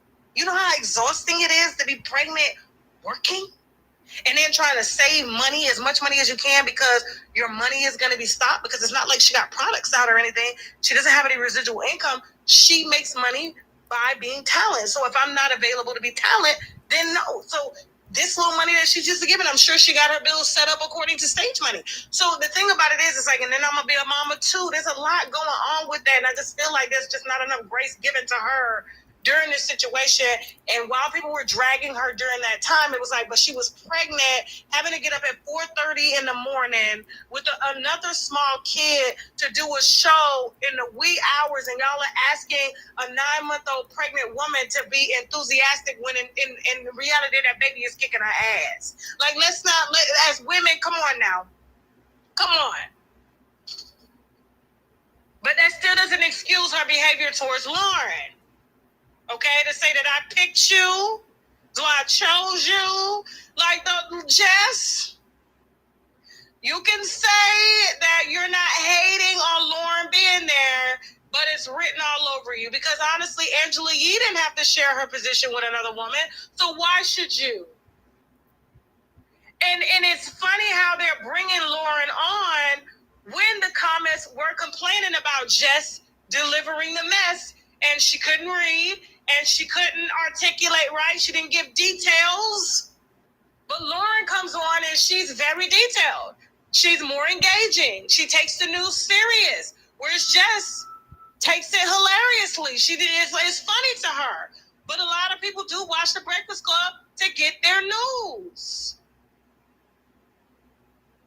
But for Jess to just keep it 100, you do not want to have to share your seat with another woman. You don't need help. But like I said, they can't fire her because she was postpartum. She's still postpartum. So what they're going to do is just move Lauren in, don't move her out, and hopefully Jess will get irritated enough and she'll just leave. But they don't want to pay her out of her contract. They just want it to end. So 9 times out of 10, when it ends, I would be very shocked if she renews it. So, but spiritually, Jess is fired. Okay, they're just waiting on her to get the hit while Charlamagne and them are up there laughing and thinking it's funny. If it were them, just like when Charlamagne didn't think it was funny when HBO canceled his deal for allegedly taking somebody's vagina. He wasn't laughing about that. He wasn't singing no Kumbaya then. Go ahead and listen to them play on her face like she crazy. Go ahead. I came back. It was weird. Yes, it was weird. Yeah, I at first, no, I did not. I wasn't too fond of Lauren. Not. First of all, when a black woman show up without no makeup on, you mean business. I'm surprised she didn't wear the do-rag. Let's go. I wasn't too fond of her when I came back because we had a whole plan. Even how when I came back, how I pick her to fill in for me, right? I come back, she ain't never leave. Then all right, cool that she don't leave, but she's on only during my segment. If she was meant to be a fourth host, move her in another way. Why she got to be moved in on? Because nobody had a problem with Jess with the mess until she started reading right. You know what I mean? Till she started reporting. I wasn't hired as a reporter. I was hired as Jess with the mess. So she started reading and delivering details and all that stuff. Yes. Then that's when Jess with the mess wasn't good enough no more. That's how it was presented. So I'm like, all right, cool. I feel you. Who said that though? Because the internet said what that? Are we talking about? No. This is our listeners. This is yeah. Why can't we be a fourth voice? Why she only got to be a fourth voice? Well, correct me if I'm my wrong. segment. She wasn't a fourth voice. She was a producer. She was hired as a news producer to help with getting all news and doing interviews. She was going to be the senior news producer. She wasn't on there. When you came back, Lauren was not on there. She was in the back doing questions, sending interview questions, reporting the news. Am I lying? I thought she was. She was on air. Let me ask you a question. What? Why didn't you wear the do-rag this morning? Because why you joke so much, man? What you mean? I'm joking. It's not a do-rag. It's a silk scarf, but it's not. It's not a do-rag. Now, just that's enough. They play it in her face. It's all excuses. She's trying to really express herself. They're not taking her serious and telling her. You know, DJ Yemi had a light-skinned moment where he was like, leave them people alone in the comments. Don't talk. Don't worry about them. F them. They're trying to trick you out your position. No. They're not trying to trick her out of her position. Those are the people that built her. Those are the people that built her. They were there before y'all even came. So of course she listens to her fans. Right. Same way y'all listen to fans when they calling y'all scammers and they calling y'all vagina takers. It's the same thing. Have some compassion. Now this one right here rubbed me the wrong way when I saw her and Lauren talking about this, you know, because I'm a fan of Lauren. I'm not a fan of Jess, but I respect Jess. There's a difference, okay? I'm not a fan of her work because I don't think she's funny, but I'm a fan of her grind, okay? Let's watch these two sisters duke it out. Let's go. I'm feeling in real time. That be quiet. That was crazy. Is it crazy? The shut up. I was like, oh, okay, because what we really giving up here? Like, what's up? Okay, right? But I didn't. None of that was said. You didn't say anything about that. And then when I pulled you into the office with our EP with Eddie, the first thing I said to you was, Jess, we fighting for airtime and it shouldn't be like that. I want to know what can I do better as a producer? What can we do better as the two women sitting right here next to each other to make sure that don't happen because it doesn't look good. It's not going to play well for either one of us. I literally swear to God, I don't even remember you saying that. And that's exactly why I had Eddie in the room or EP I never ever heard that. Because you've pulled me to the side a few times to ask me, you know, are you okay? How do you feel like about the stories and things like that? You've never said what you just said to me. Now listen, I have said, hush, shut up. Yo, you overtalk. And like I said, I'm not about to be up here fighting for no mic. Like, I'm not doing that. If I already got the job, like, what am I doing? Like, I'm not. It's full of voices. Three of us are very opinionated. You know what I mean? Me, you, and Charlamagne. I'm not saying Envy don't got no opinion, but he don't jump in every single time there's dead air. You know what I'm saying? When you overtalk. And it's like the only time you can quiet down is somebody be like, shut up or hush. My mom don't even tell me shut up, Jess. I'm a grown-ass woman. And I understand. You could have said that on air right then and there. Right after. When you saying you pulled me in office, you never pulled me nobody to tell me that. Because the way that I do things when it comes to my job and my career, that's not what we on. And I told you from the jump, I was never going to give that to you. Okay. Ever. And I did or not. Our first conversation, I said, if I ever have an issue with you, I'm going to handle it in a way where we can get through a conversation because we grown. And regardless, you don't got to love me. You don't got to like me, but we here together. I'm here. And listen, like I said earlier, the internet loves men. Yes, you are here. And one of the easiest ways to create mess is to pit women against each other. And you're here because of an opportunity that I extended. Regardless, I'm not sitting here like you don't deserve to be here. I'm not sitting here like you're not here. You're not going anywhere. That's not. Let's first and foremost, let's get that. It may be my delivery or whatever, but yeah, you are here. I ain't never say you shouldn't be here. I said from the whole jump, yeah, Shorty do the job great. She's amazing. That's why I want it to be her segment. I think y'all can work very well together. And once again, you got to stop letting the internet pit y'all against each other. I know the internet has created a narrative. Lauren versus Jess versus Lauren. And that's what it is. And that's what I'm trying to say is the internet is there. We see it. None of us can ignore it. I saw that Corey thing a week ago. It didn't say nothing about it. But y'all clear up everything else. Nobody want to clear up that I'm not doing that. I don't like you. Or I'm hating on a. They say I'm gay. I came up here and said I don't suck no pee-pee. That's true. That's different now. Come on. The last time I attempted to do that, Jess, it went so bad that I said I wasn't going to do it again. Attempted to do what? I don't dislike you. You don't dislike me. The day you came back. It was definitely the way I when I did come back. Now I do remember the day she came back. She told Lauren to get up out her seat. I don't know if y'all remember that. It was like, I'm back now. She dressed up. She looked real cute. And she told Lauren, she walked up and was like, get up. I was like, well, damn, you can't say excuse me? And Lauren got up and moved to the side. I was like, damn. Why did they even have her sit and just share? Like, that's not a welcome back. That's not how was maternity leave? Like, you had to ask this lady to move, and it created friction amongst the fans. Like, what's really going on? They knew what they were doing. And like I said, they're trying to frustrate just enough for her to get messy and start doing what she's doing. And guess what? They even have reason to fire her, or she's eventually just going to quit. Phase her out. But go ahead, let it keep. Lauren, you have to admit that ish was crazy. The way we had a setup, we had something going, we had a whole nother plan.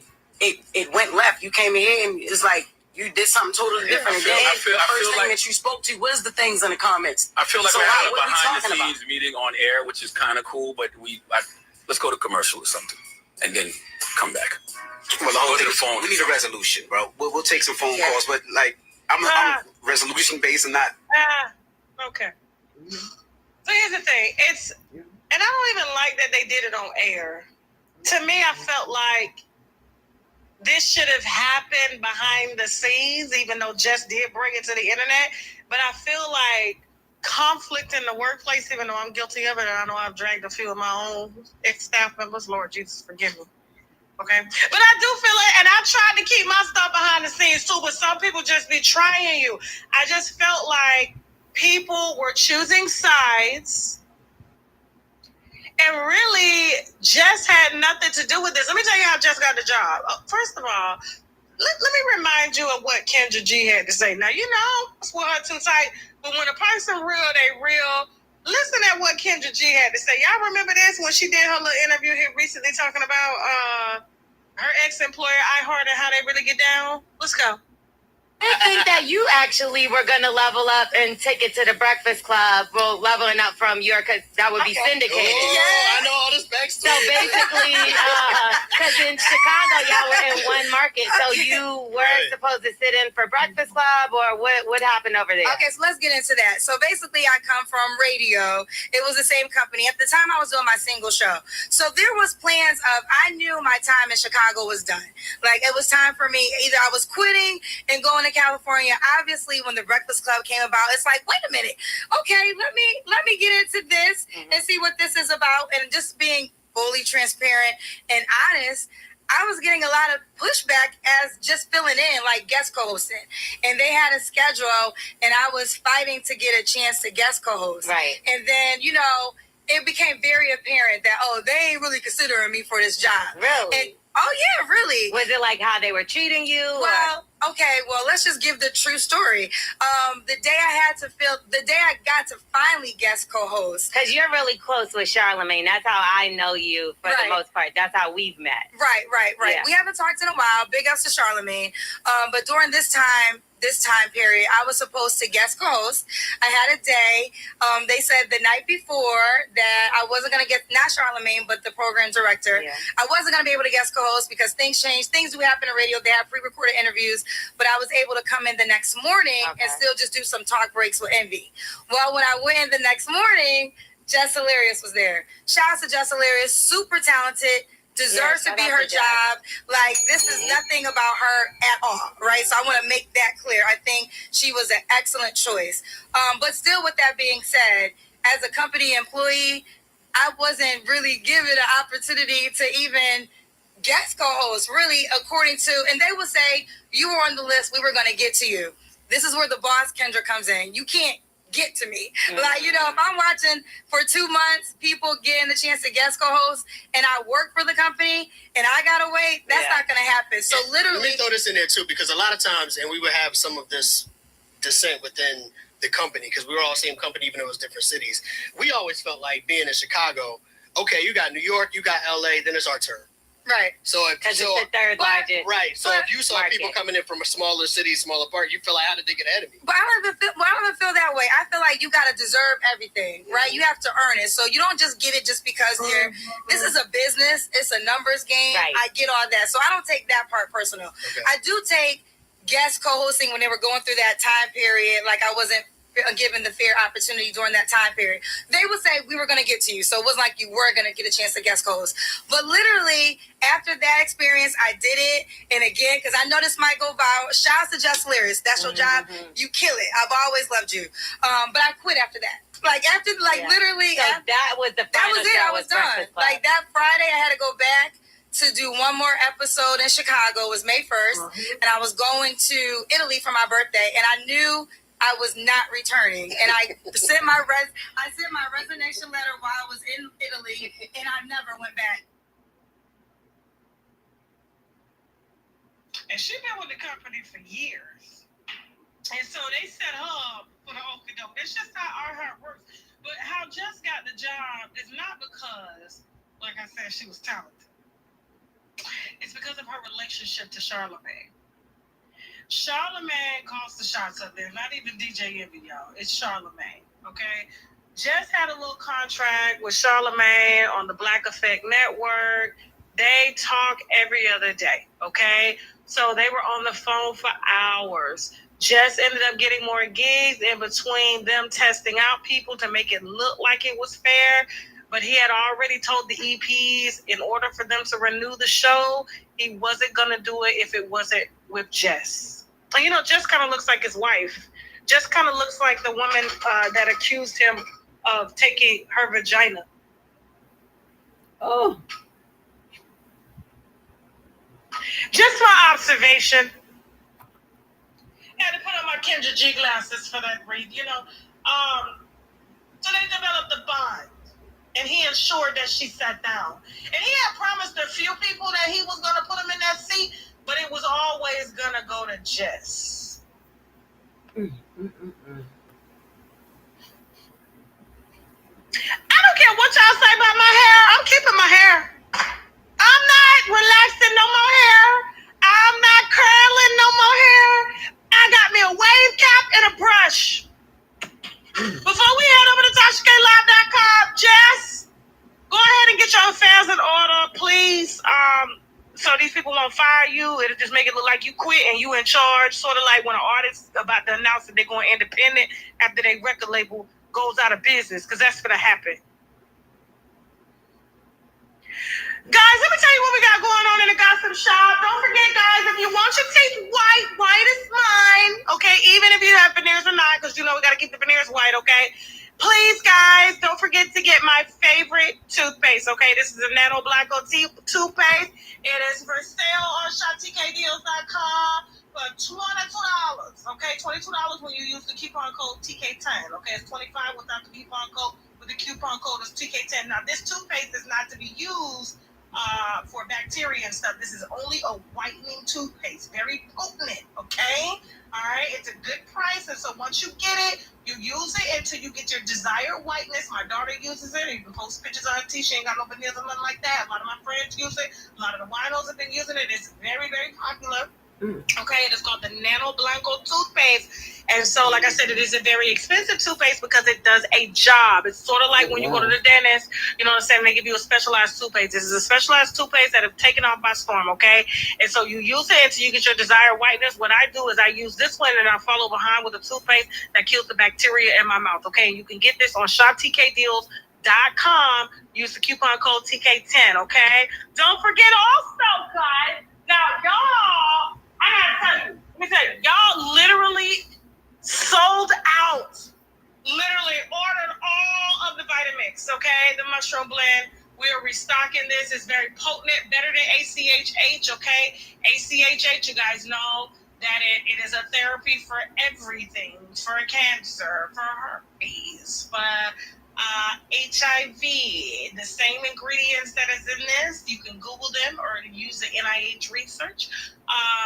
They will be found in medications that keep your T cell count high so that you don't get sick, okay? And so that'll be back in stock. But what is back in stock is our mango and pineapple flavored sea moss, okay, guys? So don't forget, guys. Oh, shit, she is setting product and all of this here. Oh, she got a lot going on.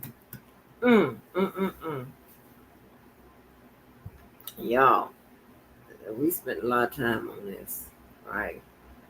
So let me, let me see. Let me get to.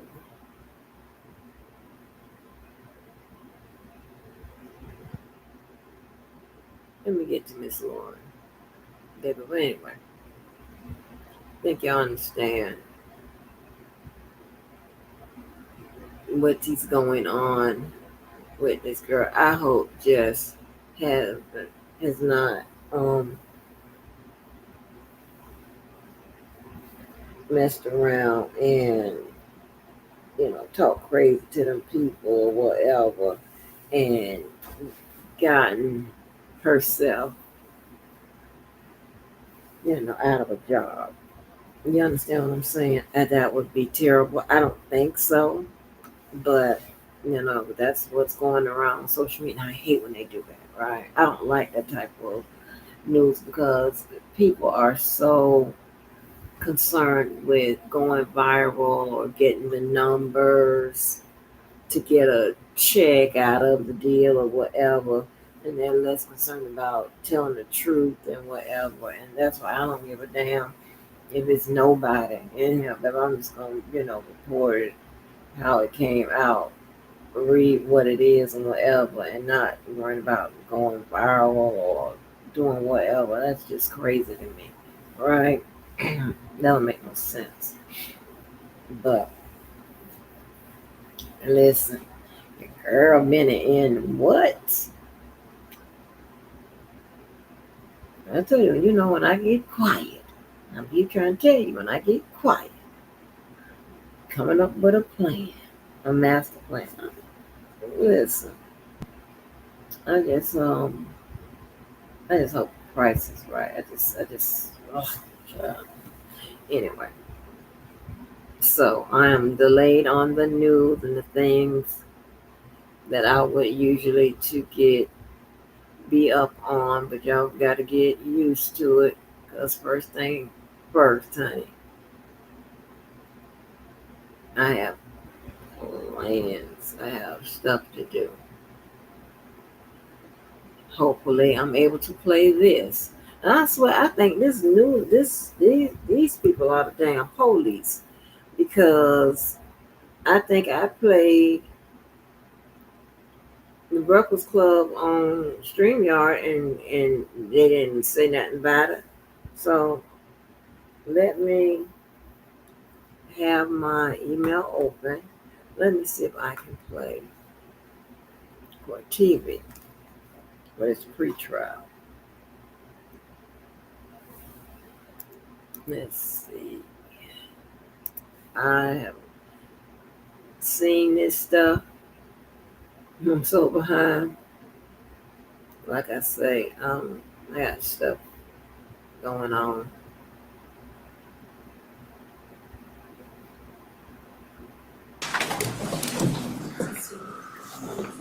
Perfect. Thank you.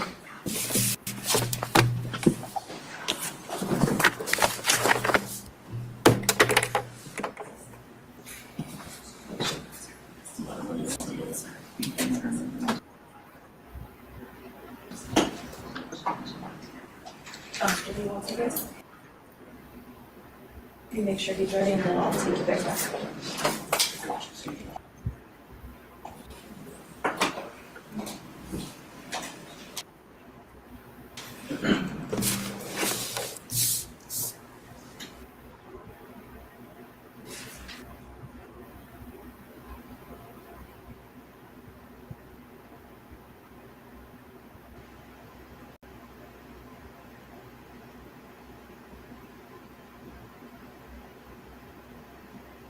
Yeah, I don't know if these people bandwidth isn't.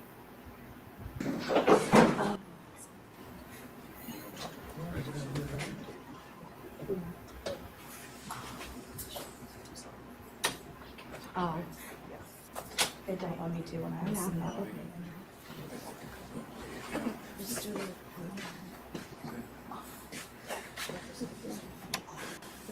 Yeah. That's fine. He'll be on this. Thank you.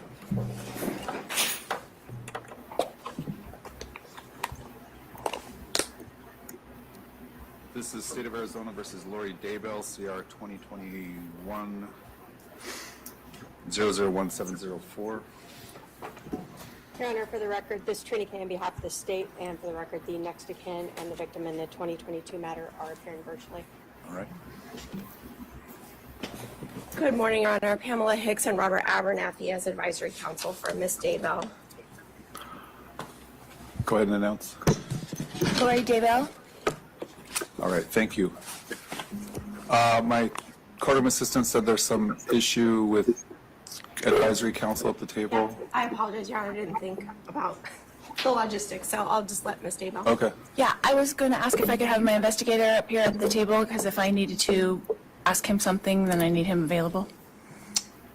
Yeah, any side can designate an investigator to sit with them through the trial and through court proceedings.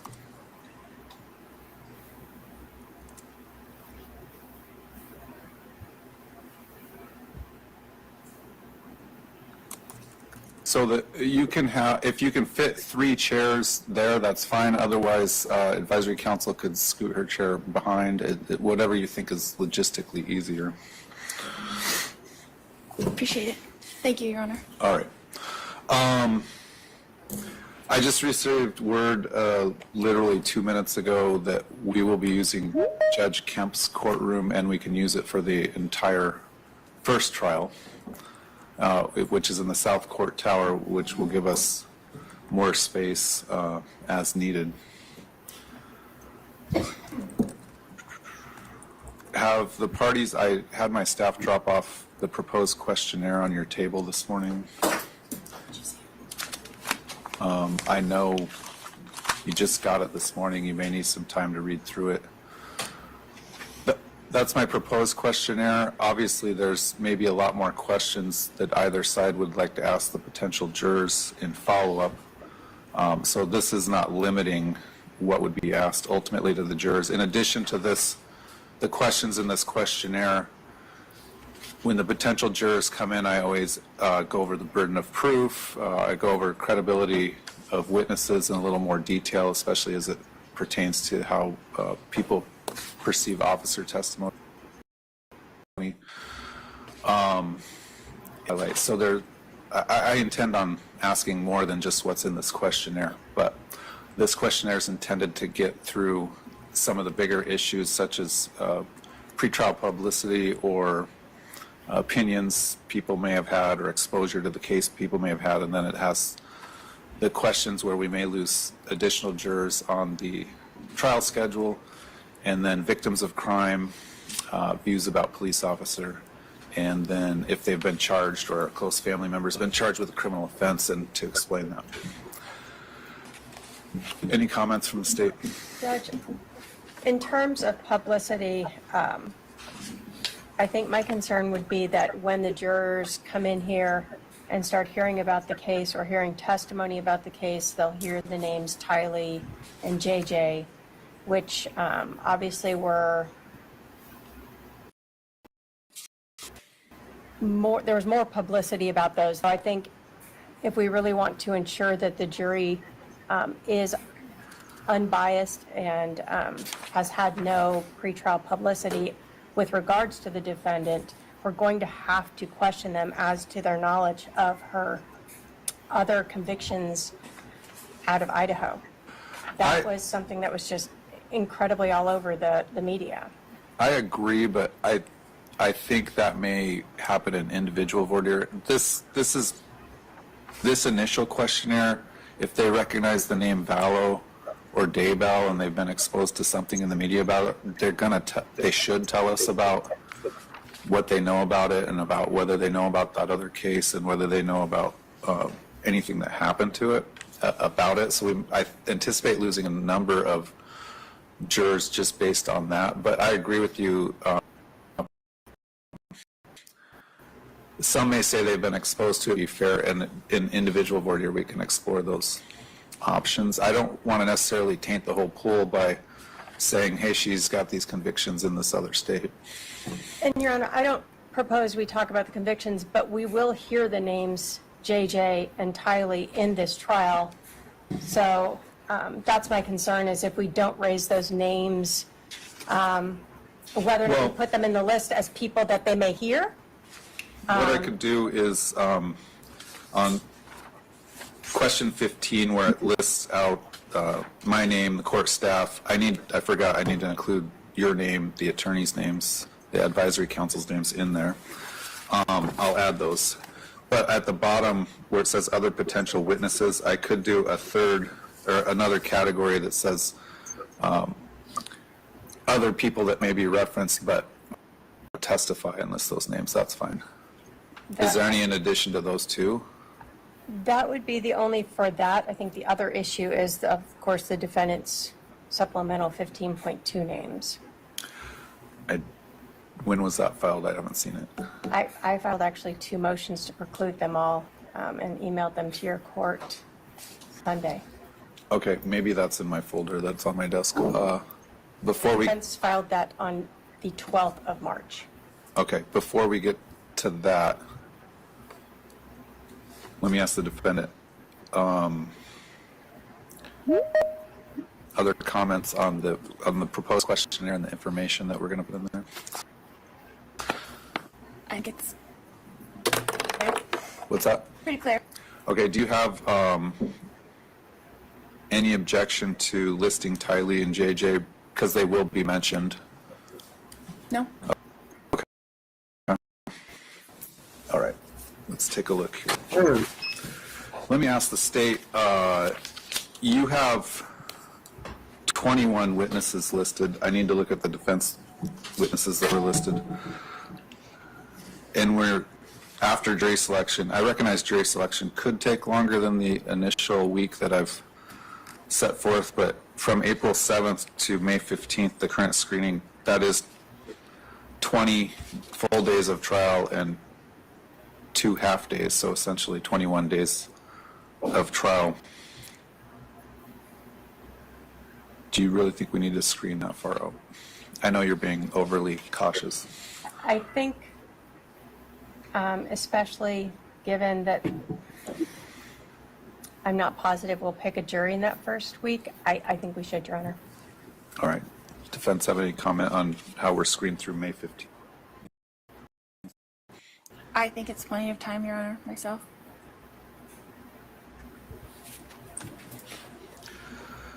All right, let's deal with a couple things. First, I've received the notice of compliance. That was when the defendant requested the Gilbert video.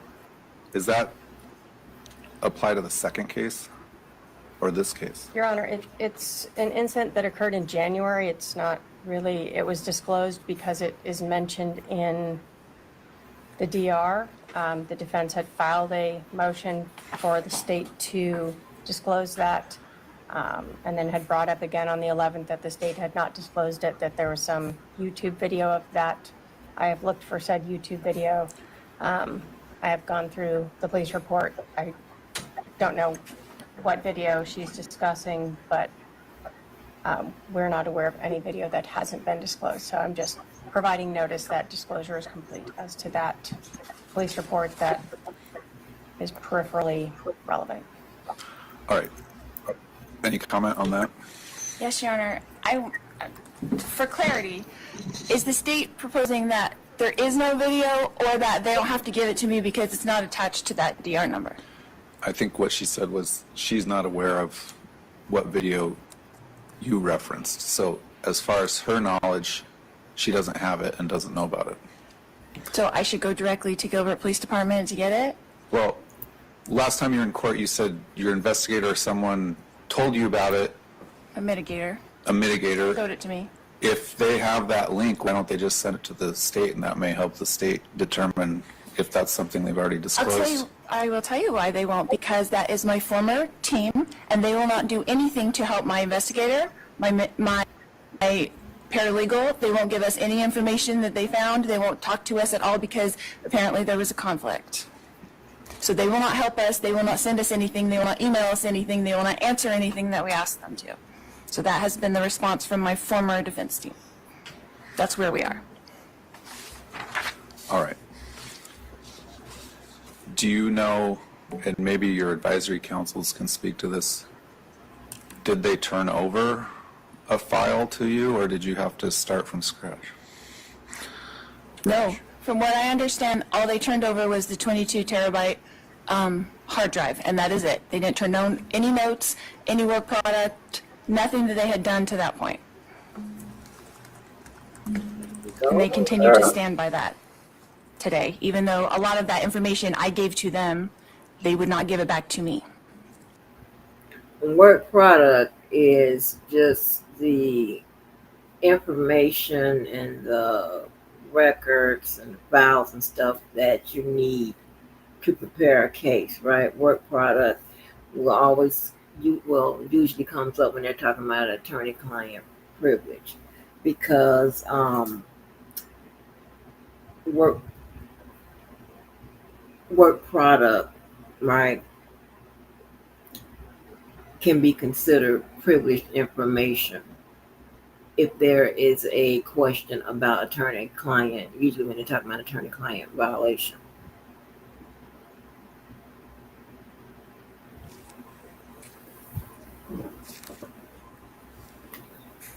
But she using the term, the legalese, child. Oh, Lord. Big Lord. All right. I'm going to make an order, and it'll be in the minute entry that they turn over a copy of their entire file, including any mitigation information that was gathered, to the advisory council. To makes Hicks, you look like you want to say something. I don't know.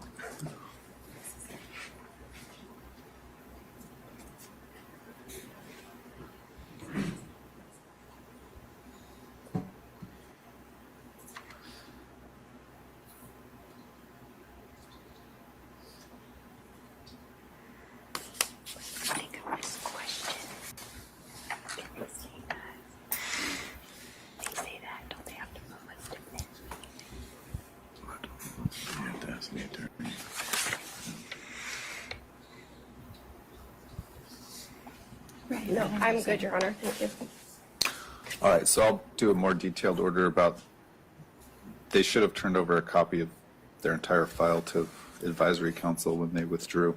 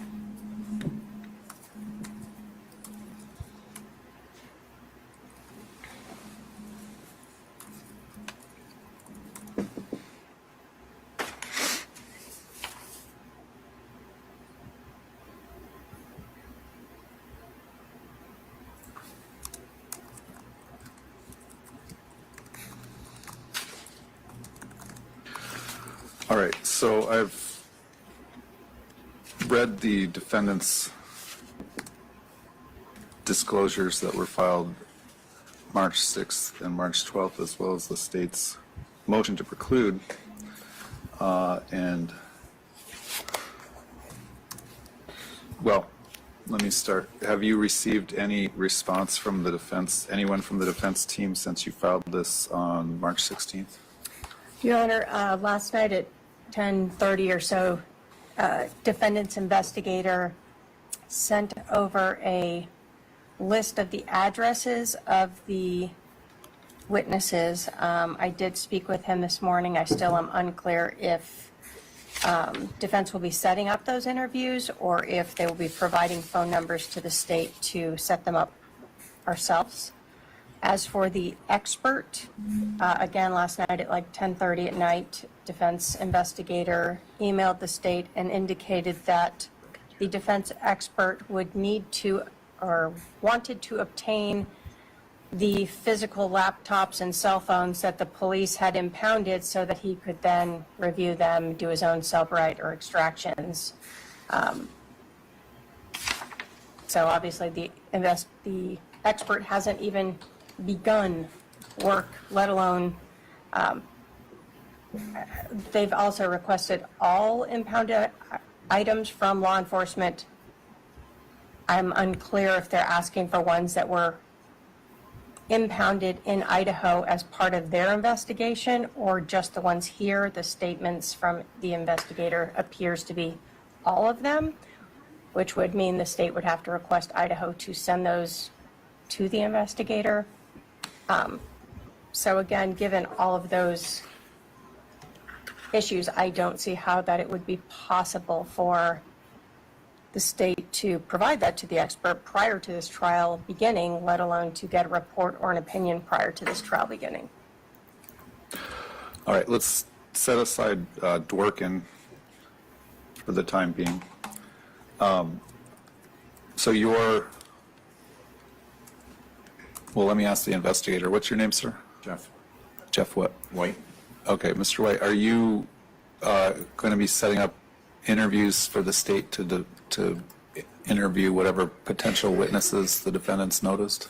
I'm trying to verify, excuse me, sir. I'm trying to verify the phone numbers to be correct. I do have a few of them, but some of them I'm trying to make sure that these are the correct numbers. Okay. I did the searches for them, and I have to apologize. I left yesterday, and for some odd reason, my email just did not go through. So, Your Honor, my understanding is that the state has interviewed every single person on my witness list previously. That's where I got the people from the interviews that they had from the state previously. So I understand that they're allowed to do another interview of them, but they have interviews of every single person that is on my list, with the exception of one. Which is who? Which is Nate Eaton. Okay. When you say the state's done the interview, do you mean police or someone from the prosecutor's office? In discovery, I have interviews with police on every single one of the witnesses that are on my list. Okay. So I know that they had their addresses. I know that we were trying to get the addresses to them in the quickest way possible. And where I am at the jail, the communication is very difficult for me to get a hold of my investigator, to get a hold of my paralegal. I'm 23 hours a day locked down. If I don't have Wi-Fi, I don't have a phone. If I don't have battery, I don't have a phone. I don't have access to get to people. So I understand the time constraints, and we're doing the best that we can of getting things answered, getting things put together. Do you understand? You pro So se. as a You threshold understand question, that, Cholo? your assertion is that all these people that you've listed in your notices have relevant information for trial? Correct. And do you know if the police have interviewed these people? Your Honor, the They may be first referenced. listed person is a reporter. So I'm not really sure the relevance of a reporter. He's the only one that hasn't been. So that's what I stated. So, Your Honor, the point is to start with, one, these people, I'm not sure all of them actually have been interviewed. Those that have would have been interviewed 5 years ago. So whether or not their addresses are correct, unclear. It's not the state's responsibility for the defendant to do the defendant's work and find these people. I have an absolute right to do interviews just as the defendant does. So in terms of the witnesses, I think that most of them, as best I can guess, would be character evidence, which would be improper under 405. So depending on what they say, then I need to file motions to preclude or motions in limine for any or all of these witnesses. All right, so it's premature to address these today. The state's going to have to interview them and find out if, in their opinion, they have relevant information or not. And then if there's a dispute as to whether or not they'd be called, I'll have to deal with that as it comes up. But if they're unable to be located or interviewed, obviously they won't be called at trial.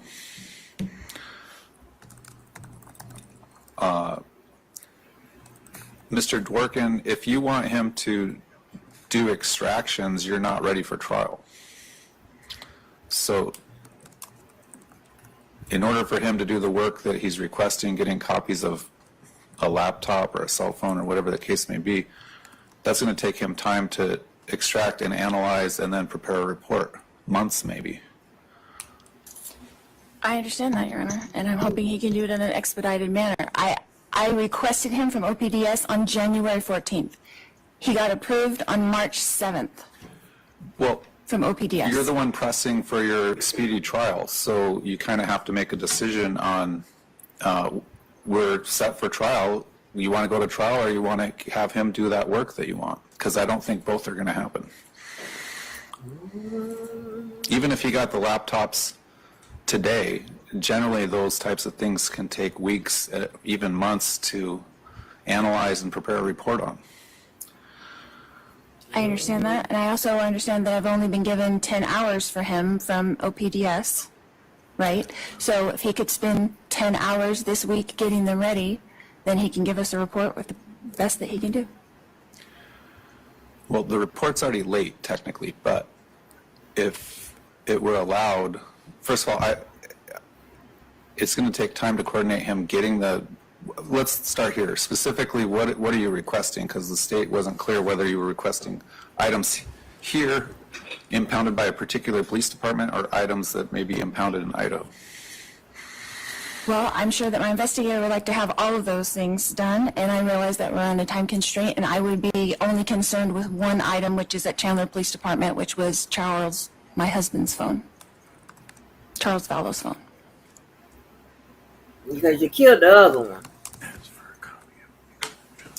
And I would like a copy of the extraction that they took from it. The digital forensic extraction from Chandler Police could be given to him immediately. That would be very helpful. Wasn't that already disclosed?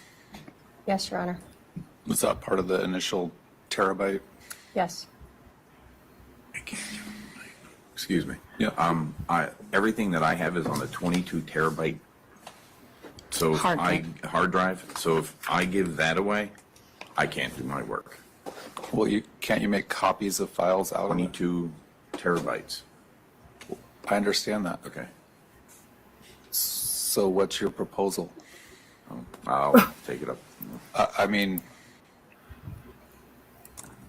if you have all that information in a file, I'm not saying you have to copy the whole 22 terabytes, but there's a file in there somewhere that's the Cellbrite extraction already for that requested item that's been in defense possession for however long now.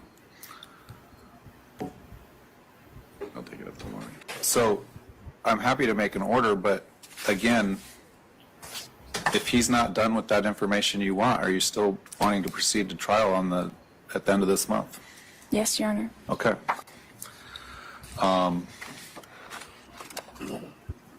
Mayor, I would ask leave that depending on what Mr. Dorkin says, that Well, would it put could this, still be precluded because depending on what his opinion is, first of all, it's late under the rules of evidence and rules of disclosure. And secondly, depending on what he says, the state would have to have an opportunity to consult with an expert as well.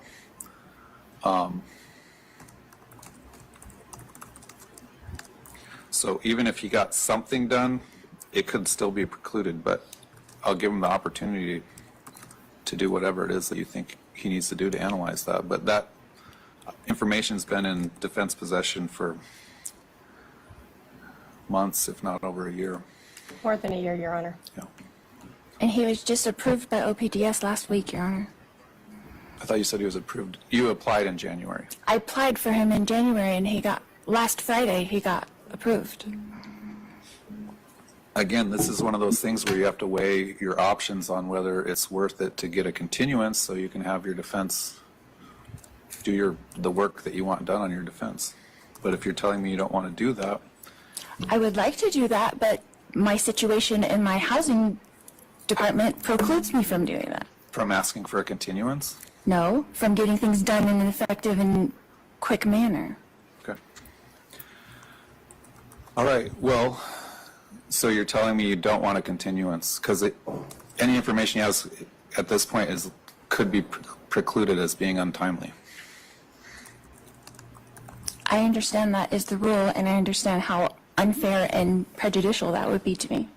Okay. Oh.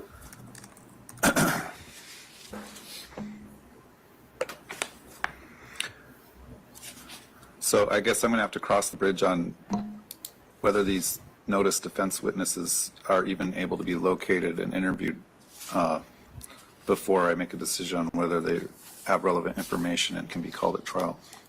Obviously, Your Honor, we have a little over a week to try to interview these people, so I will file something at the end of next week indicating who I've been able to reach and interview and ask to preclude everyone else. All right. They also obviously ask to preclude them regardless, based upon what they may say. All right. What else do we need to address today then? Your Honor, the only other motion that we did not address last week was the state 609 motion. I presume the defendant will likely testify, so I don't know if we wanted to address that now. Are you prepared to address that now? No. I generally will, I guess I'll advise the defendant now that if you choose to testify, it's likely that the jury would hear about the convictions. But at your request, they could be sanitized, meaning that they would only. So let me tell you why they would hear about the convictions, because, convictions aren't normally admissible, right? However, if you take the stand, then they can use those convictions to impeach you or what have you, right? They can use those convictions to do whatever once you take the stand and you opt to testify. So this is going to be tricky. Okay, this is going to be tricky. So let me tell you what. As soon as I get finished hosting this, I'll be trying to make things so pretty and neat. I want you to look at my wall. You'll see what I mean.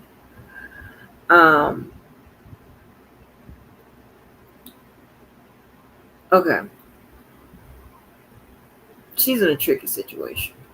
Okay. She's representing herself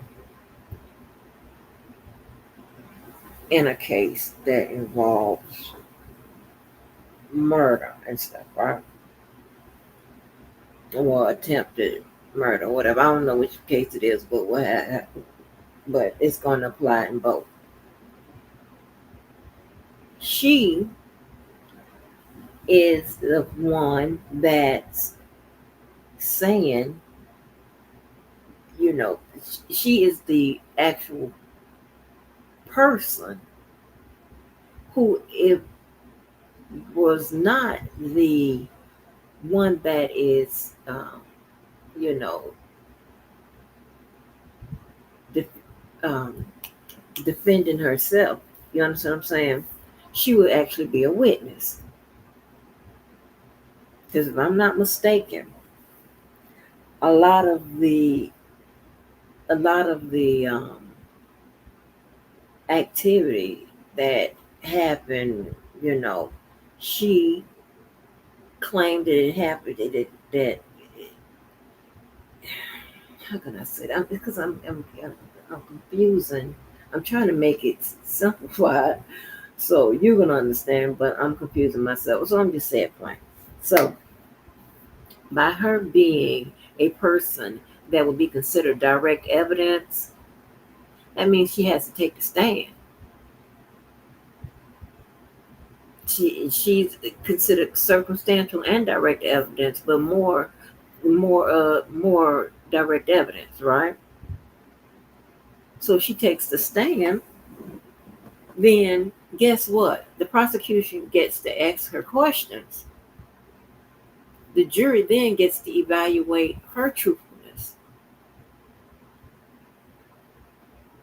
So she's in a tight situation here. I don't know what she gonna do. She need to just not do this. Girl, she boo. Child, she boo. Hear about the fact that you have convictions as opposed to what the nature of the conviction are, but that would be up to you whether you want that information out or not. And then the jury would receive a limiting instruction that the existence of those convictions is only to be used for the purposes of determining credibility. So you should be aware of that when you make a decision on whether you want to testify or not. Oh, if you do want to testify, it will be question and answer, meaning you need to write out all your questions that you want to be asked and have one of your advisory counsels ask those questions to you when you're on the witness stand. Right. Okay, so you can't take the witness stand and just give a narrative. It'll be question and answer. So am I supposed to reply to the 609? Is that what you're saying? And ask for it to be sanitized if I want that? We can talk about that when we actually have a 609 hearing, but yeah, you can make that request orally. You don't have to do a written response. I indicated last time for your opening statement and closing argument and questioning witnesses that you'll pretty much be limited to the podium. We'll be in a different courtroom apparently for trial, but it'll be set up very similarly.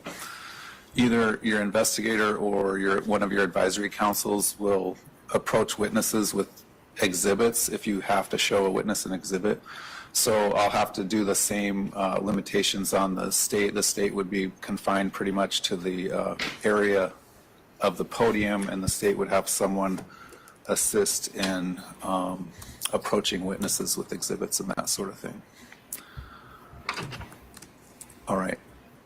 I have some motions that I'd like to file. I've had a really hard time getting my paralegals very busy. I don't have copies. All right, we'll make copies and give them to the state, and then we'll file them, and depending on what they are, I'll rule on them as the response and replies come in, or we may have to address them depending on what they are. So plan on that questionnaire going out. I think we said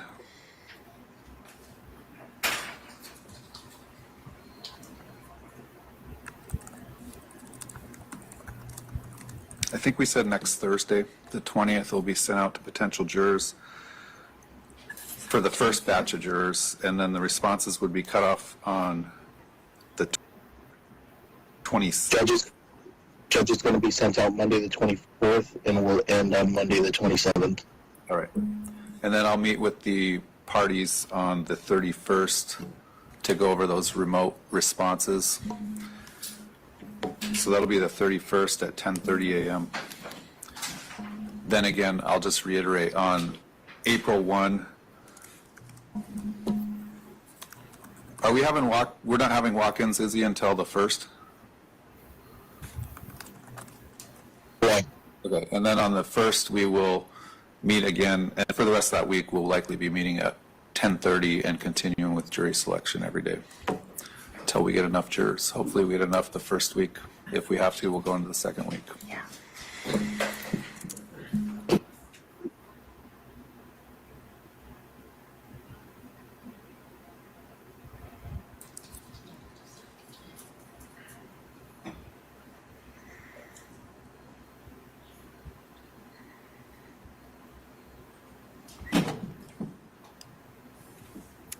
Judge, I know that I'd given you a date that I was going to need to be dark on. I'm going to put out there, since I obviously don't know when we will get the jury picked. I do have some witnesses that are flying in, so I may have some days where I may need to end a little early or whatnot to try to accommodate some witness schedules.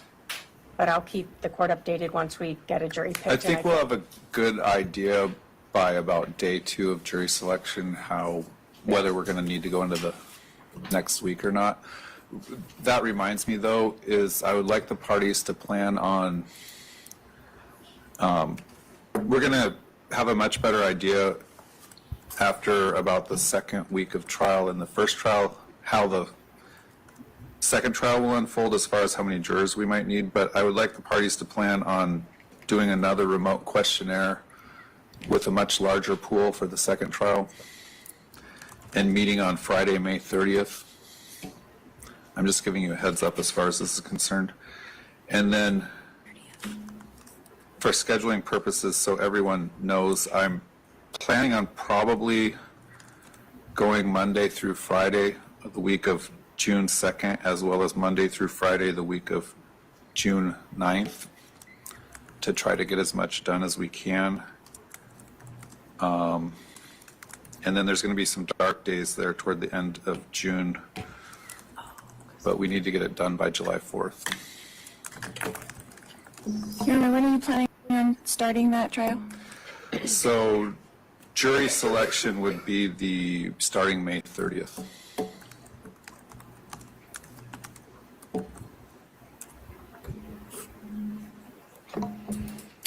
All right, anything else from the state for today? If you want to stick around, we'll get you copies of those motions. I do. Your Honor, I guess the only other thing is, for the questionnaire, are we going to put in the defendant's 15.2 witness list?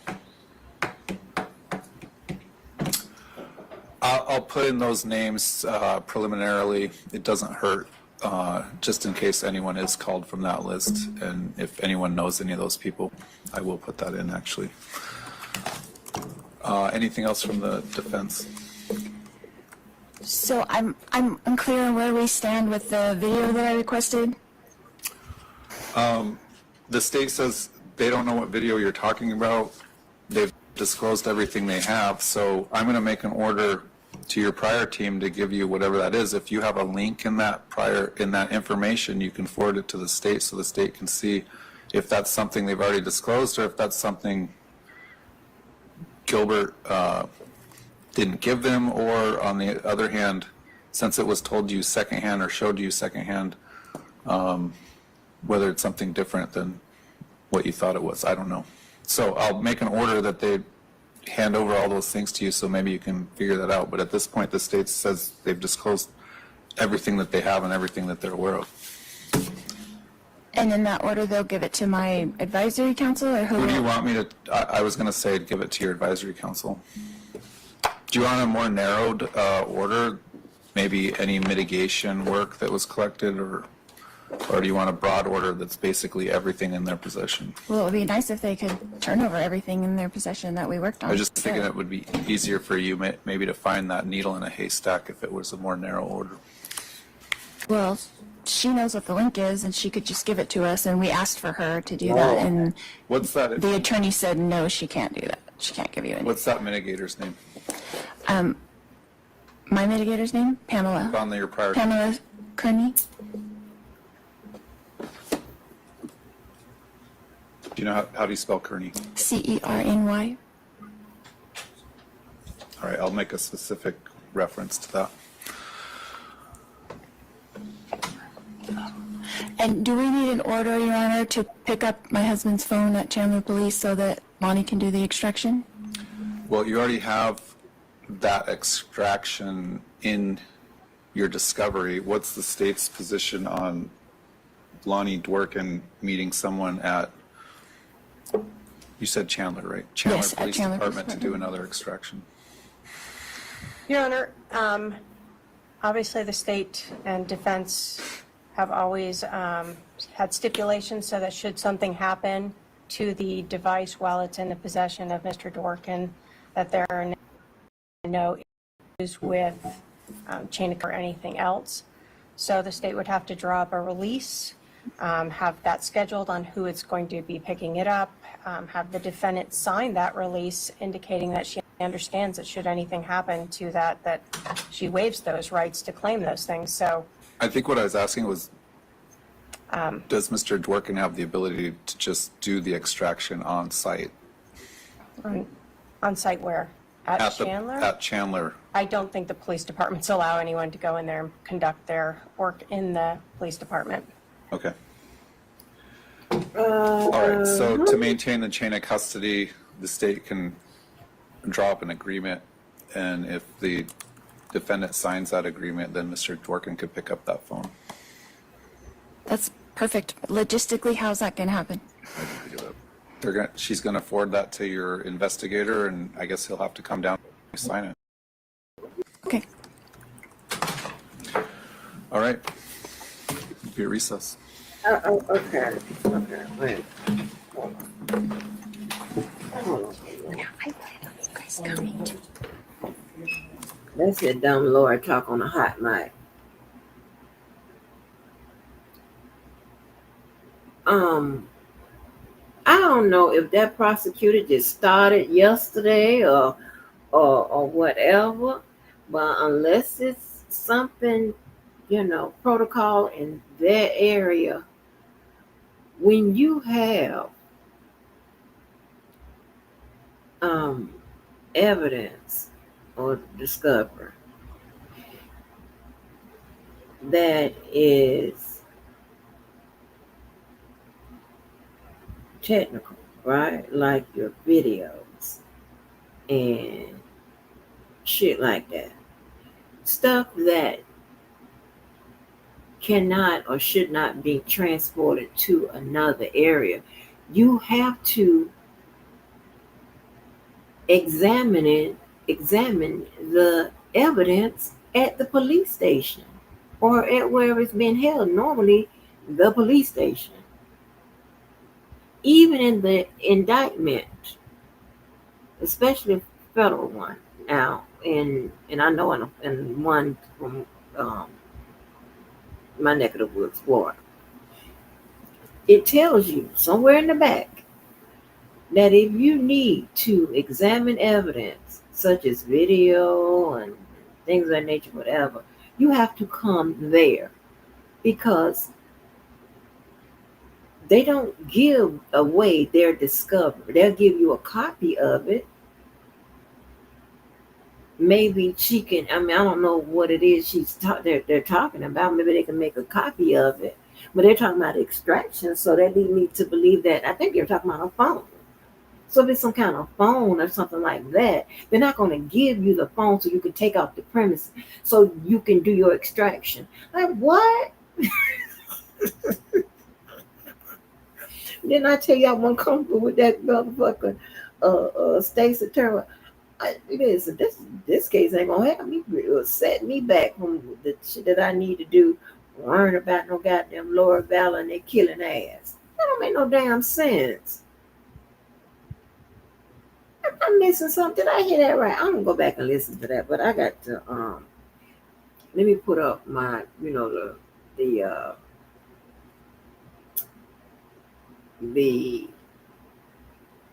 my people coming on back. It's just 14 minutes and 30 seconds. My people coming on home. Yeah, child. Like, am I missing something? Make sure I heard that right.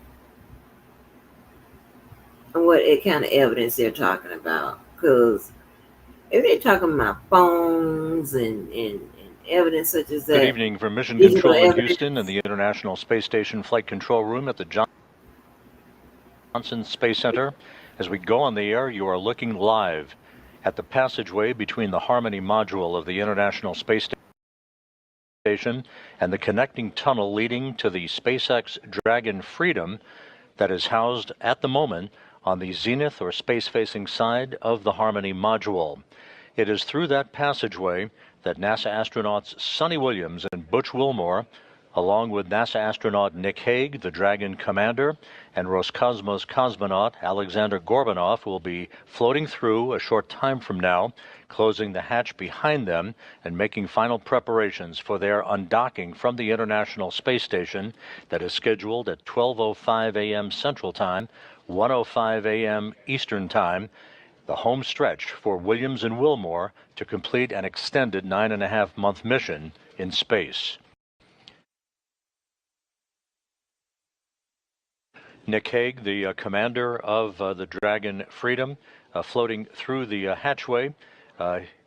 We will see Williams and Wilmore shortly as they are completing their suit-up activities. The final suit-up will take place once the 4 crew members are inside Dragon and the hatch is closed between Dragon and the International Space Station. The station hatch on that side of the docking interface will be closed after the Dragon hatch is closed. On your screen, stowing some last-minute items aboard the Dragon spacecraft that he is commanding from undocking through splashdown. And you see at the hatchway the 4 departing Crew 9 crew members posing for some final photos.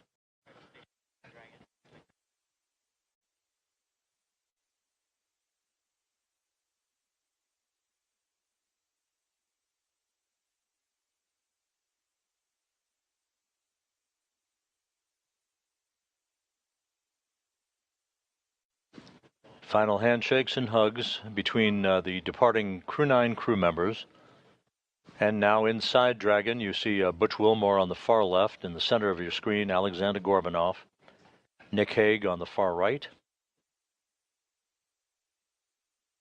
They will settle into their respective seats aboard Freedom as countdown clocks here in Mission Control are ticking backward toward the time of the command to initiate the opening of hooks holding Freedom to its docking port on the space-facing side of the Harmony module. That command to be issued about an hour and 55 minutes from now.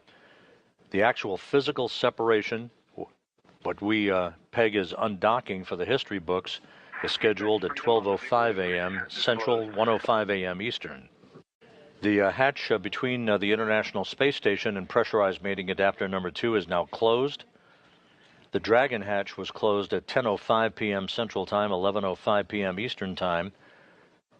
Just about 2 minutes ago at 10:26 Central, 11:26 p.m. Eastern, the station hatch also closed, and that sets the stage for the vestibule depressurization and final leak checks at the docking interface. Visors are down, and we are go for undock at the same time. SpaceX copies. Crew are configured for undock. And so that was the voice of NASA astronaut Nick Hague, who is the commander of Dragon, giving the confirmation that they heard the go. So good news, we are continuing to progress down the timeline today for an undocking at 10:05 p.m. Pacific time here in Hawthorne. Freedom, SpaceX on the Big Loop, undock sequence commanded. And right on schedule, we've got confirmation of that undocking sequence command. Freedom copies.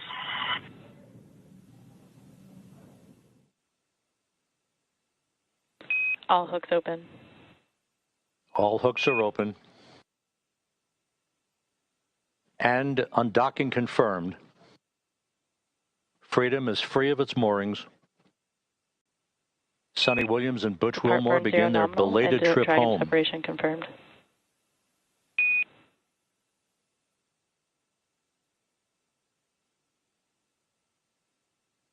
Undocking occurring right on time at 12:05 a.m. Central Time, 1:05 a.m. Eastern Time. Good opening rate reported by the visiting vehicle officer.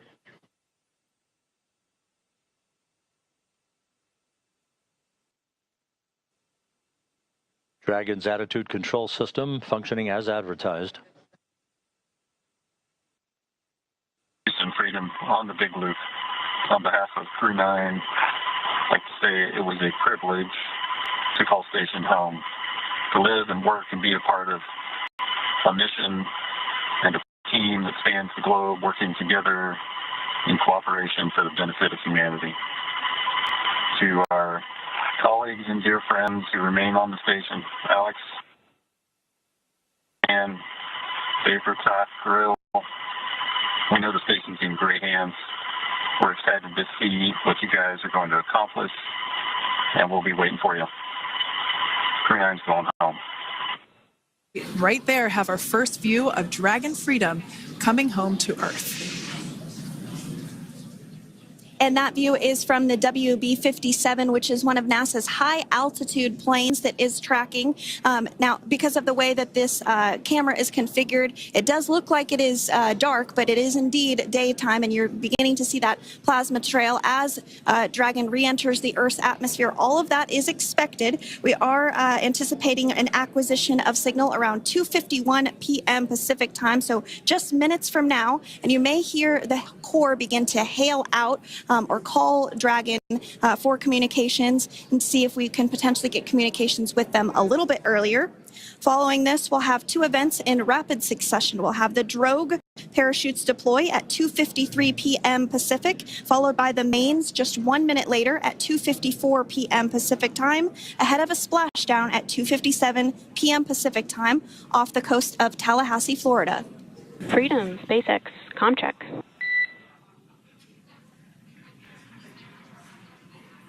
All right, we're going to start hearing the SpaceX Crew Operations Resource Engineer.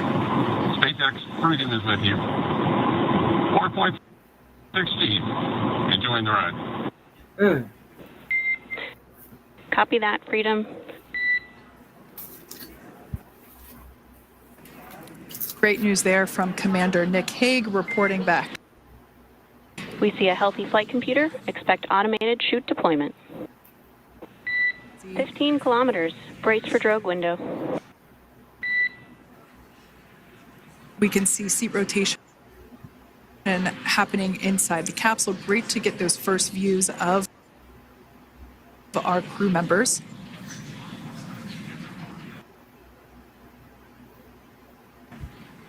Once again, the capsules are going about 350 miles per hour when the drogues are deployed. Those drogue parachutes that we manufacture here in-house are going to slow the spacecraft down to 119 miles per hour.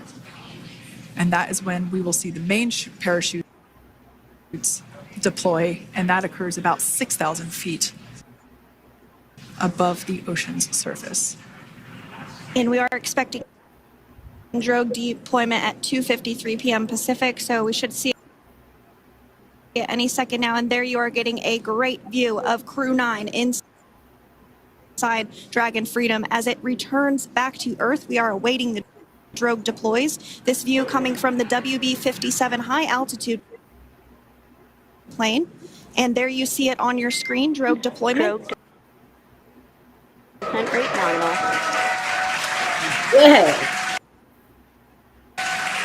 You can hear the crowd here. Visual on 2 healthy crews.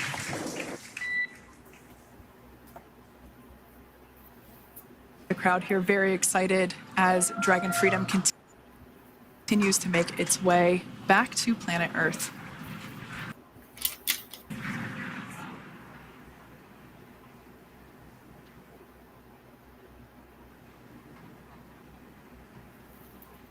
Next up, we'll stand by for the main deployment of the parachutes. The mains are quite a bit larger. You'll be able to notice the difference on your screen once they deploy, and they continue to ensure that the Dragon spacecraft slows down even further. As we mentioned, Freedom will be traveling 16 miles per hour when it splashes down off the coast of Tallahassee, Florida, here at 2:57 p.m. Pacific time this afternoon. And there we go. We have visual on 4 healthy mains. That view was from inside. Freedom copy. That view was from inside one of the buckets where the parachutes are located. So we see a great view there of the reefing on those parachutes, and as those main parachutes begin to inflate fully, 4 beautiful, healthy mains.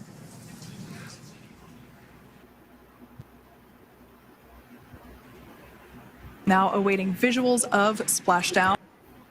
Next Freedom, 1,000. We'll start to hear Commander Nick Hague. Copy, 1,000. As we heard right there, Commander Nick Hague will be calling out the altitude of the Dragon capsule from here on out. Landing in water is simpler and provides more margin against unlikely parachute issues. You can see those parachutes continuing to slow the Dragon capsule down. And if you're just joining us, you're looking at 800 meters. A live view of Crew 9, just minutes away from splashing down off the coast of Tallahassee, Florida. Splashdown 2 minutes from now at 2:57 p.m. Pacific. We do have 4 healthy mains really doing the job there. Just breathtaking views of a calm, glass-like ocean off the coast of Tallahassee, Florida. Crew 9 just minutes away from splashing down. And splashdown. Crew 9 back on Earth. Yes.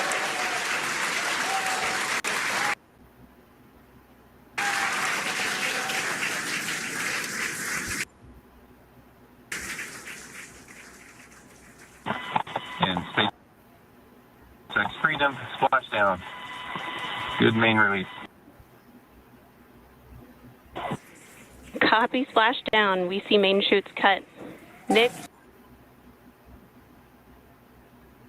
Alex, Butch, Sunny, on behalf of SpaceX, welcome home.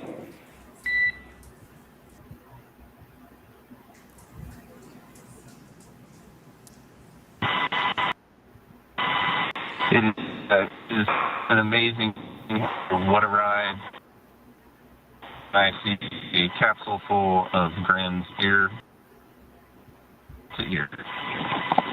Obviously, they're getting quick assists from the honorary part of the recovery team, those dolphins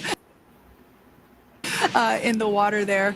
Now, the recovery crew team member that is crawling around the Dragon spacecraft. Earlier, we saw a view where it was like a spider monkey pose. We can see that individual now standing in the bucket where the main parachutes were stored while Dragon was on orbit. Obviously, those main parachutes were utilized for splashdown Today, they were deployed and cut from the Dragon capsule and one of the fast boats in the one of the other fast boats of the recovery team working to pull those out of the water. And there we do see Crew 9, some happy waves, smiles all around back on Earth.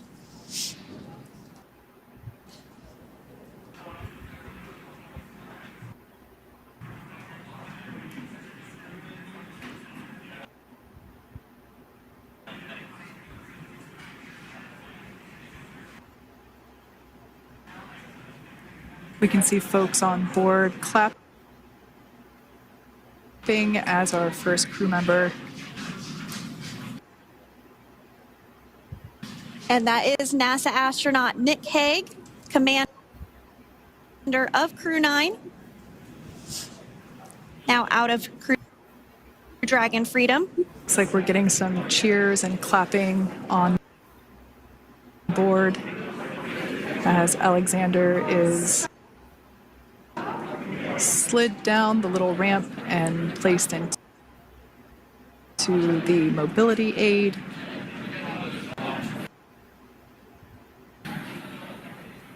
Once again, big smile. Oh, looks like we're getting our next crew member here. That is none other than Sunny Williams. Big smile, big waves. She, like her other crew members, now will be assisted onto the mobility aid.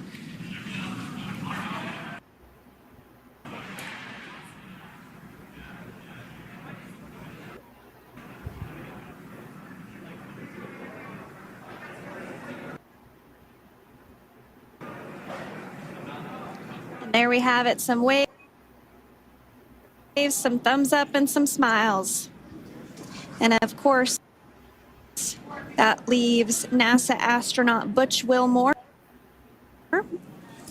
inside Dragon in seat 4.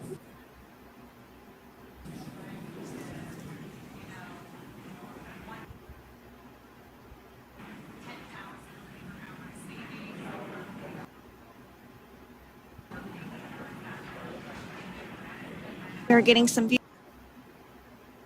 views of him now as he egresses or exits the spacecraft.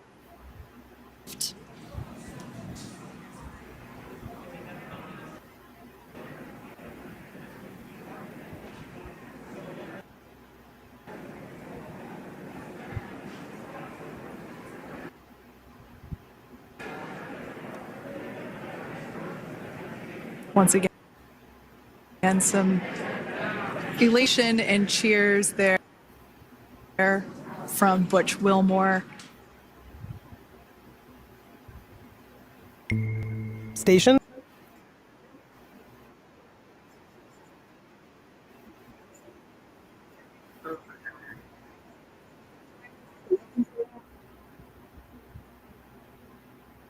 Oh, I guess I want to see that. I want to show y'all this. Hold on. Dang. I'll get back over there. Because this just came up. And, can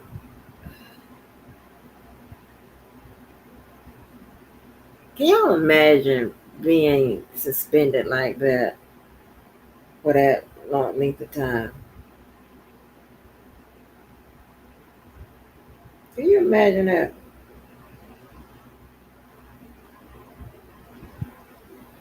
So, listen. You know why the reason why they are suspended like that? That's because they have what they call a continuous free fall, or what's it called? Something gravity, microgravity. They have continuous microgravity or continuous free fall, right? So that means that they are constantly falling towards Earth, right? Now check this out right here. The the distance from the international, what is it, space station, isn't is only between 200 and something to 300 miles. It's not that far from Earth. So the difference in gravity from what we have on Earth and where they are is about 10%. Hmm. They only suspended like that because they have a continuous microgravity or continuous free fall, meaning they're falling towards Earth um, constantly, right? So that's why they're upside down and looking crazy and shit, just playing around. They do that because us lay people think that it's cool, but yeah. So in terms of when we see um, when we see them,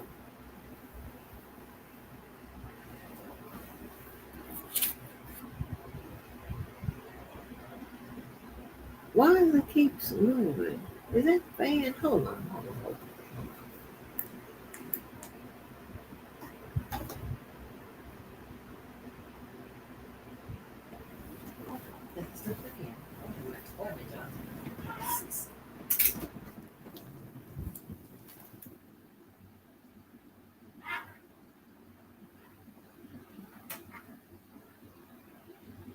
Now that's the trash can. Shut up. Mm-mm. Cut this thing back. Let's see the trash can. It is saying that y'all can hear my trash can going open it in and out.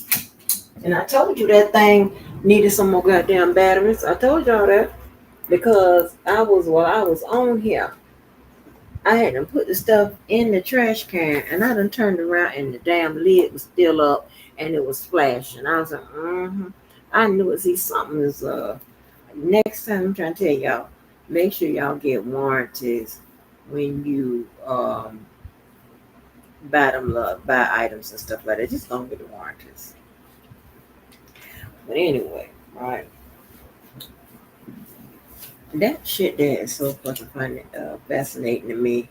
And the whole concept of science has always been fascinating to me, right? Because, when we know anything about science, pretty much the basics, right? You know that, I don't know why I'm going to this, because I like talking about it. It's an easy subject to talk about. But when you think about when you think about science things and you thinking about what's going on above us, right? The way to break it up is and just to keep it real simple and to keep it in order, right? Science, everything. I'm trying to tell you so much, right? Everything in this, just about everything in this world. I don't want to use absolutes, but just about everything in this world involves science. For those who don't know, again, math is a science. So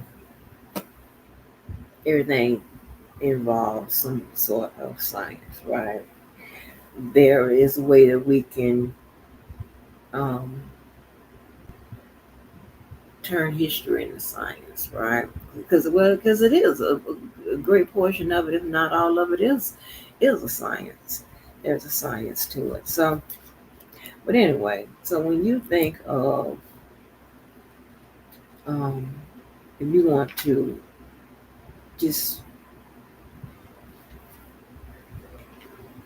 think about um, simplifying science for your life. I'll say it like that, right? You think about it like this, right? And just keep it real simple. You have natural science. Natural science is composed of either physical science, which is non-living things, science, which is living things, right? Then when you start to get down to the um, the different classifications of non-living things, right? That would be your physical science, like I said, right? Which is your um, chemistry, more important, astronomy, right? Because that's pretty much what we're talking about. Then from physical science, you get into your what? What comes after physical science? And when you're dealing with up above, because we're talking about what we just watched, right? Which would be your space science. Okay, and that pretty much studies the bodies of the universe, right? But it's not everything. Okay. It and the bodies are pretty much like the moon, um, asteroids and shit like that. Um, shit like that, right? It's celestial bodies, but not terrestrial phenomena, right? Or like earthquakes. Okay. And remember, terrestrial um, phenomena like earthquakes falls in the category of it being a natural disaster. I'm sorry, a natural occurrence. I'm sorry. And a disaster is what they consider something that evolves on Earth, but that's done by human actions, right? Human interactions. So you have phenomenons, which are broken up into categories as well. Something which is natural, like earthquakes and shit like that. And you have disasters, which happens by human interactions, right? Then from space science, you move on to what's natural, is physical, is space. Oh, Earth science, right? When you think about Earth science, guess what? That's pretty simple. When you're thinking about the study of the Earth. You're talking about studying of the Earth, you're talking about like geology and oceanography and shit, and oh yeah, and astronomy, right? So when you go from your earth science, and you go to earth science, uh, geology, right? Geology is the study of the earth's structure, right? The earth's mass, if that's easier to remember, right? And then when you get done with geology, if geology is the study of the earth's structure, the earth's mass, then astronomy has to be the study of everything beyond the earth, like the moon, the stars, and the other planets and shit, right? And that is very, very simplified way of thinking about what is going on above our heads, honey. So, um, what else?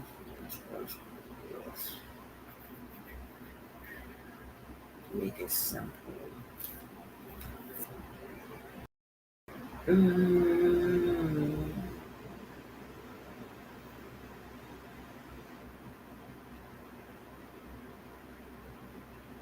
yeah, that's pretty much. I think I simplified it pretty much. So that's everything that's going on above our head that deals with some type of science. So it falls somewhere. Just need to know. And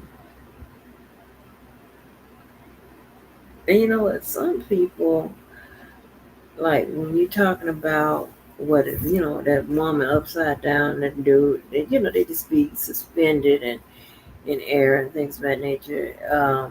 It gets into the discussions with mass and weight and all of that shit, right? And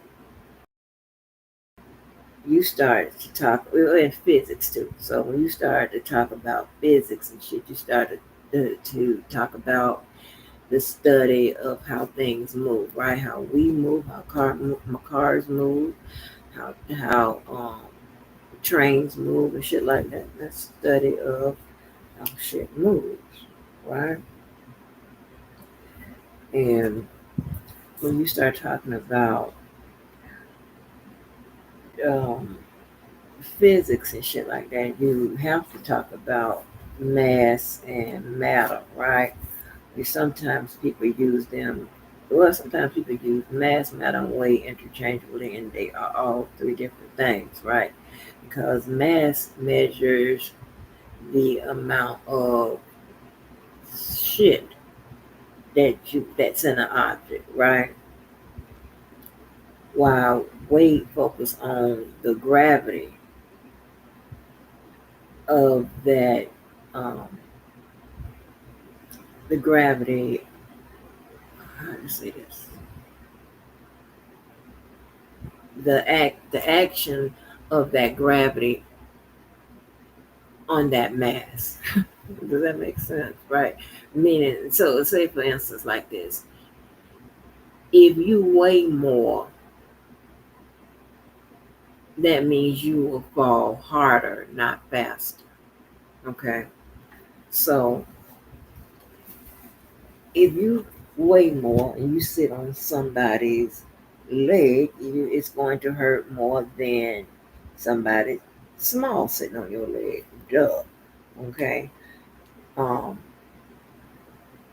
and when you was talking about math, when you're talking about matter, that's just pretty much anything that occupies um, space and that has mass, right? So that means us, a car, or a train, right? Same thing I've used, the same analogy I used, not the same analogy, but the same objects I used before, right?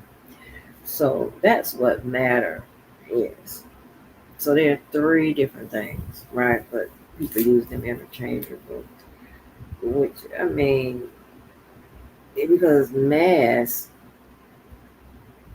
is a measurement.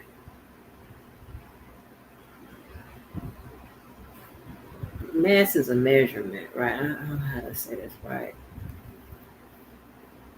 Mass is a measurement. Okay, let me see if I can remember this. And it's measured in kilograms, grams, and milligrams, I believe. Right? I'm pretty sure. I'm pretty sure. Pretty sure I'm right on that. So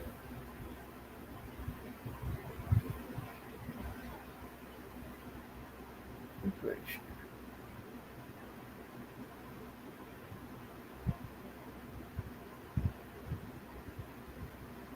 So so being that mass measures the amount of matter in a um, object, then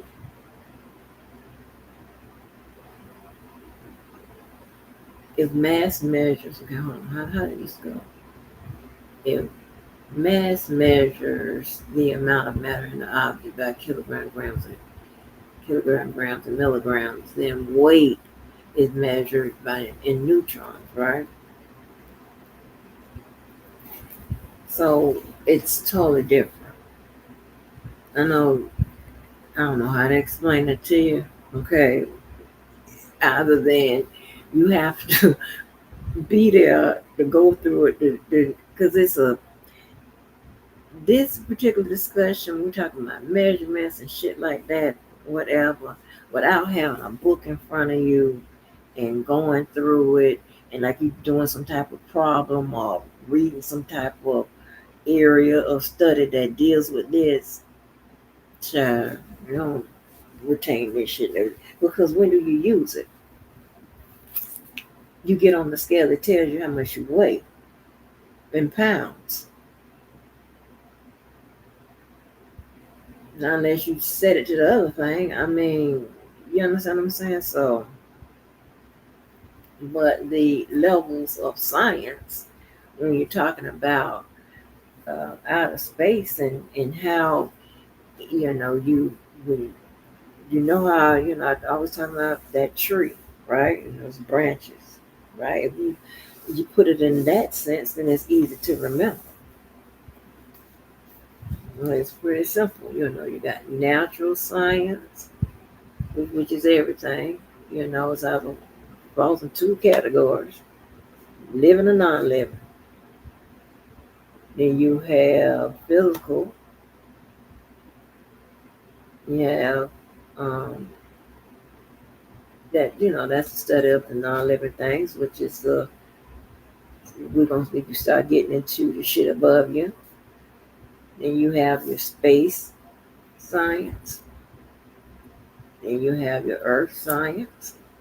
You have your geology, and then you have your astronomy, right?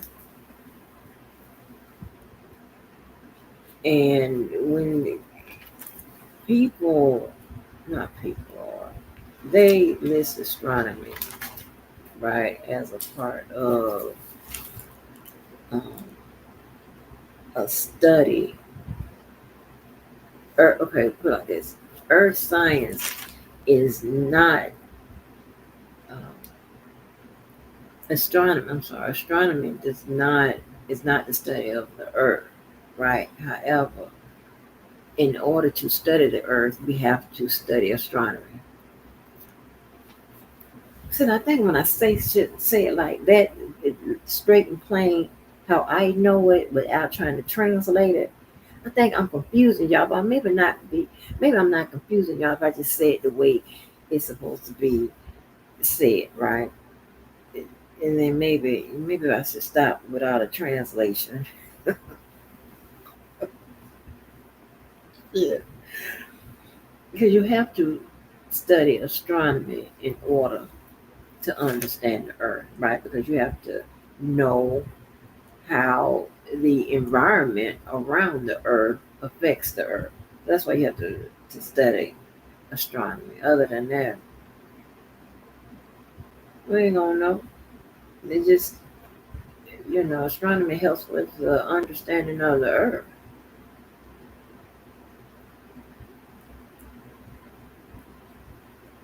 When you talk about Earth science, you studying like meteorology and shit, geology. What you're talking about, what's going on upstairs in the ocean and stuff. Y'all remember that from school.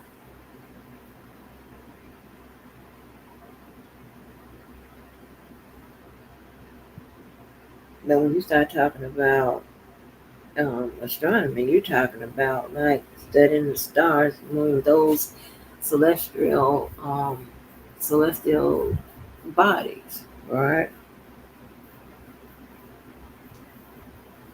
That formed up there, and turned into a star, a moon, a planet, something like that.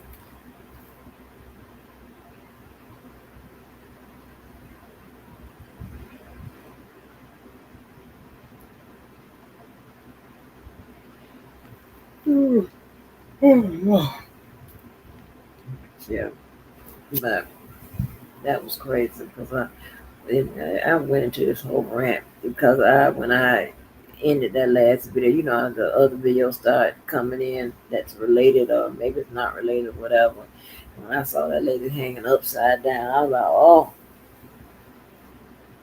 some people don't. And also, that's how you see they took off from the International Space Station, right? And you see that it took them no time to get here. Again, that's because it's not that far away. Think in your mind, you think road time between what 200 and something. It's no more than 300 miles. See, and how far is that, right? That's not far at all compared to the moon. The moon is over. The moon is about 250 240, to about 240,000 miles away from the Earth.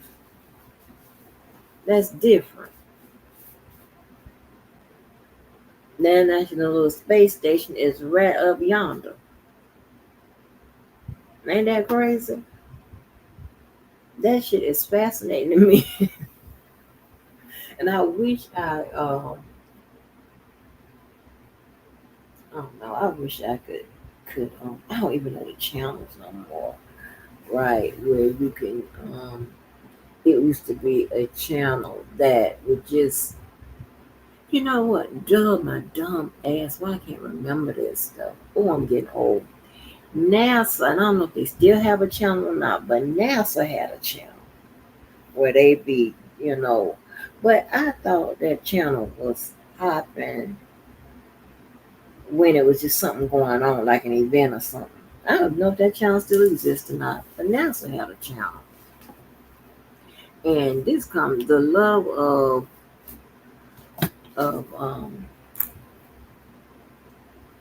science, especially when it comes to physical and space and Earth, came from early on, right? Like I said, in eighth grade, I don't know why my teacher told us that we could sign up to go up and as a not actually a astronaut, but can ride up there with the astronaut. Let me see if that's damn true, cause I ain't never checked into that. Hold on. Hold on.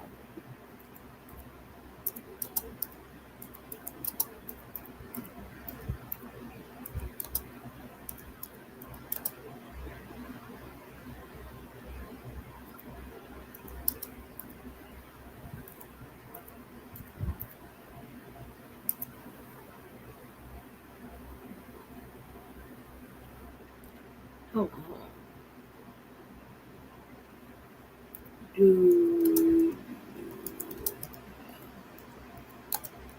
to be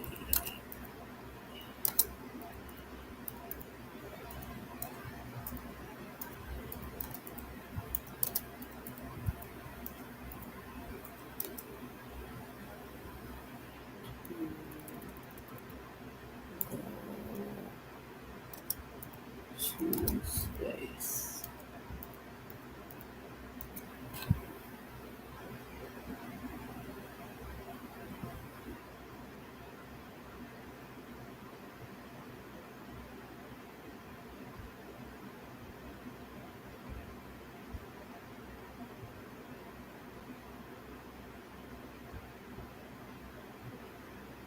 Yeah, they say you can go. You can go.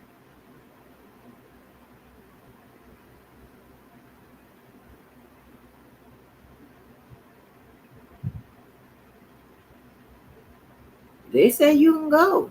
But this man was saying that we can go back way back when we was in that, not when we was in the eighth grade, except but like when we got grown. So I don't know.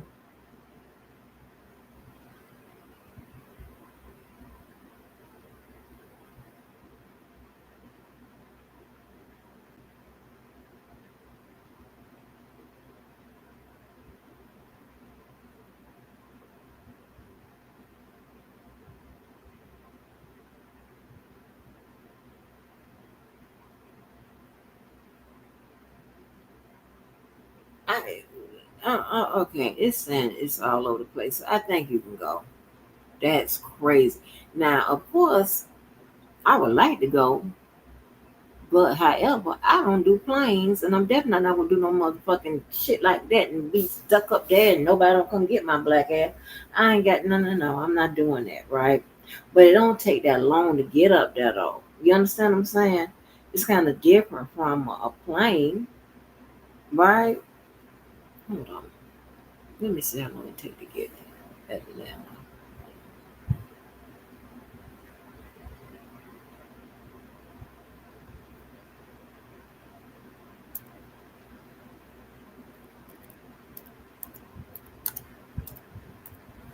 I mean, I know how many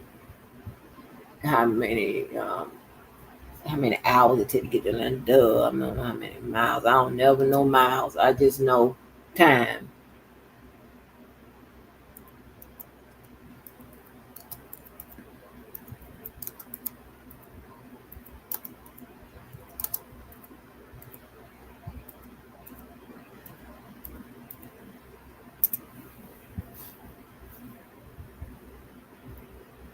So it's 345 mile, 0.9 miles from here to Atlanta.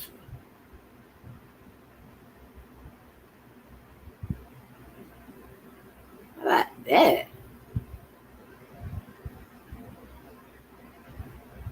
Well, no, wait a minute. Now it says 285 miles.